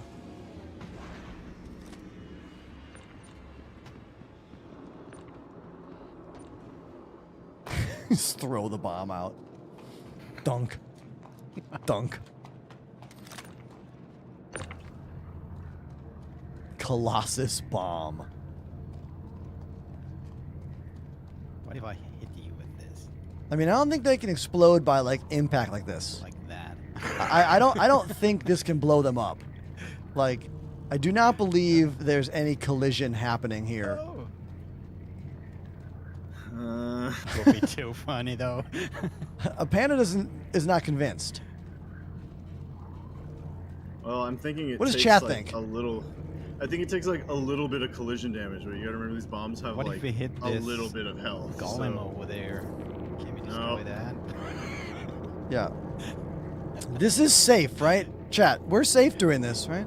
Yeah, we're totally safe. How big is this hangar? How far away can I get from you now? 100 Okay, I'm meters gonna is probably throw it not up far and enough. you shoot it, right? I mean, if we shoot it, we know what happens. We just did that a moment ago.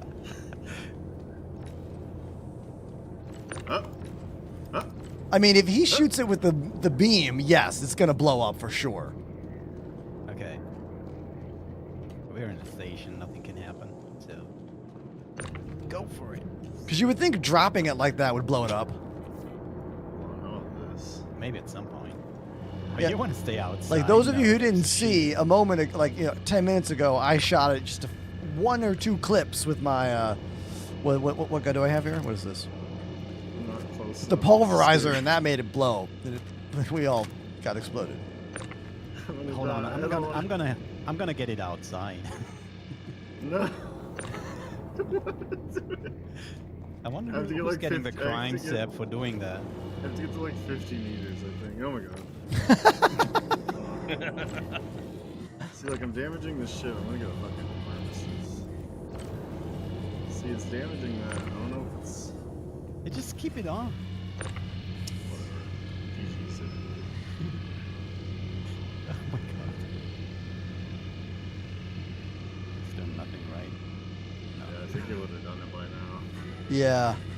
Oh, who's in right now in the chat? Firesteel is saying that it won't blow up in the station. Ready? Let's try that. Ow! I mean, it's gonna blow up for sure. For sure, it's gonna explode. There's like no way it doesn't. Do I have enough ammo? I mean, I do. Oh, it looks like it's not taking damage.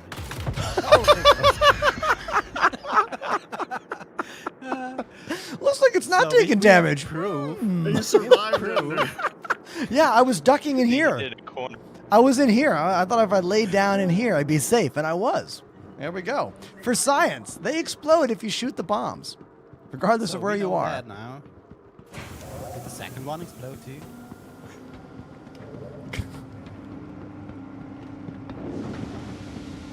Oh damn, I'm at crew L1. Can you take care of my body? Yeah. Oh, there's nothing on it. Forget about it. Okay. No, don't worry. This is Crew 1, bro. No, No, we're at Seraphim. Seraphim.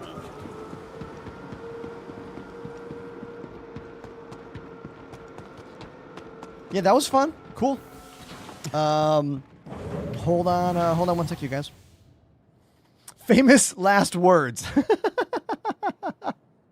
Yeah, for real. For real. I'm gonna get my lunch out of the fridge. And then we're gonna watch some Star Citizen content, you know? There's a video from last week I didn't watch. So maybe we'll skim through that and watch it some. What is it? It was a tech talk from last week.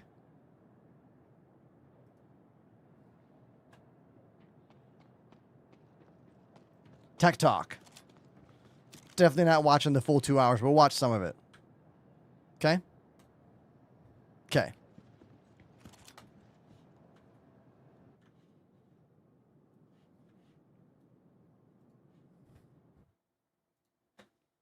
Hold on, let me get my lunch.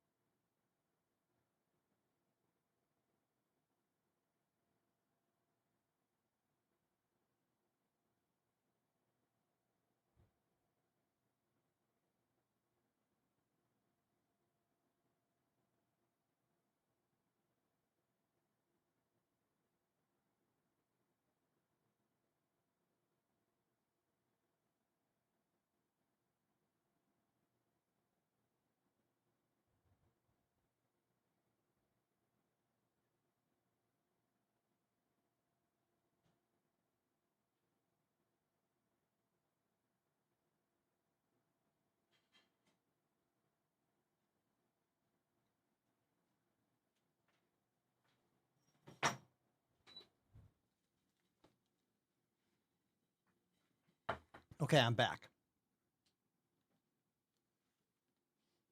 Thanks for waiting.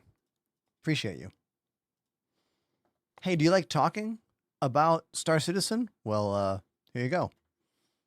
This is the tech talk from last week. So I had this plan. I'll turn the subs on. And we're not going to... Look, I had this plan, I had this idea of what this show was going to be and whatnot. You know, you and I, we've been doing Quality this looks weird. 480i, 480p, every no. quarter for the last, you know... Here we go. Since the big change much better. at the beginning of last year, you know, we started... Oh, we paused this because look at this. Thank you very much, Raglan. Thank you. Raglan has subbed for 3 months. Thank you for the 3 month at tier 2. Thank you so much. I know I only have this gig because of those of you who hit subscribe, so thank you so much. Now, what is my dinner? It is a wrap from a local place in my neighborhood. It's a chickpea tuna salad style wrap. It's super yummy. Wait till you see this thing. Hold on. Here we go. We'll do a little unboxing, or in this case, an unwrapping. Raglan says, good news. My right joystick came in. Oh, awesome, dude. Pump for you.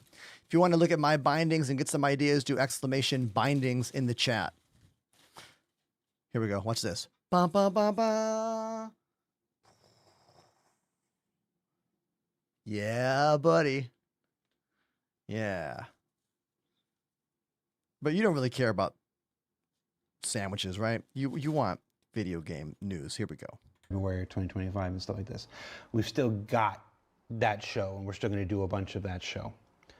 But we just put 482. We just put 482 out yesterday. What is he talking about? I've got you. We're live. Yeah. What happened? What? Well, it started with an attempt at a bug fix a month ago.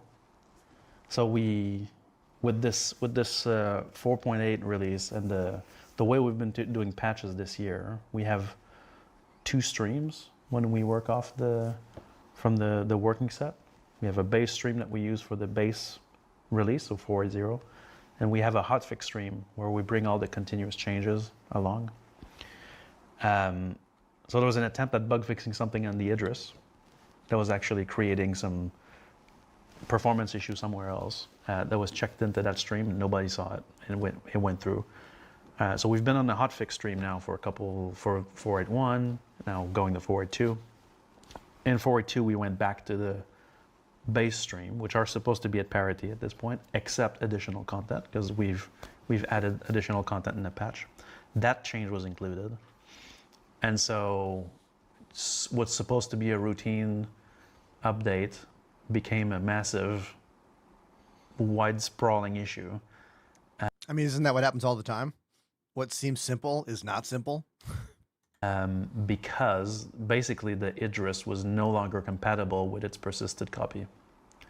And so what that would do is players have in their ASOP terminal, they have a version of the Idris that's from 4.8.1.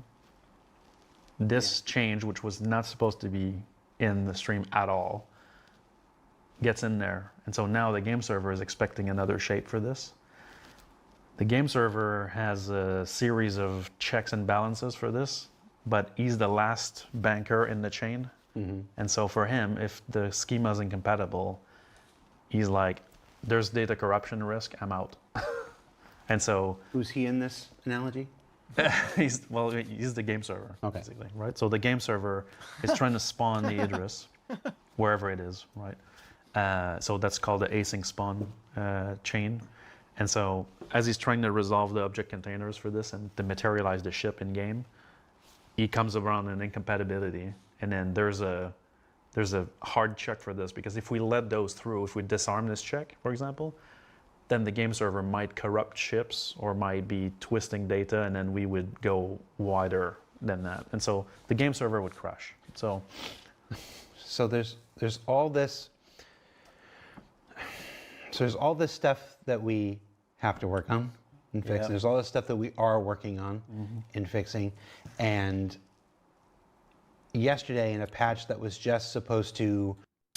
I love how this entire video begins without any exposition. Like you as the viewer, like we as the viewers have to jump to what they're talking about and know what they're talking about and continue forward. It's almost like the first couple minutes got cut, and right? I know they're talking about an Idris issue, like what happened with the Idris, but it just seems weird, out of place here, because I was in Bali when this premiered, you know? This went on air when I was on vacation. Just supposed to add, the two new, GATAC ships and some hot fixes to some of the more persistent bring back issues. the odd fixes from the odd fix branch and move forward. Completely unrelated check-in to the Idris. Yes. Somehow made it through validation or missed validation. Correct. It's like this. Got in, and now the server, which is still built, the persistence records, which are still built on... Raglan, do exclamation stick swap in the chat. It'll give you a tutorial on how to switch the joysticks in the game code. It's annoying, but once you figure it out, it's not too hard. 4.8.1, and expecting a 4.8.1 version of the ship. Also 4.8.0. 4.8.0. They're compatible. Really? Okay. So it's expecting a 4.8.0 version of the ship. Got a 4.8.2 version of the ship without knowing that there was supposed to be a difference, and just went, all right, I'm gonna head out. That's right. You did the SpongeBob meme. Yeah, and so every time an Idris would be attempted to spawn, that server in that region would crash and then restart. Everyone who spawned an Idris crashed the server.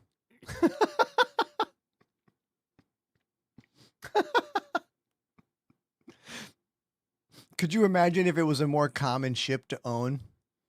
Like every time someone called a golem, the server crashed. Every time someone called a Gladius, the server crashed. That'd be like what playing the game in 2020 was like. Just a game crash every hour. Pay to win, pay to lose. And then try to load the Idris again, and then crash again. And so as players were unstowing more Idrises and more shards, more servers got affected. Dude. Until you reach a point where... This is so funny. Now the ops team is in the background. And they're like lighting all the fires, like the Rohan. Yeah, you were calling the Rohan. I saw you online at like 3:30 this morning. Yeah. And so we're looking at this, and basically we start cordoning off shards, because at the beginning we're not sure what the issue is. So we start cordoning off shards, and what happens in this case is like the more shards are getting offline, the less capacity we have for players that are either entering the game or shard hopping. We have a lot of people shard hopping, and so what happens is they hit the dreaded 60,012 error, which means hey, there's no capacity in your zone. There is capacity, but we've had to restrict it in the meantime. And so we took a hard decision later in the night to prevent players from spawning Idrises temporarily, just to kind of... I like how YouTube automatic captions cannot handle the name of the ship Idris.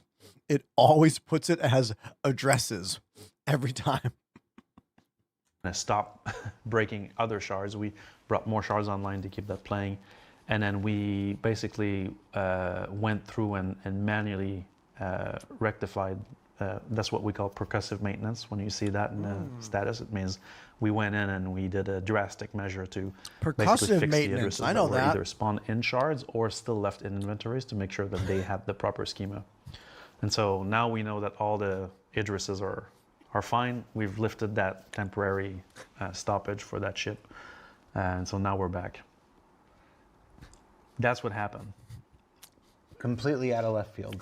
Absolutely unrelated to all the stuff that we're working on, the stuff that the patch was supposed to be and whatnot. This is Cabret trays being spawned by... I had no idea this was going on last week.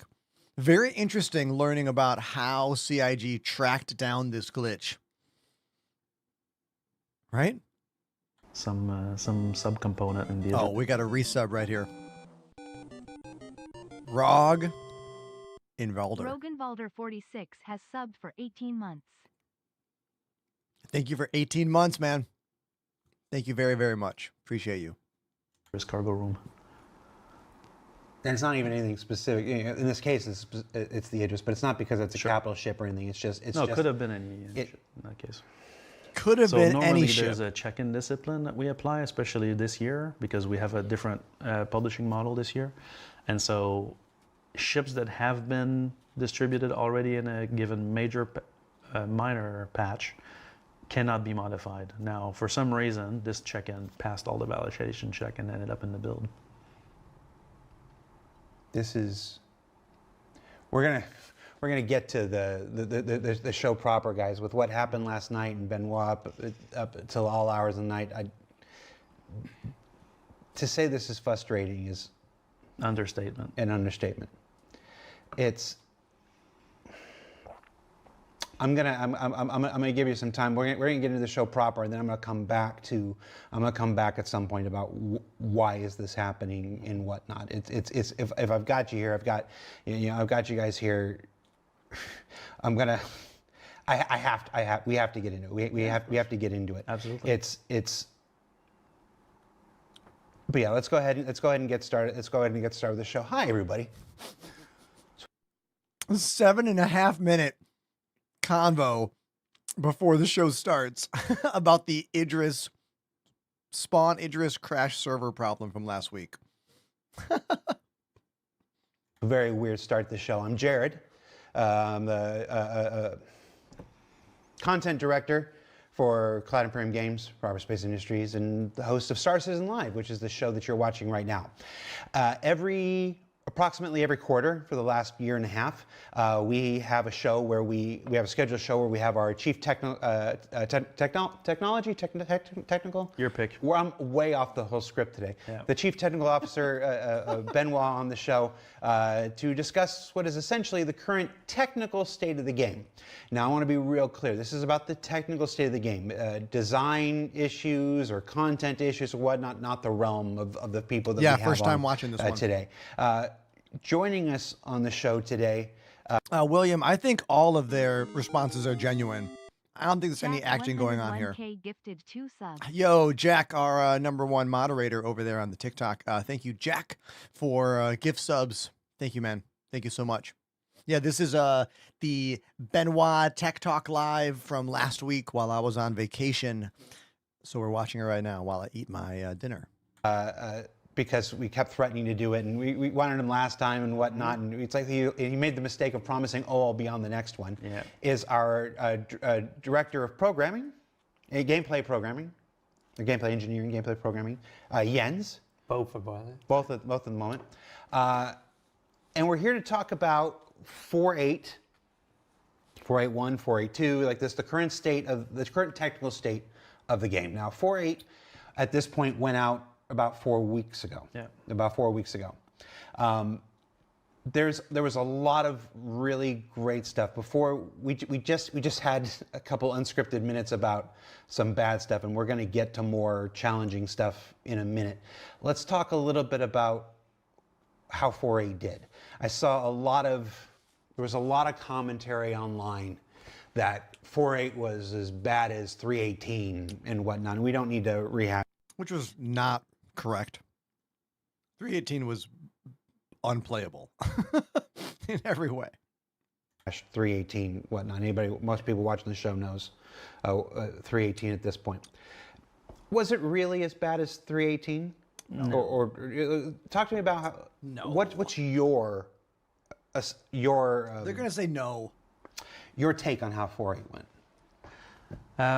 Well, for me, if I take from the machine room side of things, we've been firefighting since we launched 4.8. I mean, from a whole slew of different issues.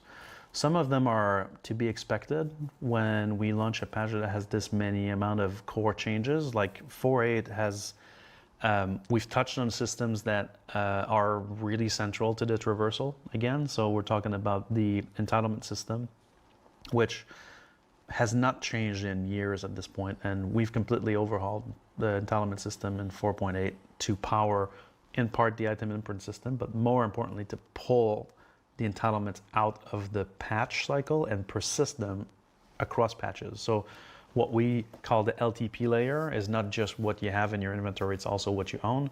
Your ships and all of the items that you purchase in game now have an entitlement record that holds the insurance loadouts for it, all of the customizations that you make out of it, and that's hosted outside the game, not outside the game, but outside the game patch, which means that when we come back from a patch, there's no risk of, oh, I'm not getting my ship back, right? What you see in ASOP in the first patch will be exactly the same data source in the second patch, and so that risk of like losing ships across is completely gone. So we're very happy. In fact, that bit actually went very well in 4.8, even though up to the launch, it was, there's always last minute things to look at. But we have been firefighting across a multitude of different issues that were tangential to that. Some of them we can touch on a little bit because I've made some notes to talk about gameplay systems here and why they were affected by some minor infrastructure issues that turned out to be massively contributing to the perception of the patch. So I'll talk a bit about that in a bit, but basically, we've been firefighting since 4.80.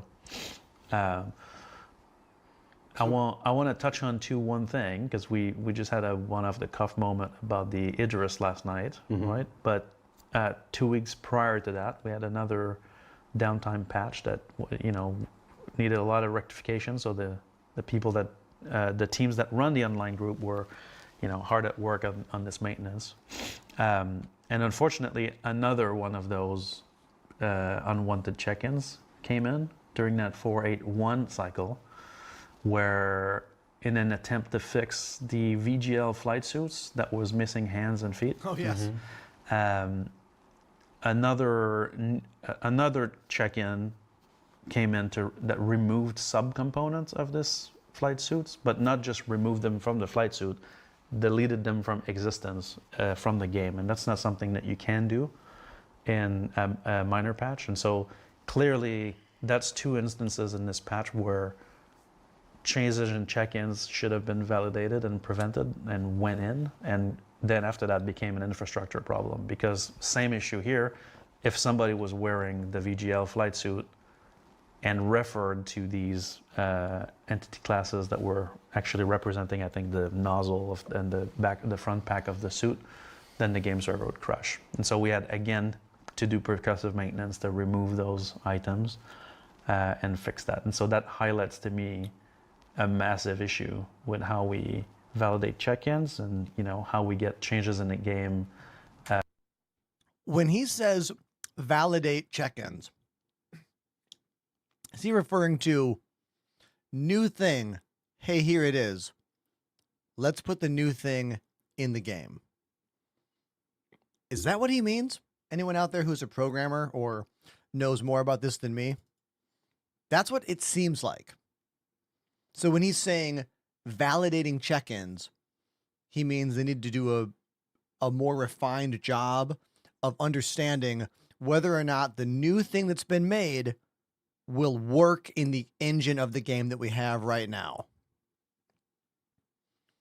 So in a way, he's calling out their own problem in the development cycle, right? I think. Okay.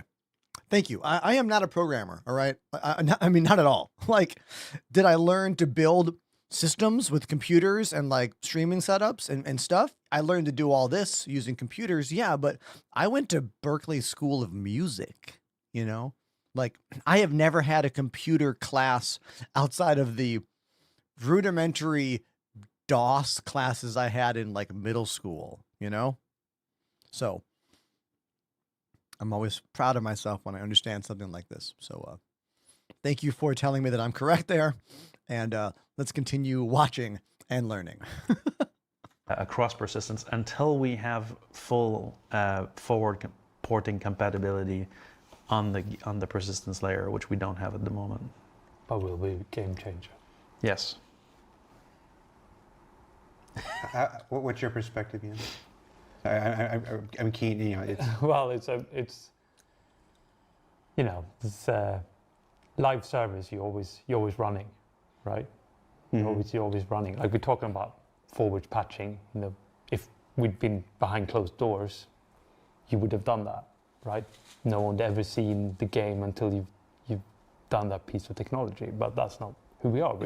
We're always running, and that's what makes it really, really exciting to work with. Excuse me. Right? Yeah, that's the catch-22 of this game. Is that like the game we have now, like would not be being built, I don't think, if not for a version of the game that we can play while it's being developed, while we are continually helping to fund the game.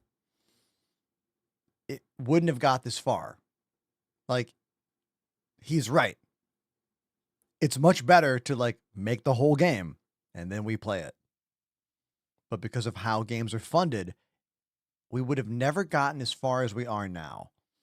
And I think that is something that a lot of the average Star Citizen haters out there, they haven't grasped that concept or put that together yet, or really thought about the thousands and thousands of hours and all the people that it takes to make a game, you know? Like Star Citizen would have been launched in 16, 17 as a very minimal version of what we have. And he's right. Like the challenges that they face are unique to gaming. There's no other game development company that is building a game as complex and as big as this, that is a live service game that is playable all at the same time. It actually kind of becomes mind-boggling when I bring that all in and think about all of that. Damn. Yeah. Also, I want to shout out Pickle over on TikTok is correct. Jared Huckabee is one of the best and most consistent things in the world of CIG. For real. Yeah. In fact, one of my favorite things about the fact that I'm going to CIG offices in October is to hang out with Jared again, because last time I got to see him and hang out with them was 2023 for CitizenCon in California. So I hope I can hang out with Jared again. That'll be cool. Because, we're putting ourselves out there all the time. But if I look at this specific case, you're saying but we have checks and we have contracts on what you can and can't do in these substreams that we've already released, where the data management is super, super strict. And obviously now we invalidating them twice in a row. So it's time to look at like how do we really. Right now, we're playing the game of learning about Star Citizen by watching SC Live from last week. Add that extra layer of protection. Why is this happening? Why? Look, it's. I know. I have to be. I'm allowed a lot of latitude here. I'm allowed a lot of latitude here, and I appreciate it from the people that I work for. But this is really frustrating. Yeah. This is, how is it? I understand. Jared's that, right. You know, Rich Tyler, our senior game director, went on stage at CitizenCon, 2 years ago, and laid out the roadmap to 1.0. It's, and I understand that through 25 and through the first half of 2026, we have made some legitimately ridiculous strides towards making this game actually the MMO it was always trying to be. You know, if people who followed this project 2015, 2016, 2017, a lot of the years before, it's very easy. It was very easy to have questions like, where are they going? Like where are they going? Why is this like that? Why is that like that? It's like it's. We would often see questions. Yeah. Has anybody ever played an MMO before? Do they know how to do this? It's like this, and there's a reason. There's a reason we made a major pivot. We made a major pivot at the end of 2024. In 2025, we went into this content mode, and we said no new features. No new features. We're going to focus on content while we shore up all these things. And when I was you and me sitting here more than a year ago, it's like this. And in the last year and a half, we have tripled the amount of content that we've put out compared to 2024, compared to 2023, 2022, all combined. Like the amount of content we have put out in the last 18 months. Yeah, not just new ships, although they still do put out new ships. I mean, how do you think the game gets funded? Is amazing. And the people here are working their asses off to make it as good as possible. I don't doubt the intentions of any human being here. I don't doubt the dedication of anybody here. We're not here today to apologize for anything. I know that we're all working as hard, except Steve. We're all working.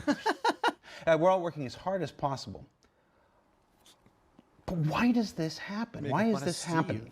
I can't sit here and do this job and feel good about my job without asking you outright, why is this happening? If everybody is working as hard as I know they are, and everybody is working as dedicated as they are, and everybody is as talented as I know they are, why does something like this still happen? Why has it happened twice in the last 2 weeks? Note how you pointed to me when you're talented, not you. I know. I really appreciate Jared a lot, by the way, for like asking them such a hard question like that. And Jared's done this multiple times on these live chats, kind of gotten a little more heated. And for me, I wasn't playing the game last week when this Idris crash thing happened, so I can't feel the same frustration that Jared has for this moment, but I've definitely been super frustrated about the game in the past. Someone in the chat yesterday was really funny. They were like, Ender is one of the most positive Star Citizen streamers out there, except for when the game is unplayable, then he will crash out just as hard as a Star Citizen hater. And it made me laugh really hard because they're right. Like, I do try to be really optimistic about this game and really upbeat and show the best and let you see that. But when the game is unplayable, when a feature I enjoy doing does not work at all, I do get really upset. And I go into what I call the full Yamix mode. Yamix is one of my content creator friends who has been making videos about space games for like a decade, but he always hits aggressive and he always goes right there. And I feel like I like that part of his content. And I feel like I sometimes go there a little bit when the game is unplayable. So, hey. Dreldasar, everybody. 8 months on the channel. Cesteria Dreldasar has subbed for 8 months. Thank you so much. Thank you. All right, we're going to go back to this video. I wanted to give my 2 cents there. Thanks for listening. Back to the video. I think there's a part of that which is that we're transforming the game. We're still transforming the game into an MMO, right? We're still in the process. It's not an MMO right now. Of taking a game that used to run on a single server and now obviously a server mesh, which that's working, but the game systems need to expand as well. And if you add the content pressure on top of that, right, of getting content into the game, releasing it at the same time, stabilizing it, hardening it, and features that come in and do the... Ooh. Do we have a dev in our chat right now? I think we do. What's up, buddy? You going to be in Manchester in October? I'll be there. They're inverse. New features come in and they destabilize the systems.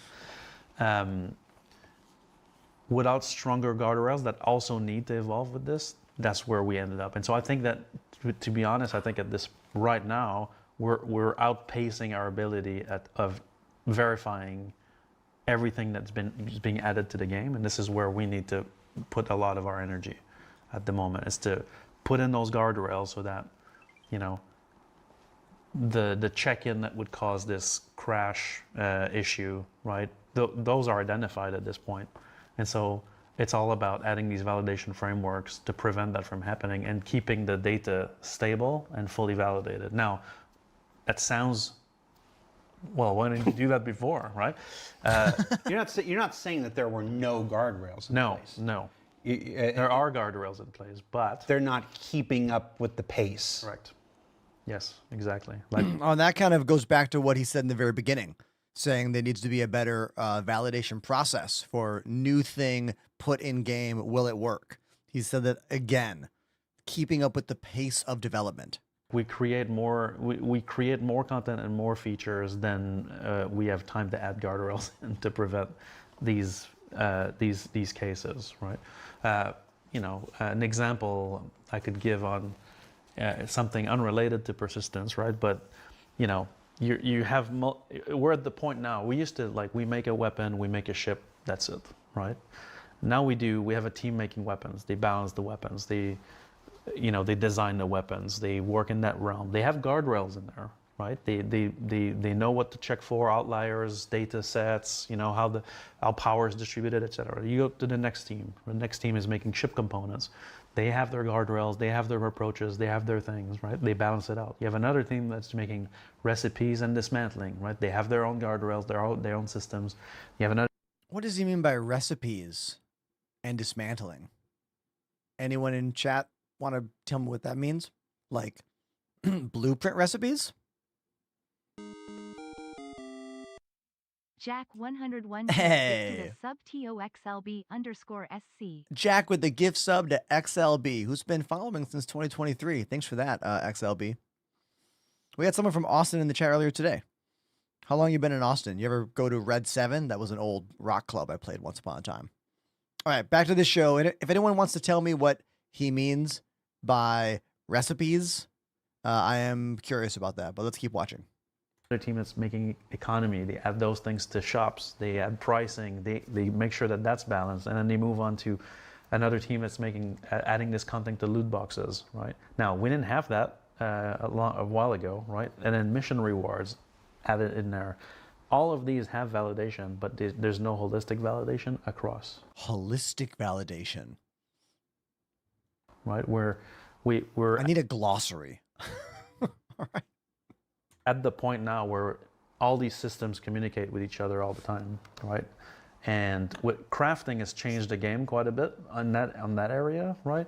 And so that translates into more weapons being created, more content being created, more missions giving more rewards, and all these things need to be validated together, not in silos. Is this why in 4.8?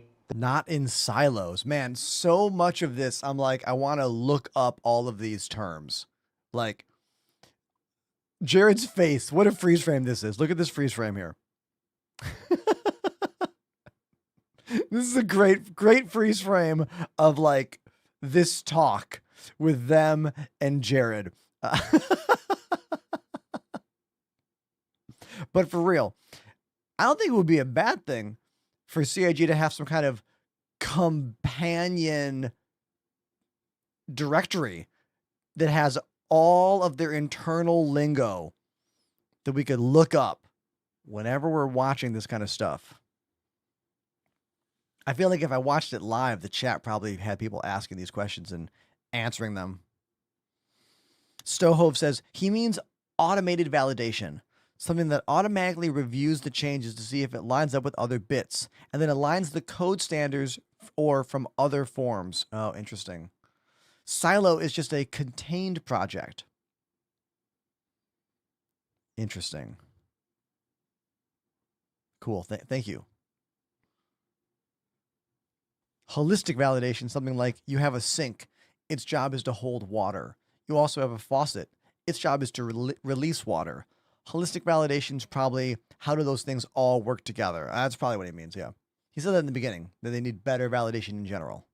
There was the thing where there was a weapon. I think it was a ship weapon. I can't remember specifically, but you paid 20,000. I'm pulling a number out of my butt here. Sure. You paid 20,000 to buy this ship weapon, but then you dismantled it and you got like $80,000 worth of materials. And so when he's saying dismantling, is he talking about using the printers? He must be. Could sell in one area that you can send. So people were just buying the vendor thing and doing right. it. And you're saying that's because the weapon and the price and the pricing and everything for the weapon was validated by one team in one silo, if you will. Yes. And then the validation of the crafting and the breakdown and stuff was done in a different one. Sure. And there wasn't something that transversal to check all of that. And also like we're definitely now post 4.7 in a realm where just human validation is not enough, right? And so a lot of this video is from last week of game design data is typically, managed by the team. But I think that we're way past that, and we need machine validation for everything because the rate at which we build it and the amount of technology we're putting in is just too fast for validation to keep up.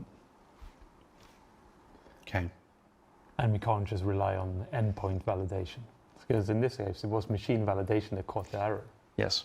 This is a side tangent, and I don't want to go into a much bigger talk about this, but I know for a fact that in every computer job out there, especially coding jobs, AI and AI agents are taking up more and more of the job flow and more of the things that the engineer is responsible for.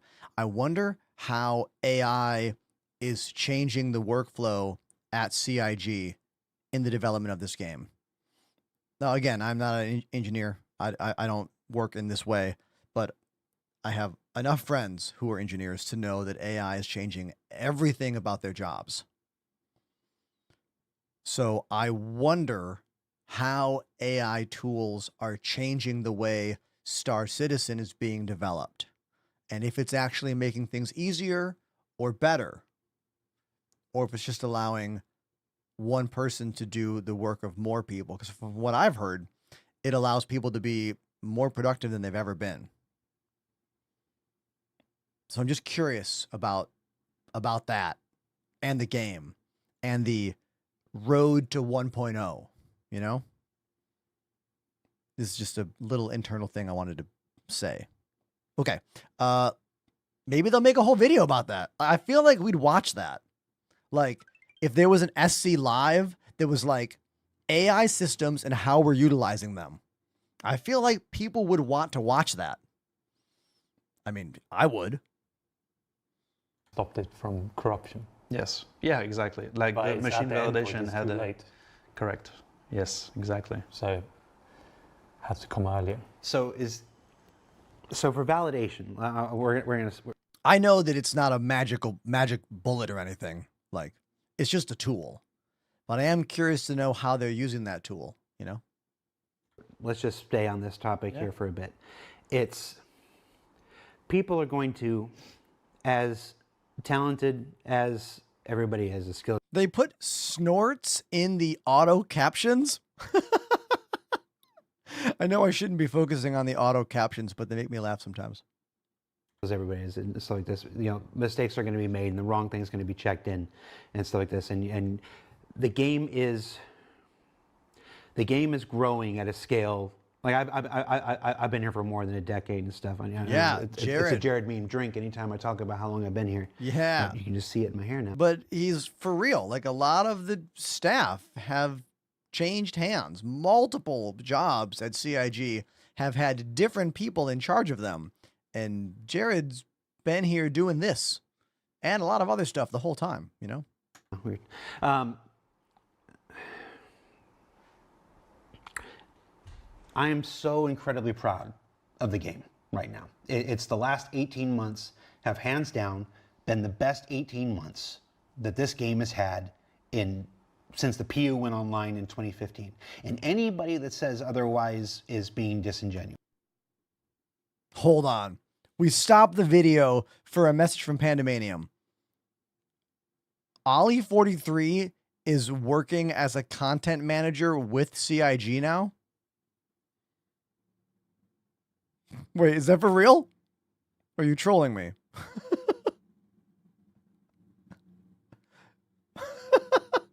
Very interesting. Yet another content creator to leave that to work actually in gaming at an actual studio. Very interesting. I know nothing about Ollie43, by the way. I was in one of his videos kind of just randomly. We ended up doing that, what was it? The Hathor sites. We met during the PTU. So I ended up being in that video with him. And I've chatted with him like once through like Discord messages, but we've never done a collab together. Interesting. So he's working as a content manager under Jared. Very interesting. Okay. Interesting. Who knows? Maybe if the game takes even longer to develop, I'll end up working for CIG and stop streaming. Who knows? Let's keep watching.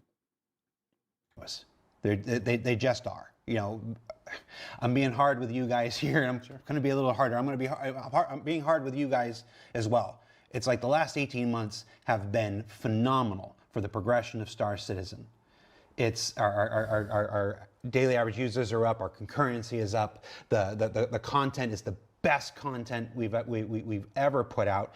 TSG is finally realizing we finally have coordinated space combat in our space combat game. And pause it. I think one of the biggest reasons for the game having more people play it over the past 18 months, like Jared is talking about, are the larger capacities in the servers, allowing hundreds of people, 500 or more, to be in the game and having a lot of the systems work better together.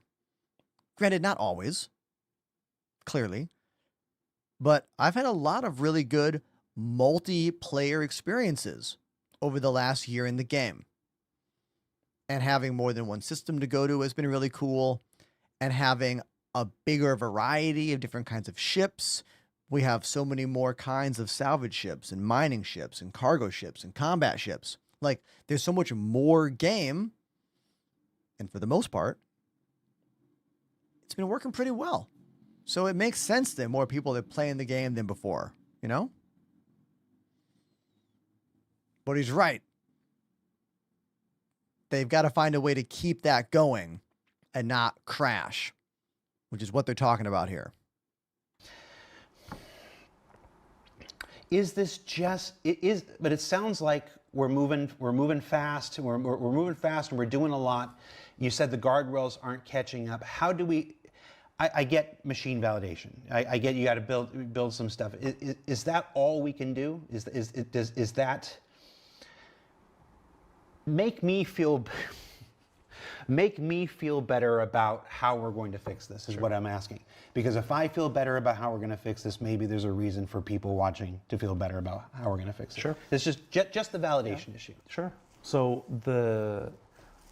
it's a problem we've known about, right? And we've been trying to solve, right? And so more recently, there's more changes that have been coming from the engine side to give us a framework for validation. When I say framework for validation is that game designers can participate in this, right? It's not like, oh, they need to hand it off to an engineer is busy and he can't do the work, and now the validation is not added, which is the mode that we've been in the past, right?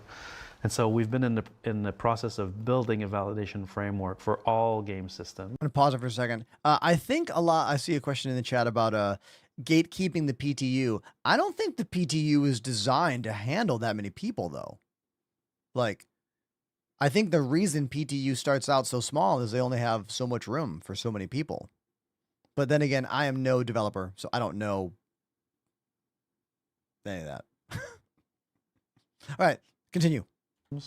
And all pieces of data stored in the game that can do queries across all data, whether it's, hey, I have a mission in this location that requires this, that pays out this. Is that an outlier compared to, you know? And so being able to do cross data queries across the entire game, which is not something we've had before, which allows us then to just express these checks, find outliers into like mission payouts, find outliers into how, you know, if we go back to the example of the gun is for sale at this location at this price, it's dismantleable into these components that can be sold at this location, that exchange value is too high, right? And so creating these validations will become part of the design work completely with this framework, which will allow us to have all these guardrails. On top of that, we've got the more technical validation, right? So the two issues we got in 4.8 related to modifying ships that were already distributed in the main patch and removing entity classes, for example. Both of those things already have lock checks right now. Removing entity classes. Again, a phrase that I do not know what that means. Does he mean removing components from a ship? Maybe I can discern from continuing to listen here. That's the first thing we did when we discovered them. But we're going to keep adding more of those compatibility check. Now, 4.8 also has the beginning of database patching. So in 4.7, we didn't have the full ability to persist all the crafting properties on weapons. So if you crafted a weapons, all the modifiers were not necessarily going to persist through LTP, right? In 4.8, we have long-term persistence. I know that one. Mookle. Signore Mookle has subbed for 55 months. 55. Why, hello there, stranger. 55 months. Thank you so much, Mookle. I've been streaming for 7 years now. Almost 8. In this game for 6 of them. And the last 6 years playing this game has truly made this a job for me and made this my full-time gig. And it's thanks to all the subscribers. So thank you, Mookle, for continuing to subscribe. Also, let's shout out to Fuzzy Melons, who hit 71 months subscribed earlier today during the show. One of my most subscribed people out there. Thank you. Introduced in the back end patchable serialized variables. We didn't talk about it much because it's kind of patchable serialized variables. Dude, I need to make a glossary of CIG game dev terms from Benoit's words. Mixed into the crafting system, but basically we now, in the schema of a component which stores the data for something, let's say it's a weapon, right? And I have the modifiers for it, let's say elongated nozzle, faster damage rate, whatever. These values, we now know which one of those values is patchable, right? And then we're able this way to persist them and patch them in the next release. We also determine which ones we store when you stow it. We don't stow all variables, which used to be the case. And that's the foundation for us to keep working at what we really want to achieve, which is a forward patchable data set. So that now these, even if you know, the ship team goes in, changes all the serialized variables for a ship and rejigs the whole object container layout for a ship, that will be able to live migrate your ship to the new version without crashing the game servers in the meantime. So basically embracing this movable data set. But that's tricky to do. Obviously, we've been at this for a long time, but 4.8 has the beginning of that just for crafting properties. Right. That's great for allowing us to better manage when somebody checks something in that they didn't do. But I'm talking about what are we doing to stop the check-ins that aren't supposed to happen. Sure. Like through validation. Well, it's pre-validation, right? The one I call this validation framework I'm talking about is pre-check-in. Okay. Right. It's something that I'm working on the game. I'm like, I'm going to add a new gun and I'm going to price it this and I'm going to make it super powerful. Right. Well, that would flag. Exactly. I could not. Yeah. I could not check that in. Right. The system would go, wait, you need some authorization before you can check this in because of these reasons. Which currently we don't have something like this. That's cross-checking, right? Obviously, in each silo, yes, but not within. Is this something? I have to ask you the one question here. Is this something that we're talking about that's a 2027 thing? Are there parts of this at least that can go in? Is there hope for this? Yes. Sooner rather than later? We need this yesterday. Like, well, I'm aware we need it yesterday. But no, we're working on this right now. Like, to get all these checks and balances in place. Like, I don't know if it will be like a 4.9 kind of thing, but it's happening now. Okay. Because everybody around the table knows now. Like, it's clear from the 4.8 experience that machine validation is required across the board. So why isn't this just? Let's tackle this from another angle. Why isn't just throwing more QA at this the answer? Why isn't this just hire 500 more QA people, and this gets fixed? I suspect you probably have an answer for this. In this case, it took the situation of like the data, how the database on 4.8.4.8.1 was, and with the new data from 4.8.2 to create the situation. And that's not something that the QA environment has. So whatever we do, we as a technology group would have to come in and at least give them that. And then if you put your 500 QA on it, then they would probably, one of them would have spawned an IDRIS. But without that environment, you could put as many as you like on it. No one would ever have discovered this situation. This is just too far removed, and I think that's so come back to the large data set, right? As you have a large data set, you just can't scale in manpower alone. You need something that scales way beyond that. And I suppose if you just hired 500 QA people, that doesn't mean there's 500 requisite programmers that can all take the stuff and fix it either. No, I think they would meet some frustration with their output and our ability to tackle it would certainly create a separate set of challenges. But also, what's frustrating with this situation is that we've done multiple patches where this just worked fine. Oh yeah, we've been on this. We've been putting out a new piece of content every 2 weeks since the beginning of this year. Last year we moved. For 2024 and before, we were on a schedule of one patch every 3 months. And we didn't, I think we actually hit every 3 months once in the 5 years that we were on that cadence. From 3.0 to 4.8, I can't remember which one was January last year. We were trying to do a patch every quarter, and we actually hit the quarter date maybe 1 or 2 times in all that time. But so it was 4 patches a year at most, basically, is what we were doing. And then in 2025, as part of this major initiative, we switched and we went 11 patches. Yeah. We went 11 patches in 2024. Again, it's. I didn't realize it was that many. Damn. Again, I don't want to sound like a broken record. The content that was in those patches is some of the stuff I'm most proud of that their team here has ever put out. But we were able to do that because we pulled back on features. We pulled back on features, and it was content team. There were a couple features here and there that would sneak in and whatnot because we need this for that and the other thing. But for the most part, it was all content. In 2026, we now switched to, and anybody that's been really paying attention or following the development would see this already.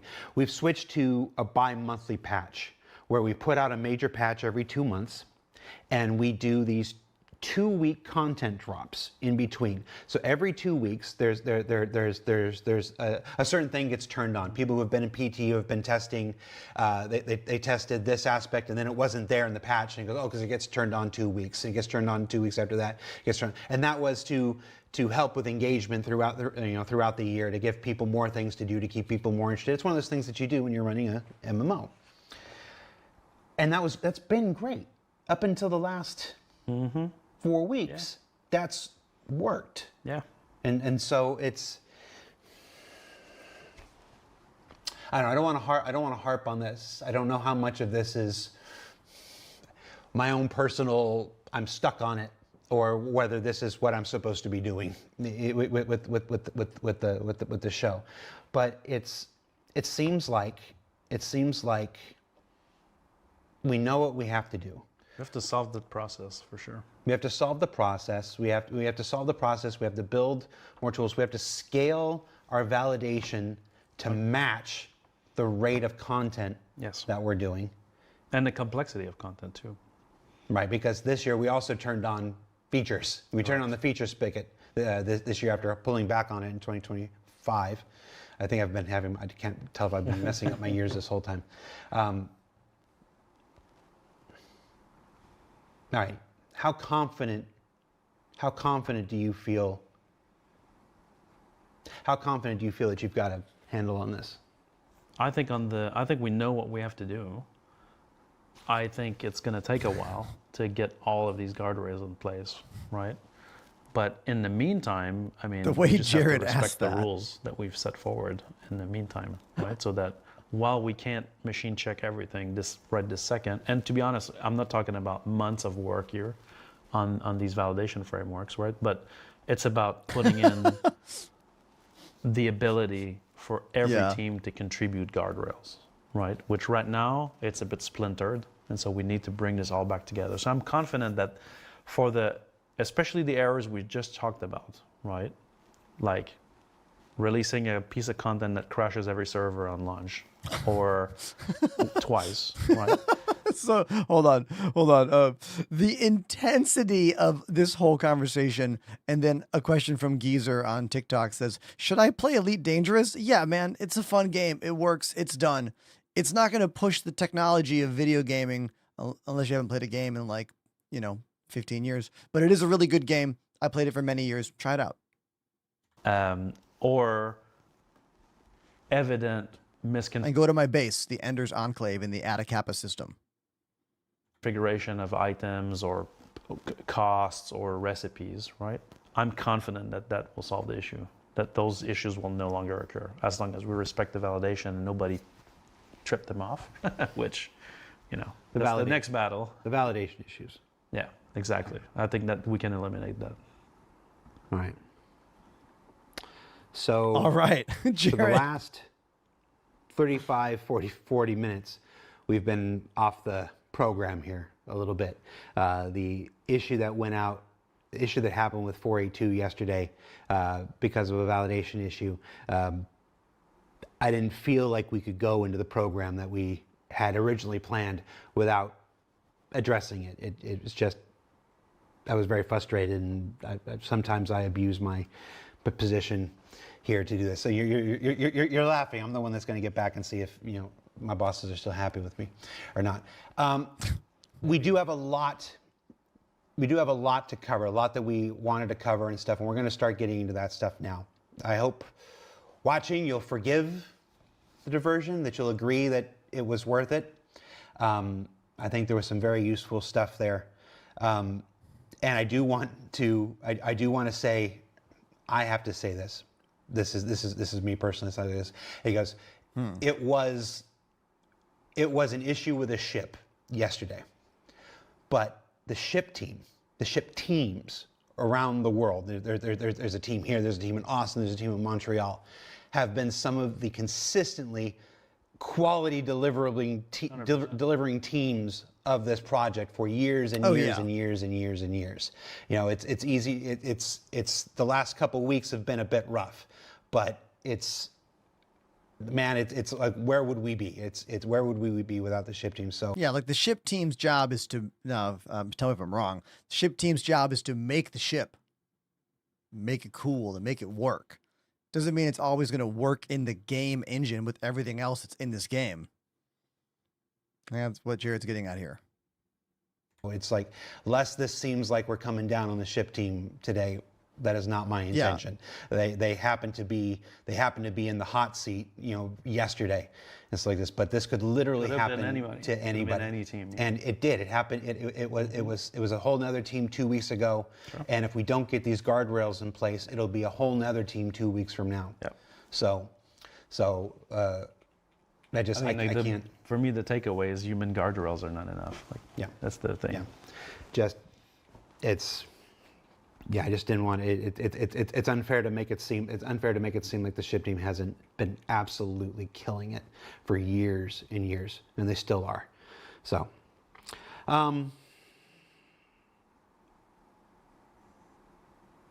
yeah, the vehicle development team is responsible for why this game is funded. Like, yeah, we as the players want to do cool things in the game, obviously, but that's not how they've made $1 billion. They made $1 billion by building the most incredible spaceships any video game has ever had and then saying, hey, do you want to buy it? That's why we have the game and the people who have the money to help fund this project, Desync. Let's Jared, right to a hard one. Desync. Nobody's ever going to say yes to being on this show ever again. The thing that makes me not enjoy PvP content. Desync. Benoit, I put you on the hook to write a big old what the hell are they going to say to this? On Desync. And I know it's being worked on. I've seen the draft and it's being worked on between every other initiative. Time spent writing is time spent not actually fixing things and making processes better. Also, we got a couple guest stars in it that I'm hoping will make a difference too. So that's still underway. That's still underway, and it's more like it's when we're done with it, it's going to be more like one of those.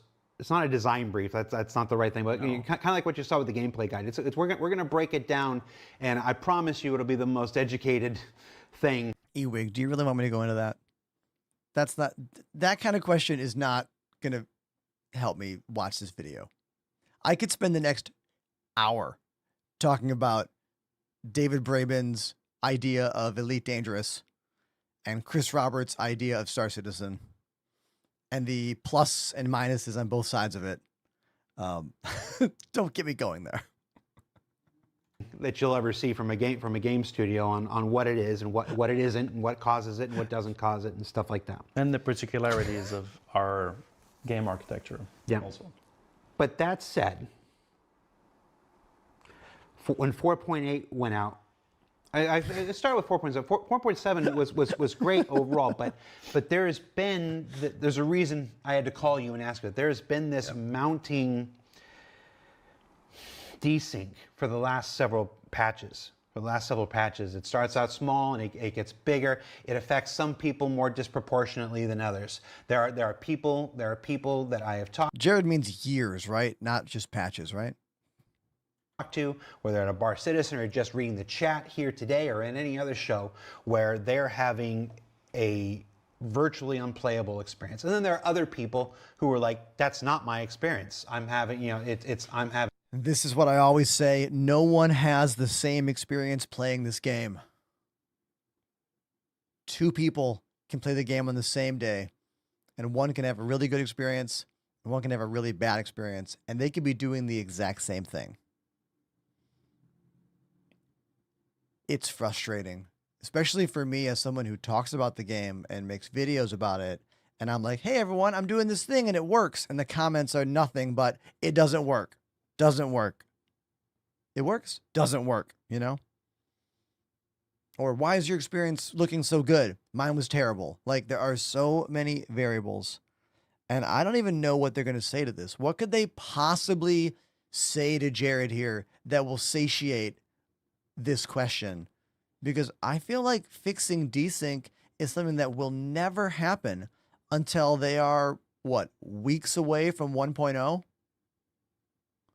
You know? Like, there's no answer, right? But let's see what they say. Having a wonderful time and whatnot. What can, without just reading the entire doc that we're doing, I can't get past this show without talking about it at least somewhat. Yeah. What do we know is causing it at this point? What are we doing to resolve it? That's a better question. What do we think is the main culprit, and how could it be resolved? Oh, okay. Just a simple question. Well, so what we know about right now is that there are some meshes. When I say meshes, I mean a dedicated game server inside a shard that are running way below FPS spec that we want, right? And so we don't have a handle just yet about what is actually causing it. We do have performance captures, and we're tracking at least 6 to 8 very specific optimizations that need to happen. One of them is within the area component, which is used all over the engine. Area and zone component, they kind of go hand in hand, but because we're pushing more content, right? The hierarchy trees of the game world is much bigger. So there's more areas, more zones, more subdivision, more. There are some areas of that where if you add a lot of entities in those that enter or exit these areas, there's, the engine provides listeners to track entities entering areas or leaving areas or zones changing, right? And obviously there's concurrency constructs around this to prevent one thread from accessing another thread, right? And so just keeping it simple without diving too much into the low level, which we will probably in some of our desync areas. But there's lock contention in the area component at the moment. In some places, there's lock contention in some areas of the game. When I literally mean area, like, if there's many entities in this spot because of the way it's configured, we're seeing like basically FPS drops in those areas. Well, no shit.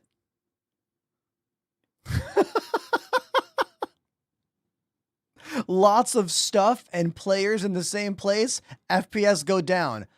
Duh. That would happen playing a Nintendo game. Too many sprites on screen. Flashy. Game slow down. I'm sorry. I didn't mean to stop him. I really like the way Benoit answers these questions. I really do. I'm waiting for the shoe to drop here on this question. Or in the answer, I suppose. And so we're tracking about, like I said, 6 to 8 major optimizations that we're trying to get in our hotfix channel, right, to try to get this FPS back up to the spec that we want, which is above 20, across the server FPS. Server FPS, correct. Somebody's going to take that clip and say, "Oh, Star Citizen's only looking for 20 FPS." And I love when Jared calls out the trolls. Thank you, Jared. Gameplay and whatnot. No. And it's important to note that, like, when a server is running low FPS, it doesn't mean that it will create desync, but especially when you're interacting with entities that are simulated on that DGS, AI characters, NPCs, then you're going to perceive desync because the source is slow at creating its output. And the traffic goes from your game client to the replication node. Replication node to game server. Now, if game server is running slow, at the beginning of the frame, he's taking the state from the game, from the network to the game and applying it. At the end of it, he's applying the changes back to the network, right? If that loop is slow, then your client's going to predict something, and then that prediction will get corrected the next frame. And that when you see a ship teleport in front of you, is what he's talking about right here. Ship is flying, it's here, and then boom, it's over there. That's the correction. Will create a rubber band, right? And so that's the gist of why there's desync in general. Why does the client have to predict? Because if he doesn't predict, then you're going to be at the tick of the server, and you'll see, like, even if it was running perfect, you'd see it in an FPS. Like Yeah. because your need for it to be, so responsive is too high. Is this so? And honestly, what they're talking about right now is what makes ship combat unplayable at certain states in the game. When you've got that really bad desync happening and you're tracking a ship and it's just like tumbling awkwardly and flying in a way no one would ever fly, that's when I just like, nope, I'm not doing this today. I just don't do that. I end up doing a salvage day, mining content. Like, yeah, it's very frustrating. All right. The meshes inside the shard are certain ones. How many of you in the chat have stopped playing for the day after a really aggressive desync moment? Maybe you're just trying to link up with friends' ships. Maybe you're trying to go bounty hunting. But whatever it was, you were like, oh, I'm going to play the game. And then it's like, the ship is just all over the screen. And you're like, I'm done. I'm going to play something else. Literally every single one of you who are watching the video, like, and anytime you see me crash out hard on stream about the game, it's because I probably should have just turned it off and switched games. Okay, let's keep watching. Are slowing down. Correct. It's not widespread in all areas. Which is why some people are in there having a great. I'm not going to tell you which areas. That's what you're asking. I got to ask the obvious question. Then at least it's obvious. It seems obvious to me. Mm-hmm. How are you fixing it? Is this related to the ship cleanup or lack thereof? That's one of those things that we're. Ship cleanup. I assume Jared's referring to derelict ships left out in the verse. You call the ship, you do something, you call a new ship and leave that one over there. Looking at is how aggressive or not the ship cleanup is actually happening. That's one of the things we're looking at, yes.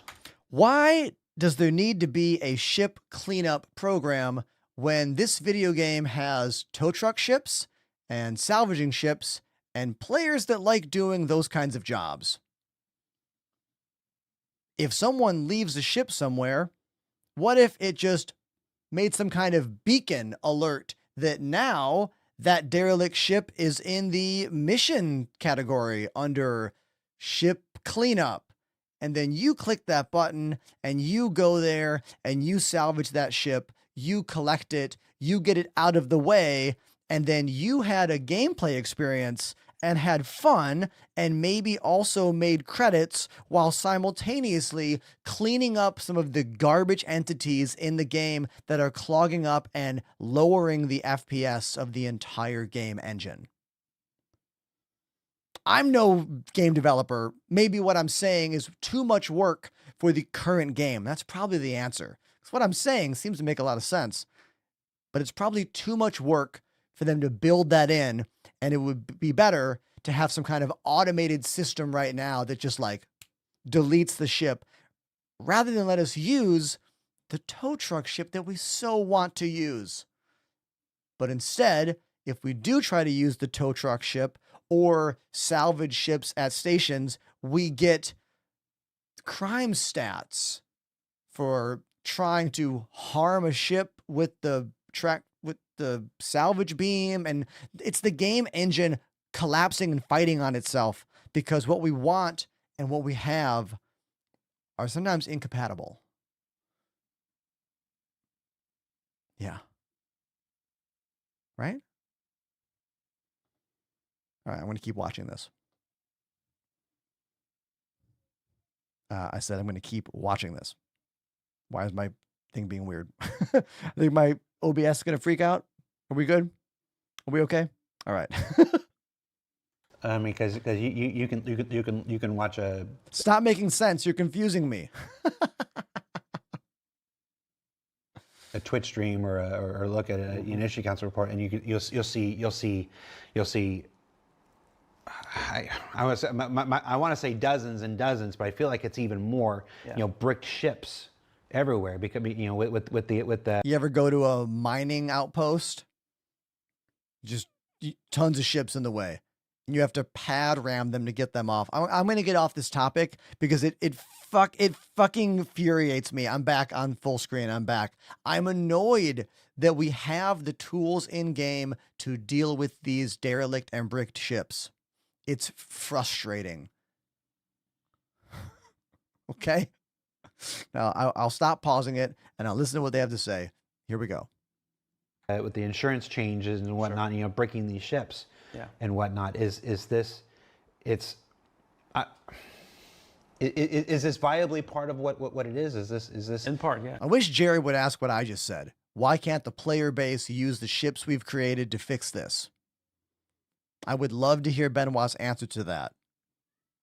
That for sure doesn't help because the more entities are replicated, the more the server needs to do every frame, and so that contributes to this. So yes. You can usually find it when you look at a server that is performing great. It usually has a larger vehicle population. Certainly, the server vehicles that is performing great has a larger. No, a server not performing so great tends to have a slightly larger vehicle population or a very large active population. That can also happen. In general, just a lot of everything. We're quite a heavy game, entity-wise. Yeah. We want to avoid getting... Yes, this makes sense. The more stuff, the slower. Yeah. To the sort of size that we were in Stanton before we went into meshing, right? Because that was consistently difficult to manage. Yeah, but if we're okay, so if we're already, Stezig is like, fix it. Super helpful, dude. Oh man, it's so easy. Evil org. See, we're done with this subject. You know what, Stezig? Honestly, none of us had thought about that. That's all right. We don't even need to do the rest of the show, do we? Yeah, I know that there's been some changes related to how we perform entity cleanup. So funny. Unattended vehicle cleanup used to be a separate system, right, that ran on its own. That's been merged into what we call the density manager, which is basically an engine functionality that will look at overpopulation in clusters of areas that obviously designers have control over. For example, we want to make sure, like the exit routes for hangars are cleaned up, and so these are, have active cleanup zones configured, right?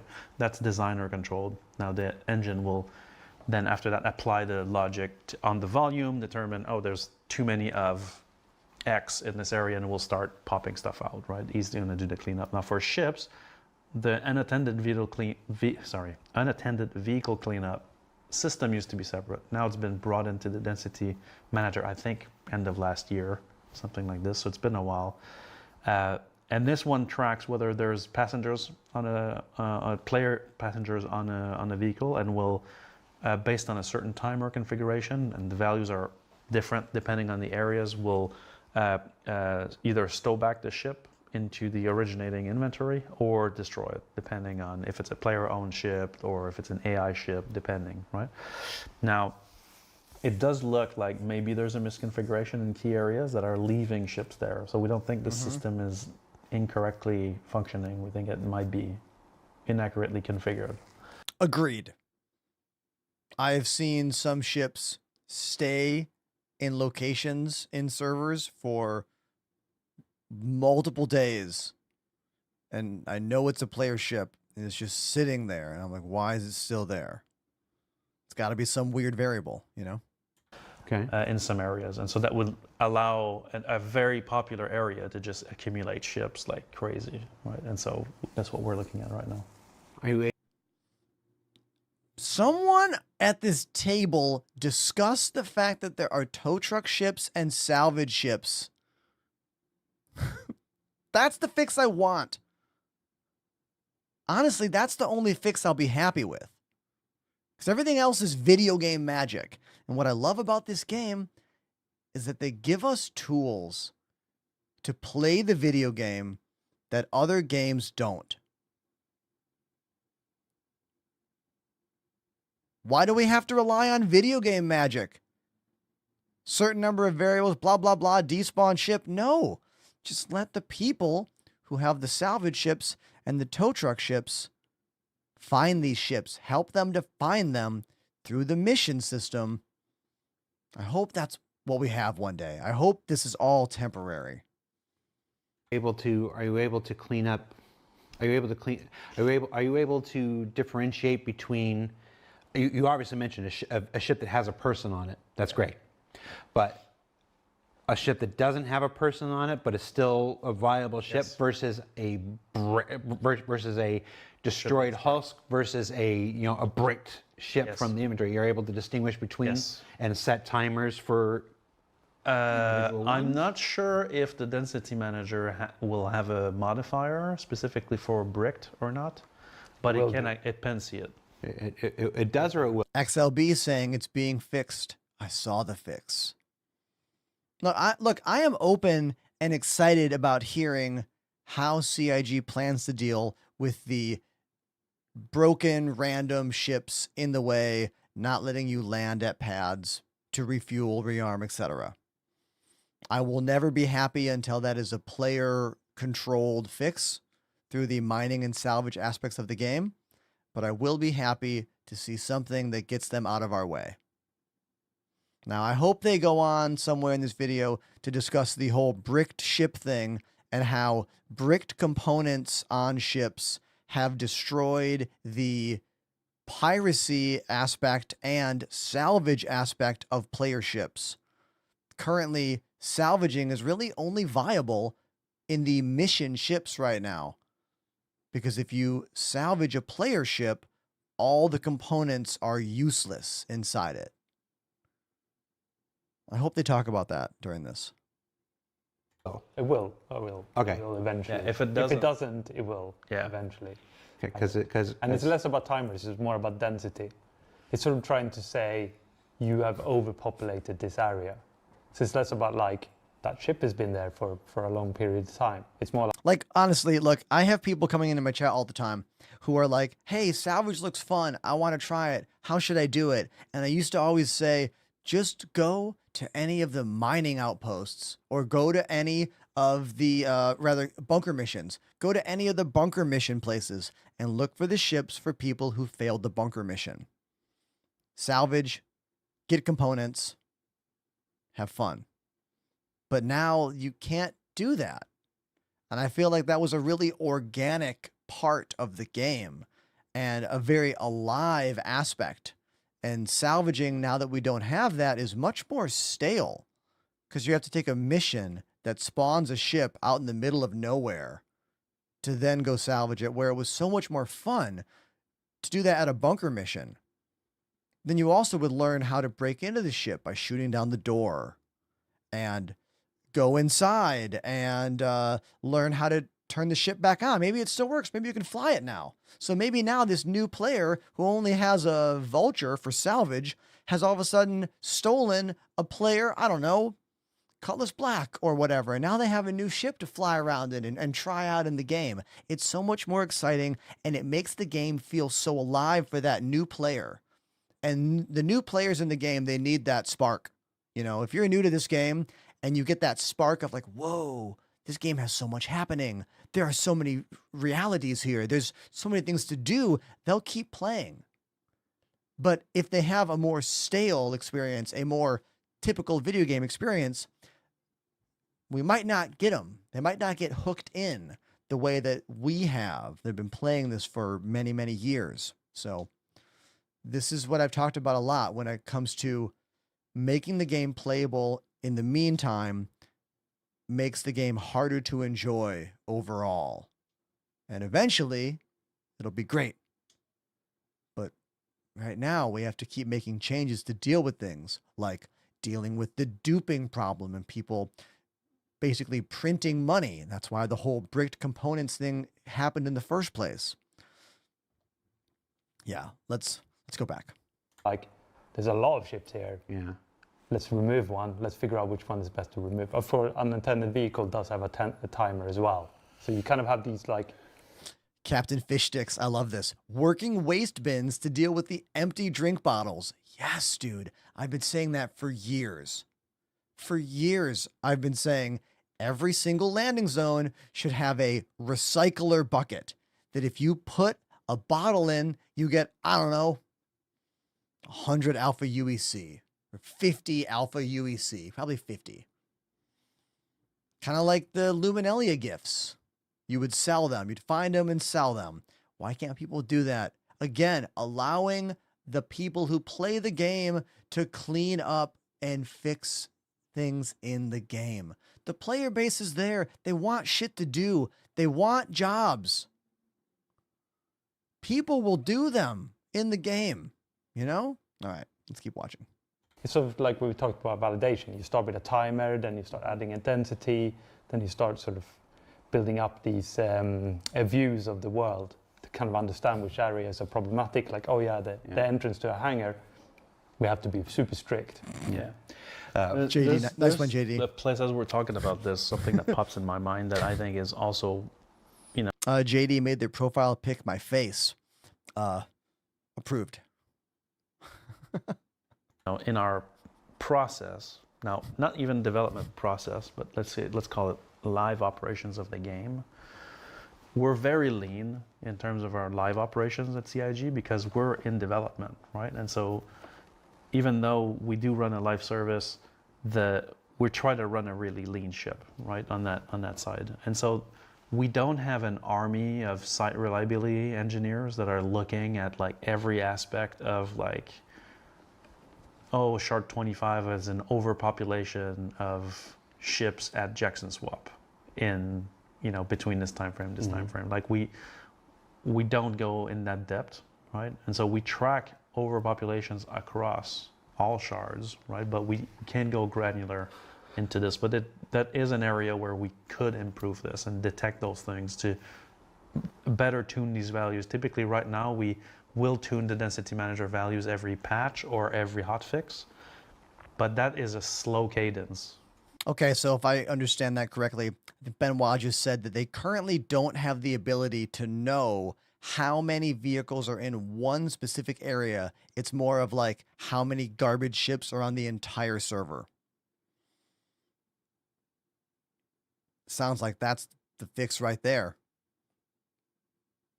Go take all the places in the game that commonly get people and have some capped number of garbage ships before it just starts deleting them.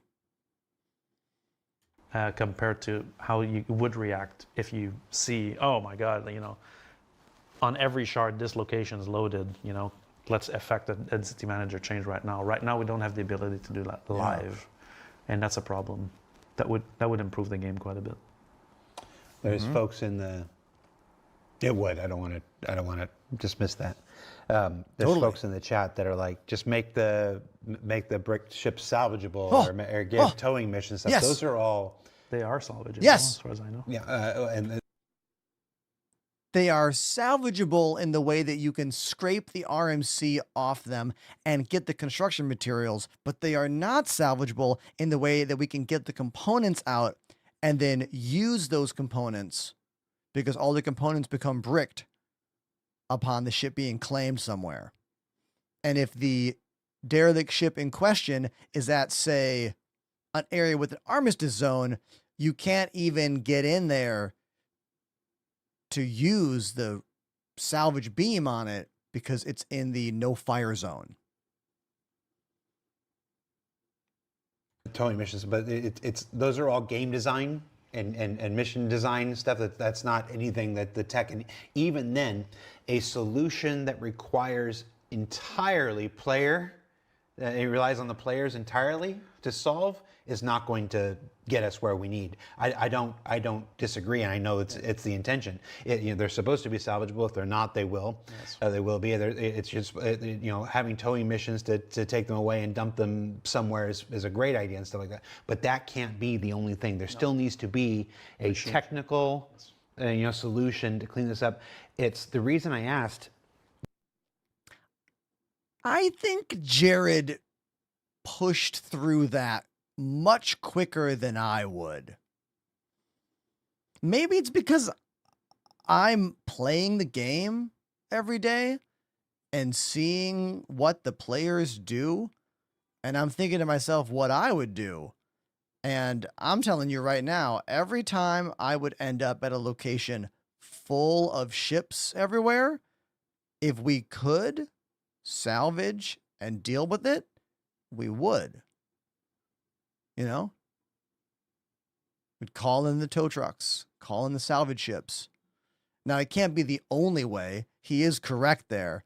But I think Jared moved past that a little quicker than I would have. What do you think? Like, do we think it's not feasible for the player community to deal with these derelict ships everywhere? Honestly, the bricked components, though, is a big problem. Because if you can't get components out of this and can't get value out of this, that is a problem. Because players will do anything in a video game if they get credits for it. You know? If it was a valid and viable way to get credits from dealing with these derelict ships, people would do it. But if they're not making credit for it and not getting mission rewards or whatever, then yeah, I still think making this all mission-based would be the answer. But the reason I asked if it could separate everything is because, I don't think all of them are salvageable. I'm trying to remember an old conversation right now where there were rules about why this one could be salvageable and this one couldn't be salvageable. I know there's been changes related to this as well recently.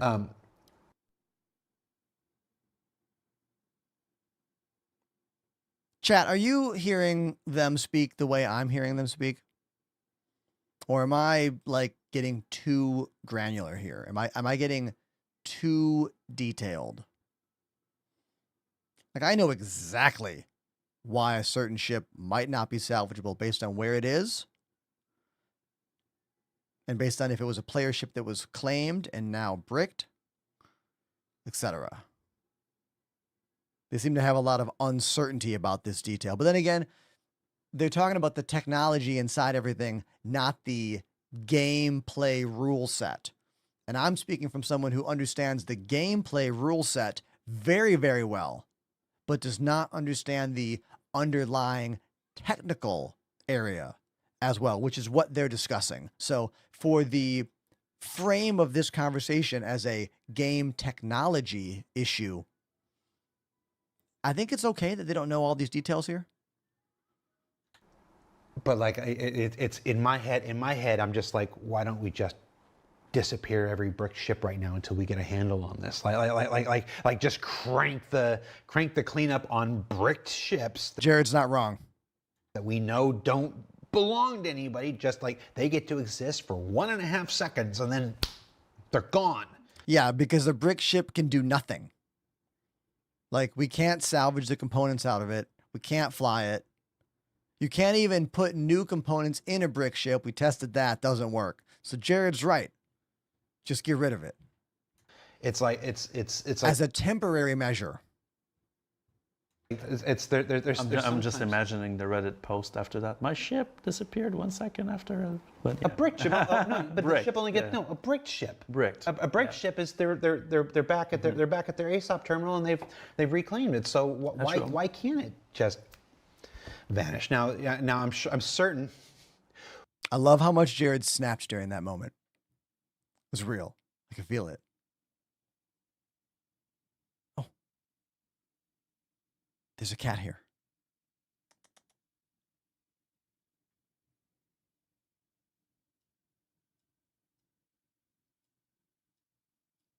Oh, he's leaving.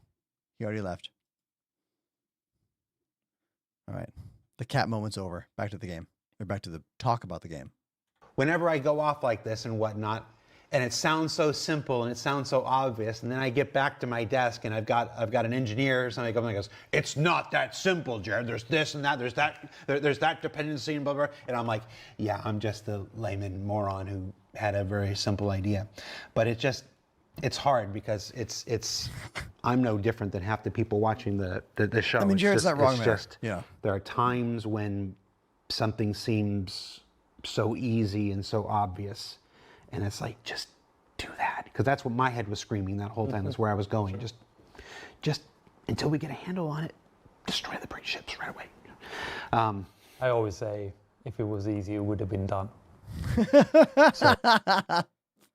I like that.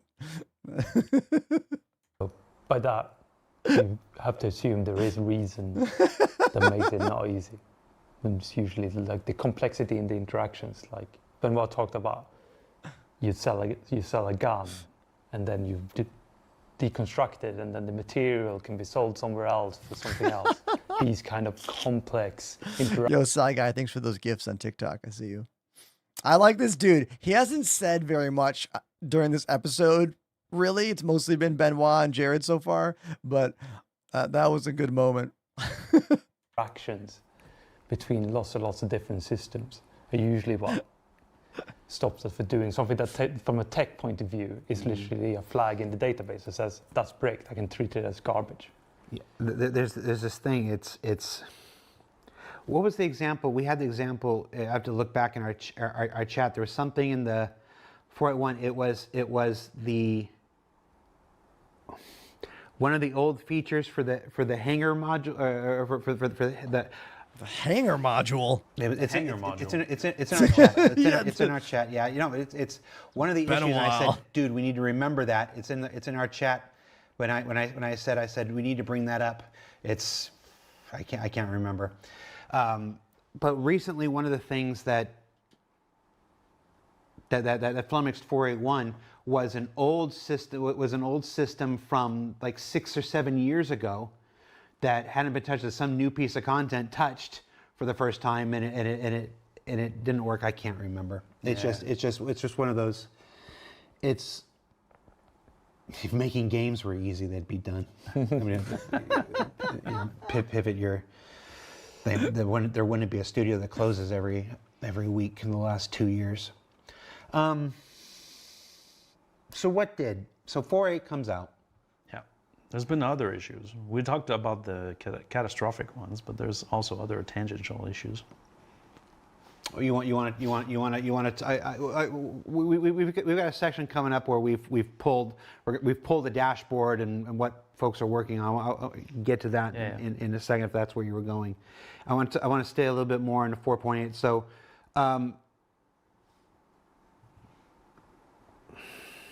Think of how I want to do this here. Jared, like putting it together. We put up a thread. We put up a thread. We collected a bunch of questions. We pulled some of that. Some of that's affected. We've used that to inform certain of the topics here and stuff. One of the, when you go through. Look at him thinking about how to say this. That smirk. Okay. If you had to put, I understand that nothing is simple. I understand that there's probably 14, 15, 16 underlying causes that all contribute to this. But if I asked the simple question. Come on, Jared. What changed in 4.8 that affected server performance so much? I'm just on like raw server performance. Okay. Sure. Whatever. What's the thing that comes to your head? I'm gonna get both of you on this. Sure. Here, so don't think you get out of this. It's try to make for me it's behaviors. So if you just got here, this is a talk from last week. This is Benoit in the middle, and I forget the guy's name on the left. I'm so sorry, guy on the left. And they are talking with Jared Huckabee, all about the game tech, like specifically only game tech questions. And it's been really heavy, been really detailed so far, but I've been really enjoying it. And this question is about what was the biggest flaw getting in the way of performance for 4.8. You know, there's one thing about running a game server is that it's kind of an organic behavioral system, right? And so you can have a game server with a version of the code, a version of the data running a certain way. and then players start doing something different, and that completely changes the performance profile. And so I feel like in 4.8, most likely my hunch for these 6 to 8 like performance issues that we're looking at, it's related to some imprint changes. So the way people use ships, leaving brick ships behind, are there more claims, than before? Are there other egregious issues that showed up that are creating more claims that would affect, the amount of entities on the server? Is there a malfunction on, for example, the density manager cleanup that is leaving items in place? Or is there just people are going to a location that's configured to be very loose on its density, and it's somehow the location that people have decided to go to in this patch? So sometimes the performance profile of the game servers changes just based on behaviors, not on like, oh, we changed something. So you're blaming the backers. Yeah. Thank you for Jared coming in. So his answer is the way we play the game. No, I'm blaming the features that cause behavioral changes. And so that, for me, that's what screams. That's what comes out of it for me. You're talking raw server performance. Interesting. Yeah, I'm not talking just the raw server performance here. What are you thinking, Jens? I mean, it's hard not. Please, Jens, give me a more direct answer. To just parrot what you just said. I mean, it does feel like when I think of 4.8, there's nothing there I can go, yeah, that those gameplay changes we made could have caused it.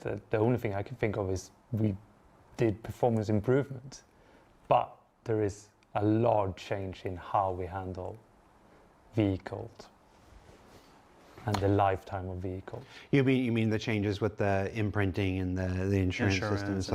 So the way that the life of a vehicle in the universe changed, but its lifespan with the braking and stuff like this, and the way that players handle them because of the changes that we instituted. Yes. I want to be clear.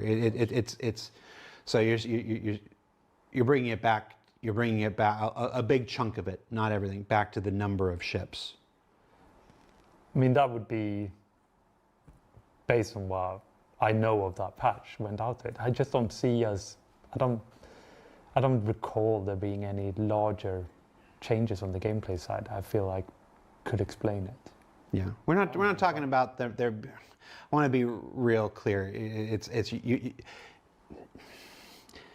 Folks watching, you have a lot of experience with me, and you have a lot of experience with Benoit. Less experience with Jens here. He's not saying that there are no bugs. There are no bugs. It's like we're talking about raw server FPS things. A bug does not impact server FPS. Everybody, we are being interrupted in this tech talk by our friend Riddick, who wants us to play a song called "Fall Into" by Ali Nicholas. This is not a track I know, but you know what? I'm gonna do my best and make it happen. Besides, I'm getting kind of bogged down by all this tech talk. I'm not gonna lie. It's getting to be a little heavy. All right. So let's see what this Fall Into song is all about. Thank you very much, Riddick.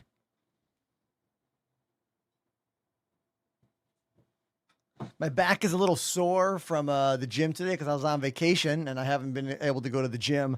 And my lower back is feeling it today. So I can't do a lot of drums, but I can do a little. So let's play it. Fall Into by Ali Nicholas. It is for Riddick in the chat. Thank you so much, Riddick. Here we go.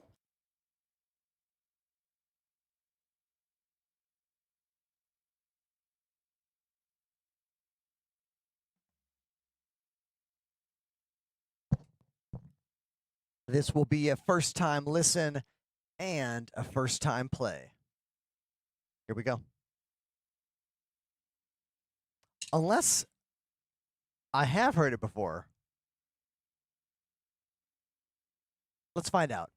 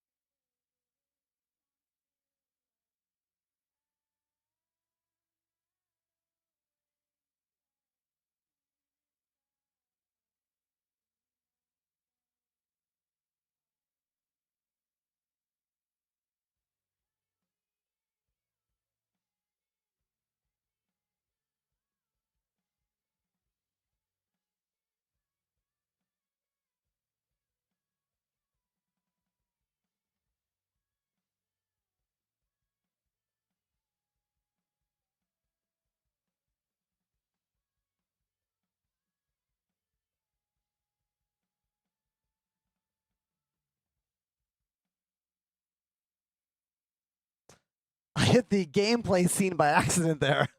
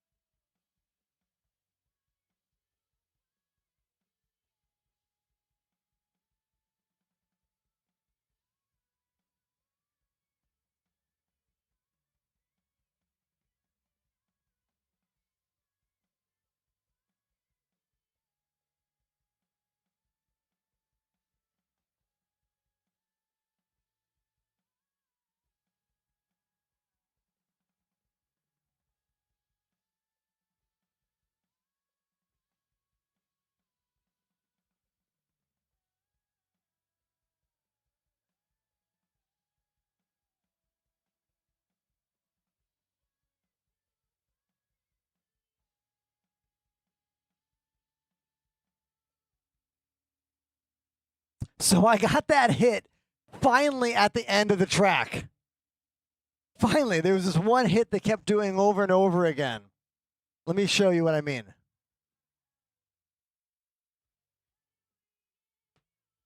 It's like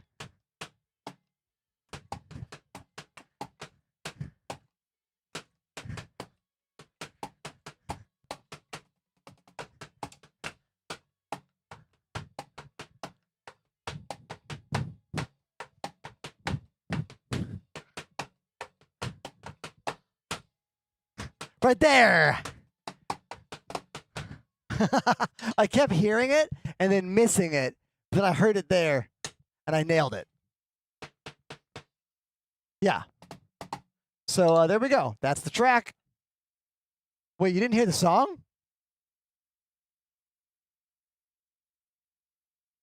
Wait, did no one else hear the song there?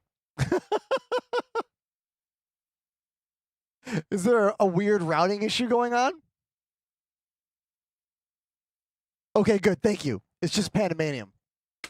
He only hears drums. It's a condition.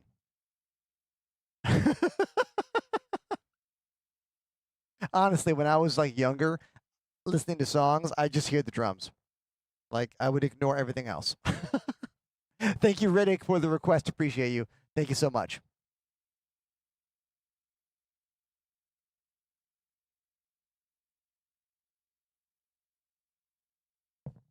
Okay. This is the last one. This will be the last one. A Flyleaf tune. Oh man, I haven't thought about Flyleaf in a long time.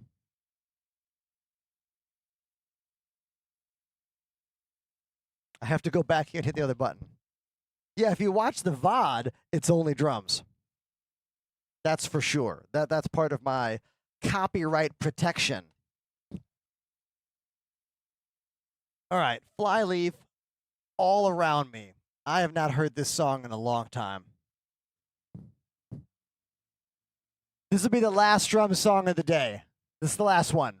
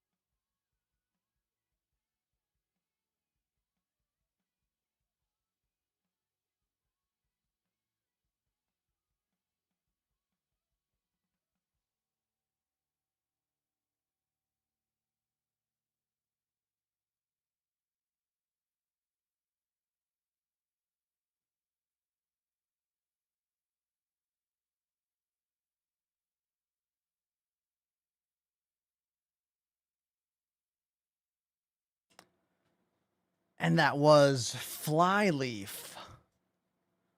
All around me, a request from our friend Riddick in the chat. Thank you so much, Riddick. Appreciate you.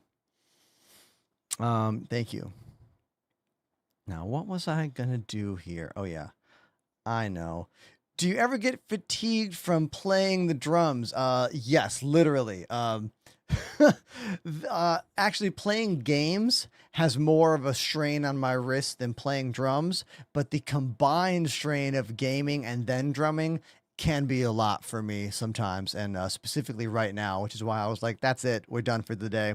Because I do have to practice. I do have to go to band rehearsal tomorrow night because I have a gig this weekend, and it's a long gig as well. We're doing kind of a combined cover show and regular band show, so it'll be about 3 hours of music on Saturday for me. So I need to, yeah, be ready for that. Okay, you know what? I think this is enough tech talk for us right now. Maybe we'll pick up on this and finish it tomorrow. Yeah, we'll finish this video tomorrow. But for right now, we are going to raid out on the channel. Let's see. Let's raid. Who should we raid right now? Let me look. Give me a moment. Pooks. We're gonna raid Pooks. That'll be the jam. Okay, everybody. Thanks for today. We'll watch XLB's best parts tomorrow. Same bat time, same bat channel, which is a very old way of saying I stream at the same time every day. And I'll see you all tomorrow. Have a wonderful night. I'll see you soon, all right? Don't go anywhere. Meaning, come back tomorrow. Bye. See ya.